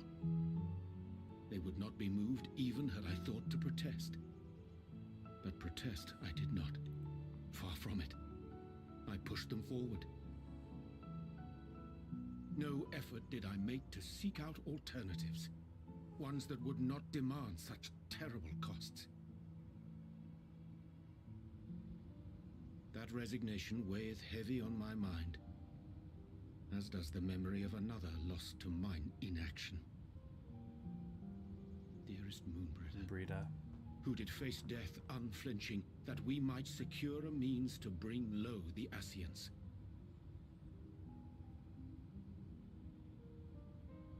In her hour of need, I did naught.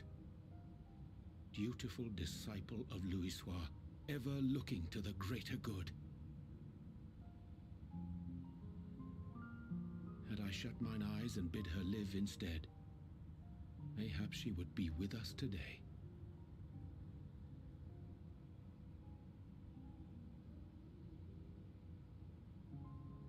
Selfish wants born of everlasting regrets. Most days I put them from my mind, but could think of naught else when asked to swallow the same bitter draught. Subterfuge and sacrifice. Mayhap the right moral choice, but one I regard with great trepidation.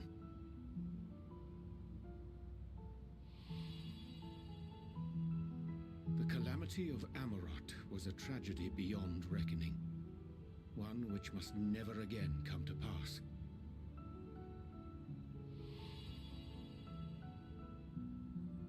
Thus must we struggle, haunted by ghosts of those we have lost, clinging to those we pray we can yet save.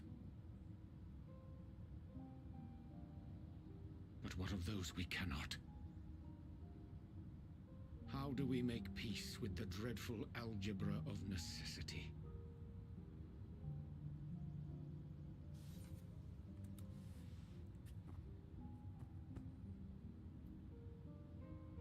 God, they're all good answers.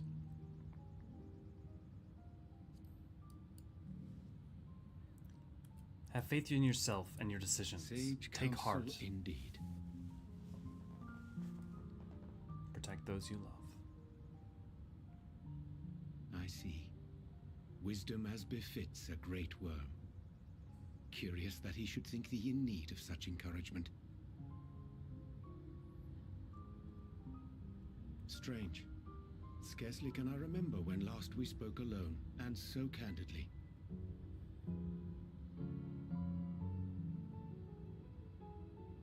I thank thee. For all my supposed skill with words, I find it difficult to express such private thoughts. As for the Loporrit's proposition, I will take time and consider how to respond. 'Twould be to our mutual benefit if we could converse more openly with our aspiring caretakers. A concern I should be glad to address on the Scion's behalf. To dispense with all pretense and bare one's heart to another is a frightening thing indeed. But we cannot move forward ere we take that bold first step. A lesson I have learned many times before, and today.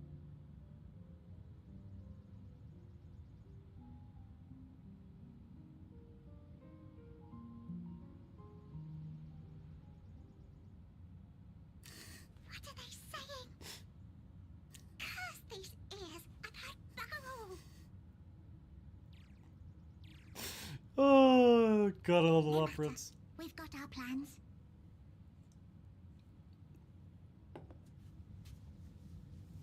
Curse these ears. I can hear bugger all. Yeah, and to John Luke Picard's speech, I know, yeah, I bet I know exactly. Yep, I bet I know which one, Tam. Yeah, it's possible to make no mistakes and still lose. That is not weakness. That is life. Yeah, I blame myself for everything all the time. I feel all the pain, but still, at least when I come to his betrayals of us, I'm like, you know, I don't mind, mate. Just do what you need to. Yeah. Elio was literally the same proportions as you. Yeah, he's come a long way from Air. I kind of hated him, and how many times he had to keep his secrets. At least he could find us. Eorzean at least tries to hide his extra neck behind that weirdly flexible metal choker. What, you mean this one?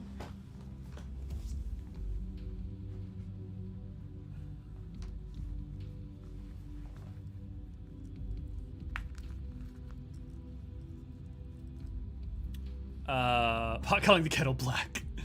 Eorzean, sweetie, go a little easy on yourself. Yeah. No, and like he even says like what the loss of Menphilia, but the thing that I feel like is important to remember about Menphilia is that he didn't make that choice just because he was willing to sacrifice his friend, but because he knew it would be her choice, and he knew what his friend would want and what his friend would do, and Menphilia in a heartbeat would gladly pay that cost. You know. I feel like I feel like when it came to his 3.4 plan, it was always him trusting in his friends and believing in them, you know. Can you explain why the world are the bunnies so adamant? Adamant about what, Yukio? In truth, my reason for traveling hither was to effect a plan of mine own, a plan which may pave a path forward for us all. May, I say, for there is no guarantee of success. 'Tis the reason I set out alone, that failure, should it come, would be mine to bear alone. Yet thou standest before me with proffered hand and open heart. 'Twould be remiss of me to refuse thy amity, and so I ask, wouldst thou join me in mine endeavor? You know what? Setting things straight. Oh, you know what? Okay, actually, no, we're almost there, so we'll go ahead and do this quick. I thank thee for your accompanying me. 'Tis a simple plan, in truth. We shall now long be away from Bestway Burrows. Difficult decisions must needs be made in coming days, but I nevertheless believe we are all of one mind in our desire to save the people of Atheris. To make clear our resolve to the Loporrits, I would offer them a gift, but its making doth require a most singular ingredient. Freya was drinking on the Last Stand deck quest earlier. No, we haven't consumed or drank there yet. We haven't done anything with the Last Stand other than like talk to its patrons. Why is it that the Loporrits are so underprepared? Well, they just explained. Why isn't this still going through the plan? They're going through the plan because everything's going according to plan right now. Zodiark is killed. The only plan that they have is to go on the Exodus. So, like, I mean, I guess it's just the exact reasons that they've explained. And why is the Loporrit so underprepared? They aren't. They've been preparing for all 12,000 years. But it's been they've turned an entire moon into a spaceship that can travel places, and they weren't necessarily given the key information to be able to prepare it for. They didn't know that we were smaller than ancients. So they were just operating off of faulty information. So they were prepared. They were just misinformed, so their preparations weren't perfect. Ah, an abundance of spunky. Excellent. I chanced to spy this aggregation when crossing Zodiark's erstwhile prison. Using the spell taught to me by the Numo, I believe this shall suffice for the grift I would fashion. The magic requireth considerable concentration, however. Might it prevail upon thee to stand watch whilst I perform the incantation? Weird thought. Does plastics exist in 14? All those war machina can't be built with metal alone. So there are different forms of metal. There is synthetic fabric weaves for their armor, I know. So materials that are probably like nylon exist. As to whether or not plastics in the traditional sense exist, I can't think of any off the top of my head, but that doesn't mean they don't exist. Metal, leather, Garlean fiber, rubber. Yeah, rubbers and Garlean fiber are a great example, Ray, exactly.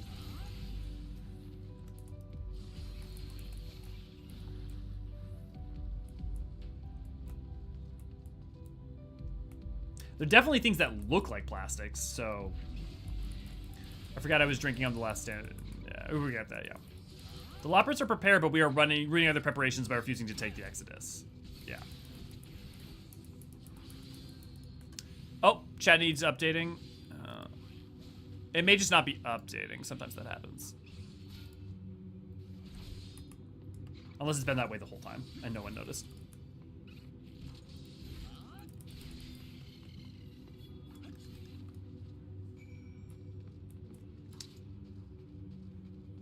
Sorry, I don't know what's your move, Tam. I assume it was like a spoiler or something.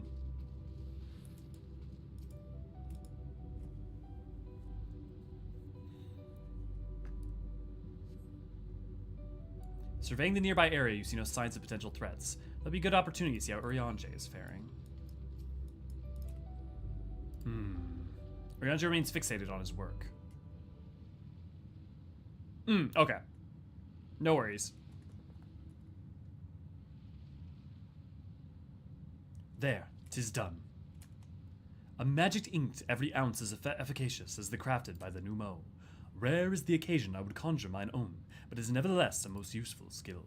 The resulting product is admittedly possessed of no preternatural properties, but its hue is one of mine own choosing, which I pray the Loporrits will appreciate. Elio, Eorzean! Oh, thank goodness! I thought you had been eaten, or perhaps fallen into a crater. Oh, it's Loporrits. I've fallen into a crater. Y'shtola has been looking all over for you, Elio. She says she needs to speak with you about something most urgent. Dire, even. She was also quite clear that she wishes to speak with Elio alone, which means I'm afraid you must stay behind, Eorzean. But worry not. It just so happens we need your help with an errand. Delivering a package from Watcher's Place to Bestway Burrows. It's quite large and heavy. Perhaps even too heavy for we poor Loporrits, and we would be ever so grateful if you could lend us a hand.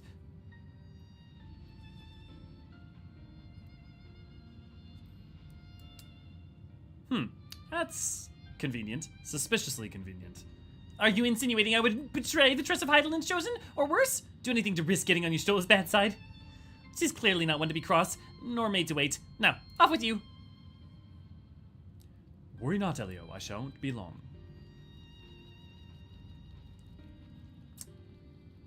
Umbrianger and Astriang. Aquariums are made of combining fiberglass and stuff, so there's a lot of types of fabrics and material. Yeah, I mean, glass definitely exists and fiberglass. I mean, we could also definitely look into it. We could look through items. I'm sure we could find plenty of items that are like, if not plastic adjacent that they might as well be.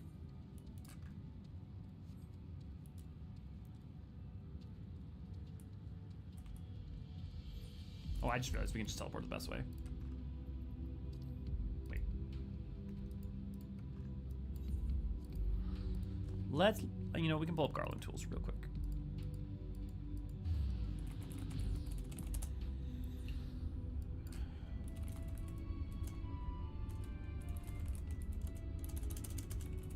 Yeah, I typed in plastic and nothing immediately popped up. Plenty of rubbers, though.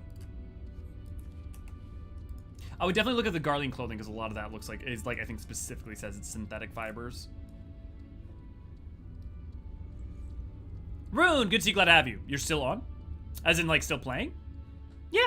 I mean, usually we end right about now, but a lot of times I end up focusing on the part that we're supposed to get to. So, right now, trying to end out the Moon section, because we're very, very close.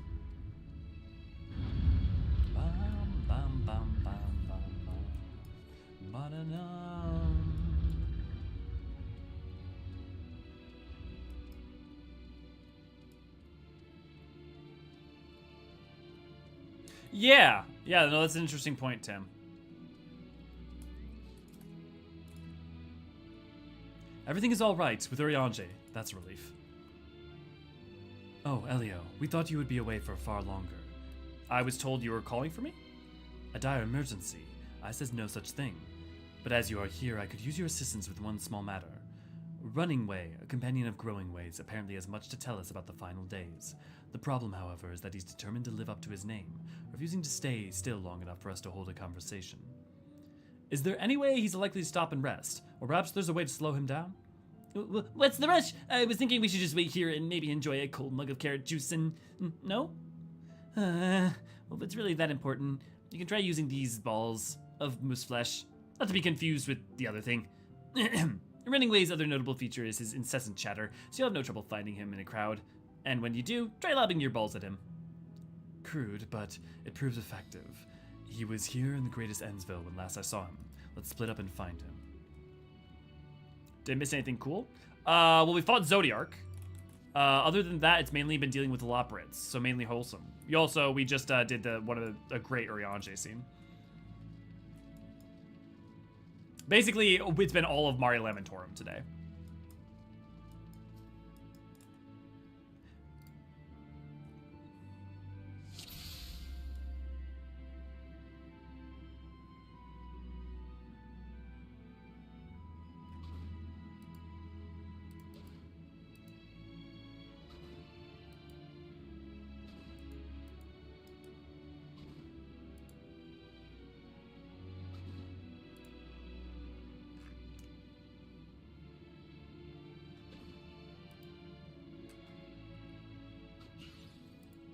There we go. Ow, that smarts! If this wasn't meant to be a joke, it isn't funny.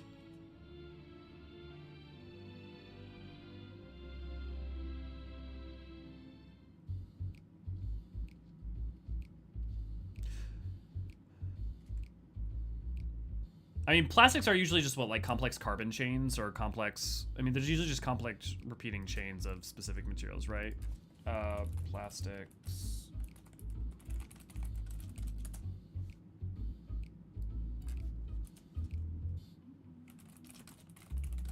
I mean, it also depends, right? Like, certain ones are made up of, like, nylon or... Yeah, plastics are made from natural materials such as cellulose, coal, natural gas, crude oil, through polymerization. Yeah. Yes, I'm running away. Do you mind explaining why you hit me in the face with your balls of moose flesh? God damn it, game. I thought I was being dirty, but no, you're just doing it. I'm highly knowledgeable about the final days. Ha! That was the most ridiculous thing I've ever heard. I woke up. Since I woke up, who told you that joke? And if we get time to look into the final days, when there's so much to do before the great voyage, it's true that Hydaelyn did impart to us some knowledge of the events, but I know much less about any other labyrinth than around here. Less, probably. I don't know why anyone would think it's funny to go around telling people I'm an expert, but that's better. Hope I don't get my paws on them. Yeah. Sorry, I couldn't be more help, but if there's something else, I have a work to do. And I'm off. And also, we don't know that, like, any elements exist in terms of, like the elemental wheel. Like, we don't know pure aluminum or, like, nylon or anything functions like that, because pretty much all materials are made up of fundamentally aether and different components of it. So, for instance, there wouldn't be, like, nylon polymerization. It'd be more like, earth aether doing weird shit. Joe's like, this can be excited for the FF4 streams. Yeah, that's definitely some near sense of humor. I think we have stuff adjacent to it. Well, it depends what you mean, right? Because, like, if he's like... It's easy enough to, like, guess that, but, like, the point I think we're getting more at is, like, do we have any specific examples? I could find neither hide nor hair of him. How did you fare? Not much luck, except for it doesn't seem Running Away knows anything about the final days. So he knows no more than the others. Care to explain yourself, Growing Way? Well, you see, I misremembered. Yes, that's it. I misremembered. Terribly sorry about that. I'm afraid I'm drawing a blank, though. Try as I might, I can't remember who I was thinking of. On an unrelated note, what of Eorzean? I assume you spoke with him earlier, but did he say when he'll be returning? Well, mostly the Loporrits took him away to some sort of secret plan. And going to the Watcher's Palace. On his way to the Watcher's Palace, you say? With Living Way? Between Growing Way's sudden lapse of memory and our lack of other leads, maybe our time would be better spent lending Eorzean a hand. But, no, hold on a moment. It's all coming back to me. Yes, I remember. The information you're looking for is in the archives. Yes, that's where you'll find all sorts of useful knowledge, including that pertaining to the final days.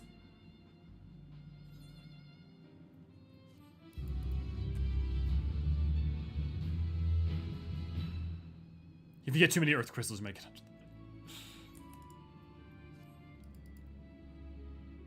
Oh, what do we do? I promised Living Way I would help, but... No, I promised I'd help, so that's what I'll do. The archives are on the second floor of the main plaza. Eastern wing. Follow me. I suspect the Loporrits are up to something, but if there's aught to be learned of the final days, I think it best we play along. For now, at least. Ali says, this one's for you, Yida, and the duty support. Yep.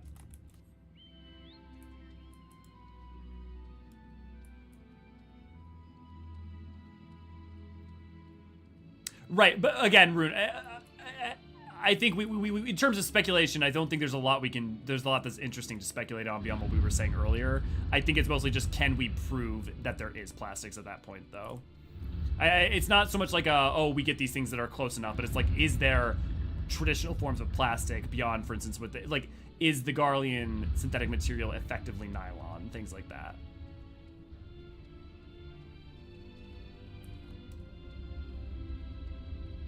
Just happy we can get Carvalin. Which duty support is he in Siren Song? Yeah, all good, Rune. Yeah. We had just been talking about it in terms of speculating right before you came in.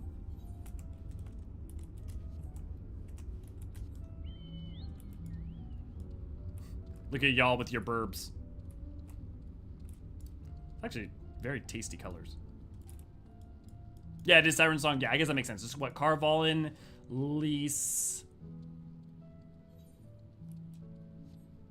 I assume you can pick Alfino or Alice. But the reason Carvalin's in there is because you need a tank, right? Hawk Squad.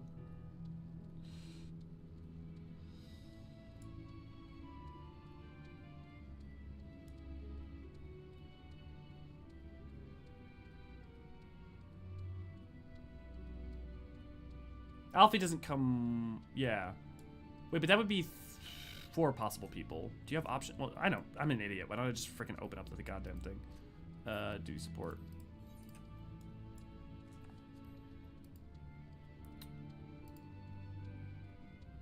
Okay, I see. Whichever one you fill in, it then fills in the other. So if I was playing as a... If I do that... Then it autofills in Carvalin. Okay, and then it takes out Alice. Okay, yeah.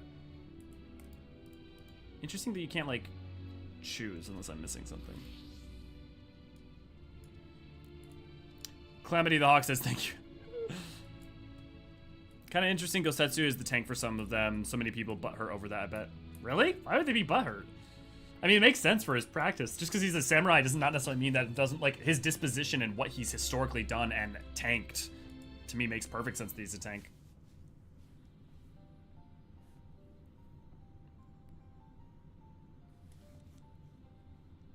The archives are right through this door, but it seems to be locked. I guess we'll just have to go and find whoever has the key. Growing way enough. If you have naught else to tell us the final days, you need only say so. We can ill afford to be wasting time here, as you well know. Did you yourself not tell us we must act quickly?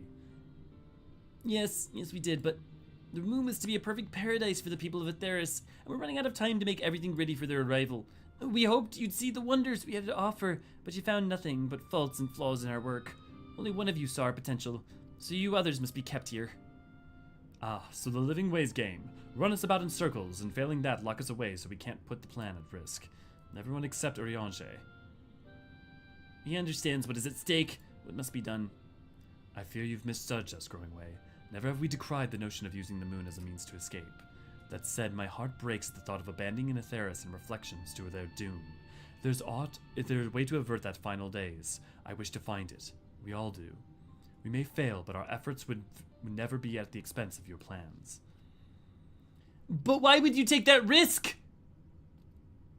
There's no room for ifs and maybes now. The people of Atheris will escape here to the moon. They'll be safe, and we'll finally get to see all their happy and smiling faces. I'm sorry, but we can't let you leave. We just can't.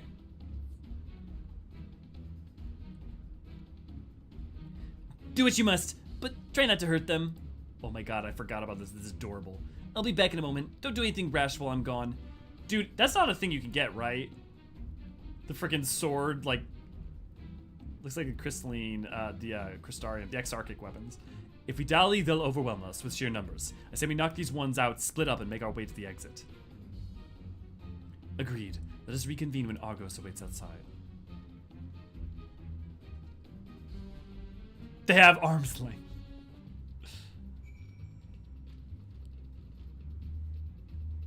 I think the third eye is a pretty bad mitigation tool to use on large poles.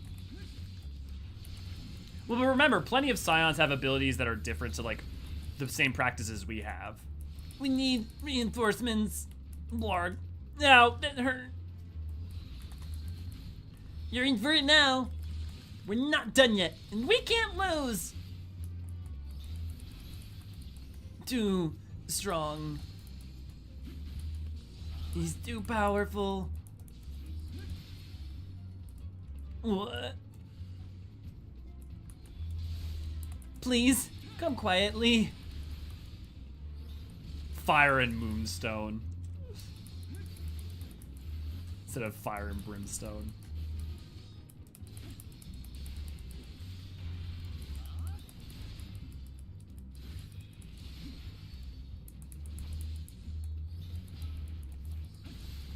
Damn, growing way, you tough.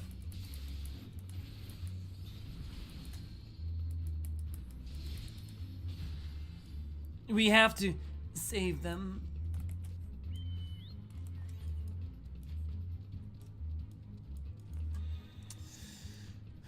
Arm slave works too. Damn it, yeah.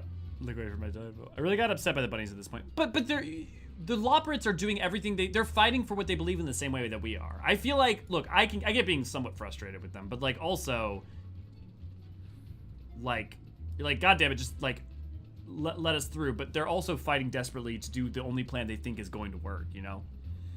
They haven't learned the lesson. Their only purpose in existence has been to make sure that we are happy and comfortable and safe, and that the Ark works. They spent 12,000 years working on it, right? So I feel like they're like trying to be as kind as they can, but also like this is our only way. They don't think that there's another way, which is going to be a relevant conversation coming up later too, you know. Growing way taking more than Zodiark. I wonder if the Loporrits are a viable army. Probably not. They're probably not that tough. Good, you're here. We must hurry to the Watcher's Palace and find Eorzean. Yeah, and going through the tribal quest, yeah, I think the tribal quest is indicative of that as well. Ooh, another one of my favorite cutscenes. Okay, take a drink.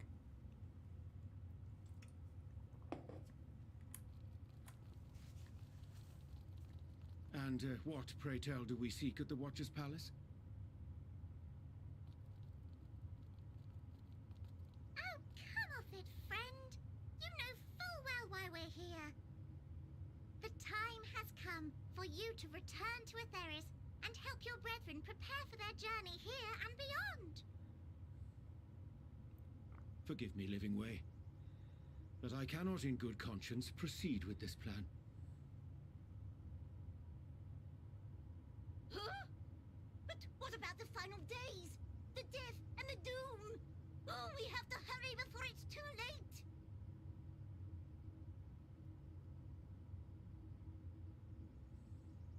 Your unflagging commitment to your duty is endearing, to say the least.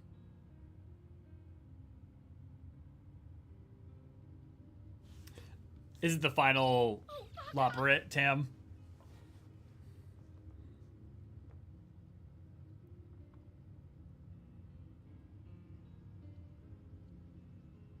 Be at ease. They bear you no grudge, nor do I. How could we, having come to understand your purpose? For millennia, you and yours worked tirelessly towards the singular purpose of this heavenly vessel's construction. An arduous feat by any measure. It is clear you have spared no effort. Why, your very names are a testament to your dedication.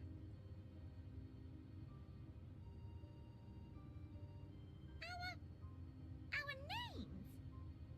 I'm not sure I understand what you're getting at.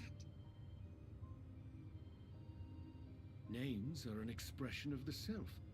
A declaration of one's hopes and aspirations.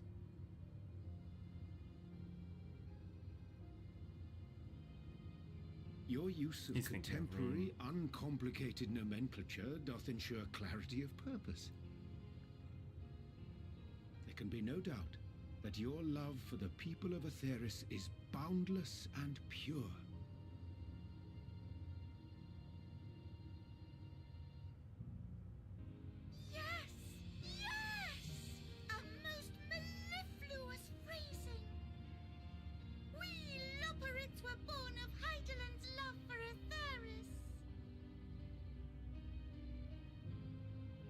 Shining, shimmering blue jewel, brightest star in the sky, brimming with life and possibilities.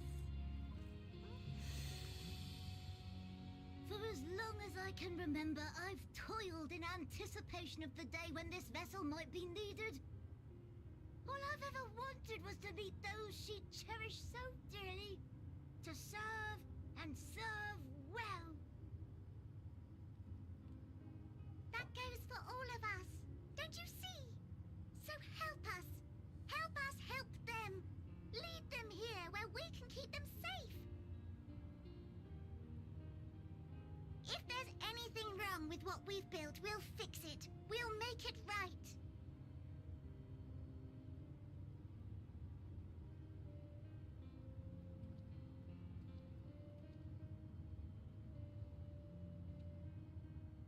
Your works want not for repair. Yet there remaineth much for you to learn of men and your own kin besides. Singing Way, thy name bespeaketh more than the simple marriage of rhythm and rhyme. The songs of Aetheris are beyond counting, and span the length and breadth of emotion. Maps are monuments to man's pioneering spirit and his devotion to charting the furthest reaches of our star. Many have devoted their lifetimes to exploratory pursuits, to venture unto the highest mountains and the deepest oceans in search of unknown frontiers.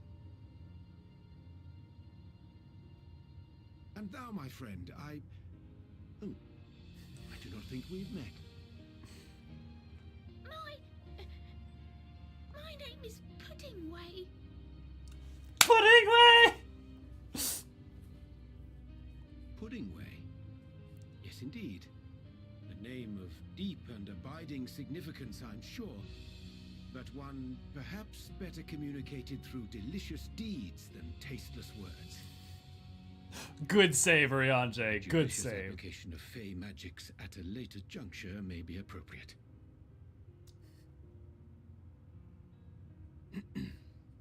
And Living Way. 'Tis no easy feat to convey the significance of thy moniker. When I was a bookish boy, a dear friend of mine was fond of peppering me with questions as I read, to my occasional annoyance. One day, I posed to her a question of mine own. What doth it mean to live? After much contemplation, she proffered this answer. The anticipation of a half-read story's conclusion. The hope today's mistake may serve as tomorrow's lesson. The wish that a new acquaintance may one day call thee friend. She believed it to be all these moments and more.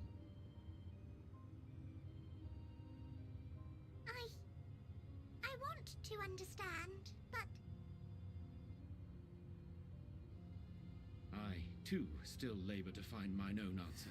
'Twould be my pleasure to assist you and yours in embarking on a journey of self-discovery and enlightenment.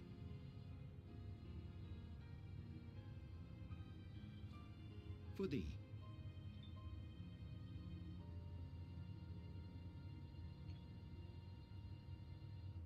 Ink as blue as the waters of Aetheris.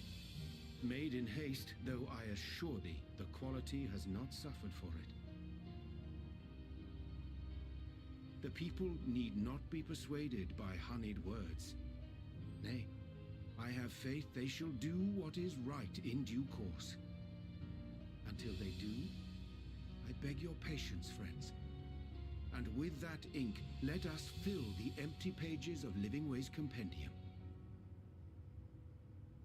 An open exchange of ideas will surely afford you all a better understanding of modern man, and with it, ideas for it. But more importantly, it shall empower us to together find a way forward. Forge ahead.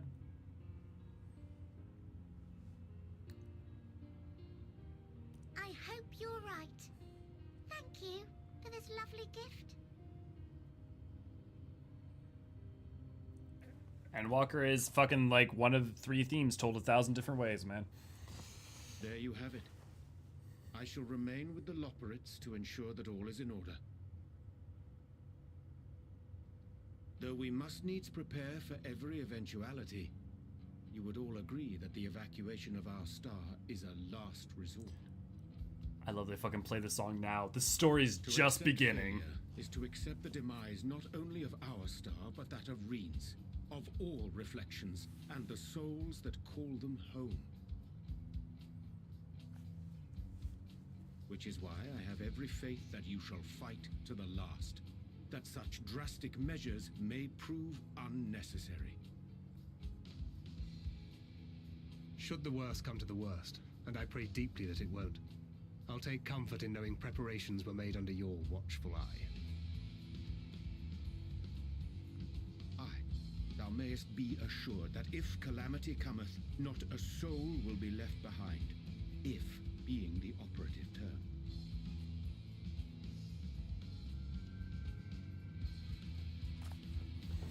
Determination, faith, courage. Forge ahead. That flower, how came it into your possession? I was given it by Hydaelyn. How very like her. Guided by its light, you may come to know her true intentions. Intentions which remain a mystery, even to us. In our time, we called it Elpis. You would do well to remember the name.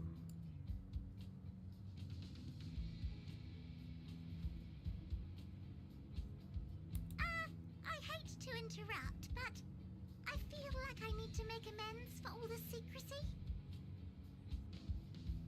Think nothing of it. We haven't been the most gracious of guests. Do convey 100% infinite. And the others. But of course! And when next we welcome more guests from Aetheris, we'll have learned to be much more hospitable hosts.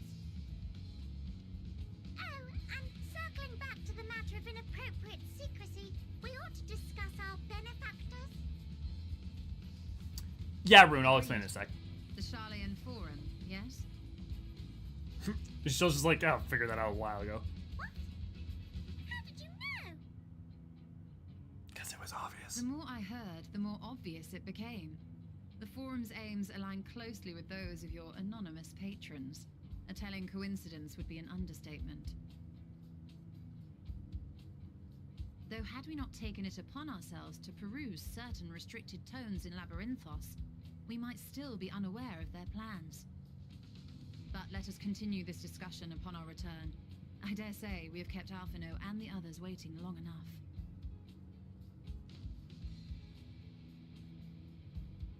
Yeah, so Rune, he was the 13th of Hydaelyn's convocation of 14. And V or Ray Ray, if either of you are around, if you want to link the short story about him real quick that we did the reading for.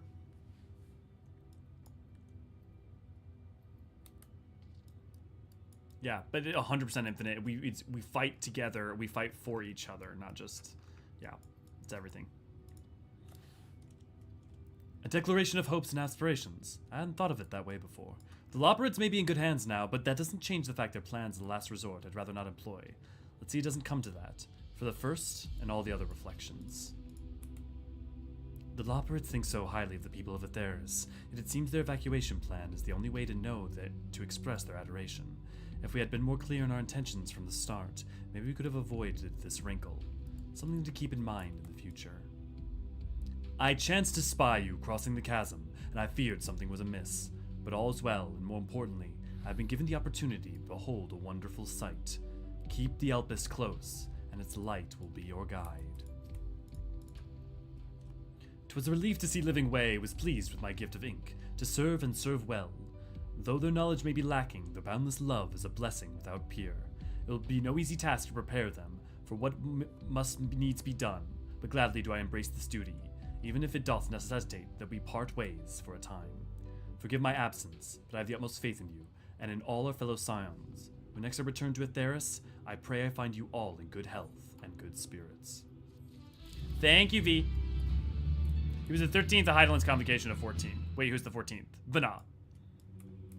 So there's the 12, the Watcher, and then the 14th was Hydaelyn / Vana herself.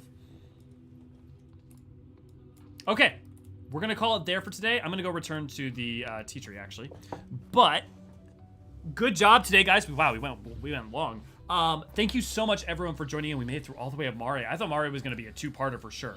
Map 5 for sure will be a 2-parter when we get there, but we have a lot before we even get to Map 5 because we have.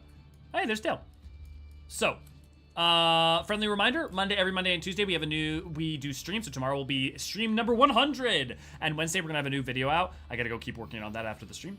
Thursday, me and Nir are doing FF4 in the mornings, and then in the afternoon I do stream with Chris over on Work to Game, or Gaming Kinda, to talk about Final Fantasy and World of Warcraft and compare and contrast them as on our lead up to FanFest. On Friday, it's right now, Saturday, we are going to be finishing off with our final music stream, doing the music of Endwalker, so that's exciting. But yeah, if you want to support us, you can support us by becoming an Archon. For $1, you get access to all sorts of fun emotes, like the ones Tam used up above. Or you can give us super chat. It goes towards the fund right now that we're doing to do a cooking stream, which we will do right here. Or you can also join us on Patreon, where you can get your name in the banner above my head, as well as the end of videos, and get your name color changed for the Discord. Speaking of the Discord, if you aren't already a member of our Discord, why not come check out our Discord at discord.gg/Eorzean archives. It's where we all do a lot of socializing in terms of teaming up for playing things in 14, talking about lore, all sorts of good stuff. Because it possibly vibrates into a singularity if I miss it. Ellie, quick question. Do you have any idea when you'll go through next map? Yes. Next map should be 2 weeks from now, because I have my family reunion thing that I may end up missing part of next week for on Monday and Tuesday. So and tomorrow should be none of it. We shouldn't be going into it. Should be done. It should end well before, or at least it will end. We will not go into map 5 tomorrow, promise. And then we will probably not have 2 days off next week. I also want to remind people that I will be streaming Final Fantasy 16 when it comes out, and I basically will be doing nothing but streaming that until I complete it. So that may interrupt our normal surrounding schedules. That sounds dangerously close to 16's release. 16's what, 23rd? That's Friday though, right? Because even if we take off next week, we got 1920, which would be all of map 5, which we'll get through map 5 in 2 days for sure. 22nd? Yeah, so we'll be 5, because even if we don't get the 12th and 13th this next week, 19th and 20th is when it'll be. Cool. Thank you, V, for throwing all the links in. Yeah, any final questions or anything? If not, I'll start the countdown. Again, I want to thank everyone for being here. It was a very lively day, very enjoyable, and I appreciate the energy. And can I get a quick clap for V and for Ray for doing their modly duties that are, and taking the time to be here and do all that wonderful stuff. Oh yeah, go for it, Rune. I'm sure a lot of people actually do. If I had time, I would, but I gotta work on videos. I would love to go work on. I would love to continue doing EX6 or the newest EX at some point. That is EX6, right? Yeah, it is EX6. Cheers for Ray. Cheers for.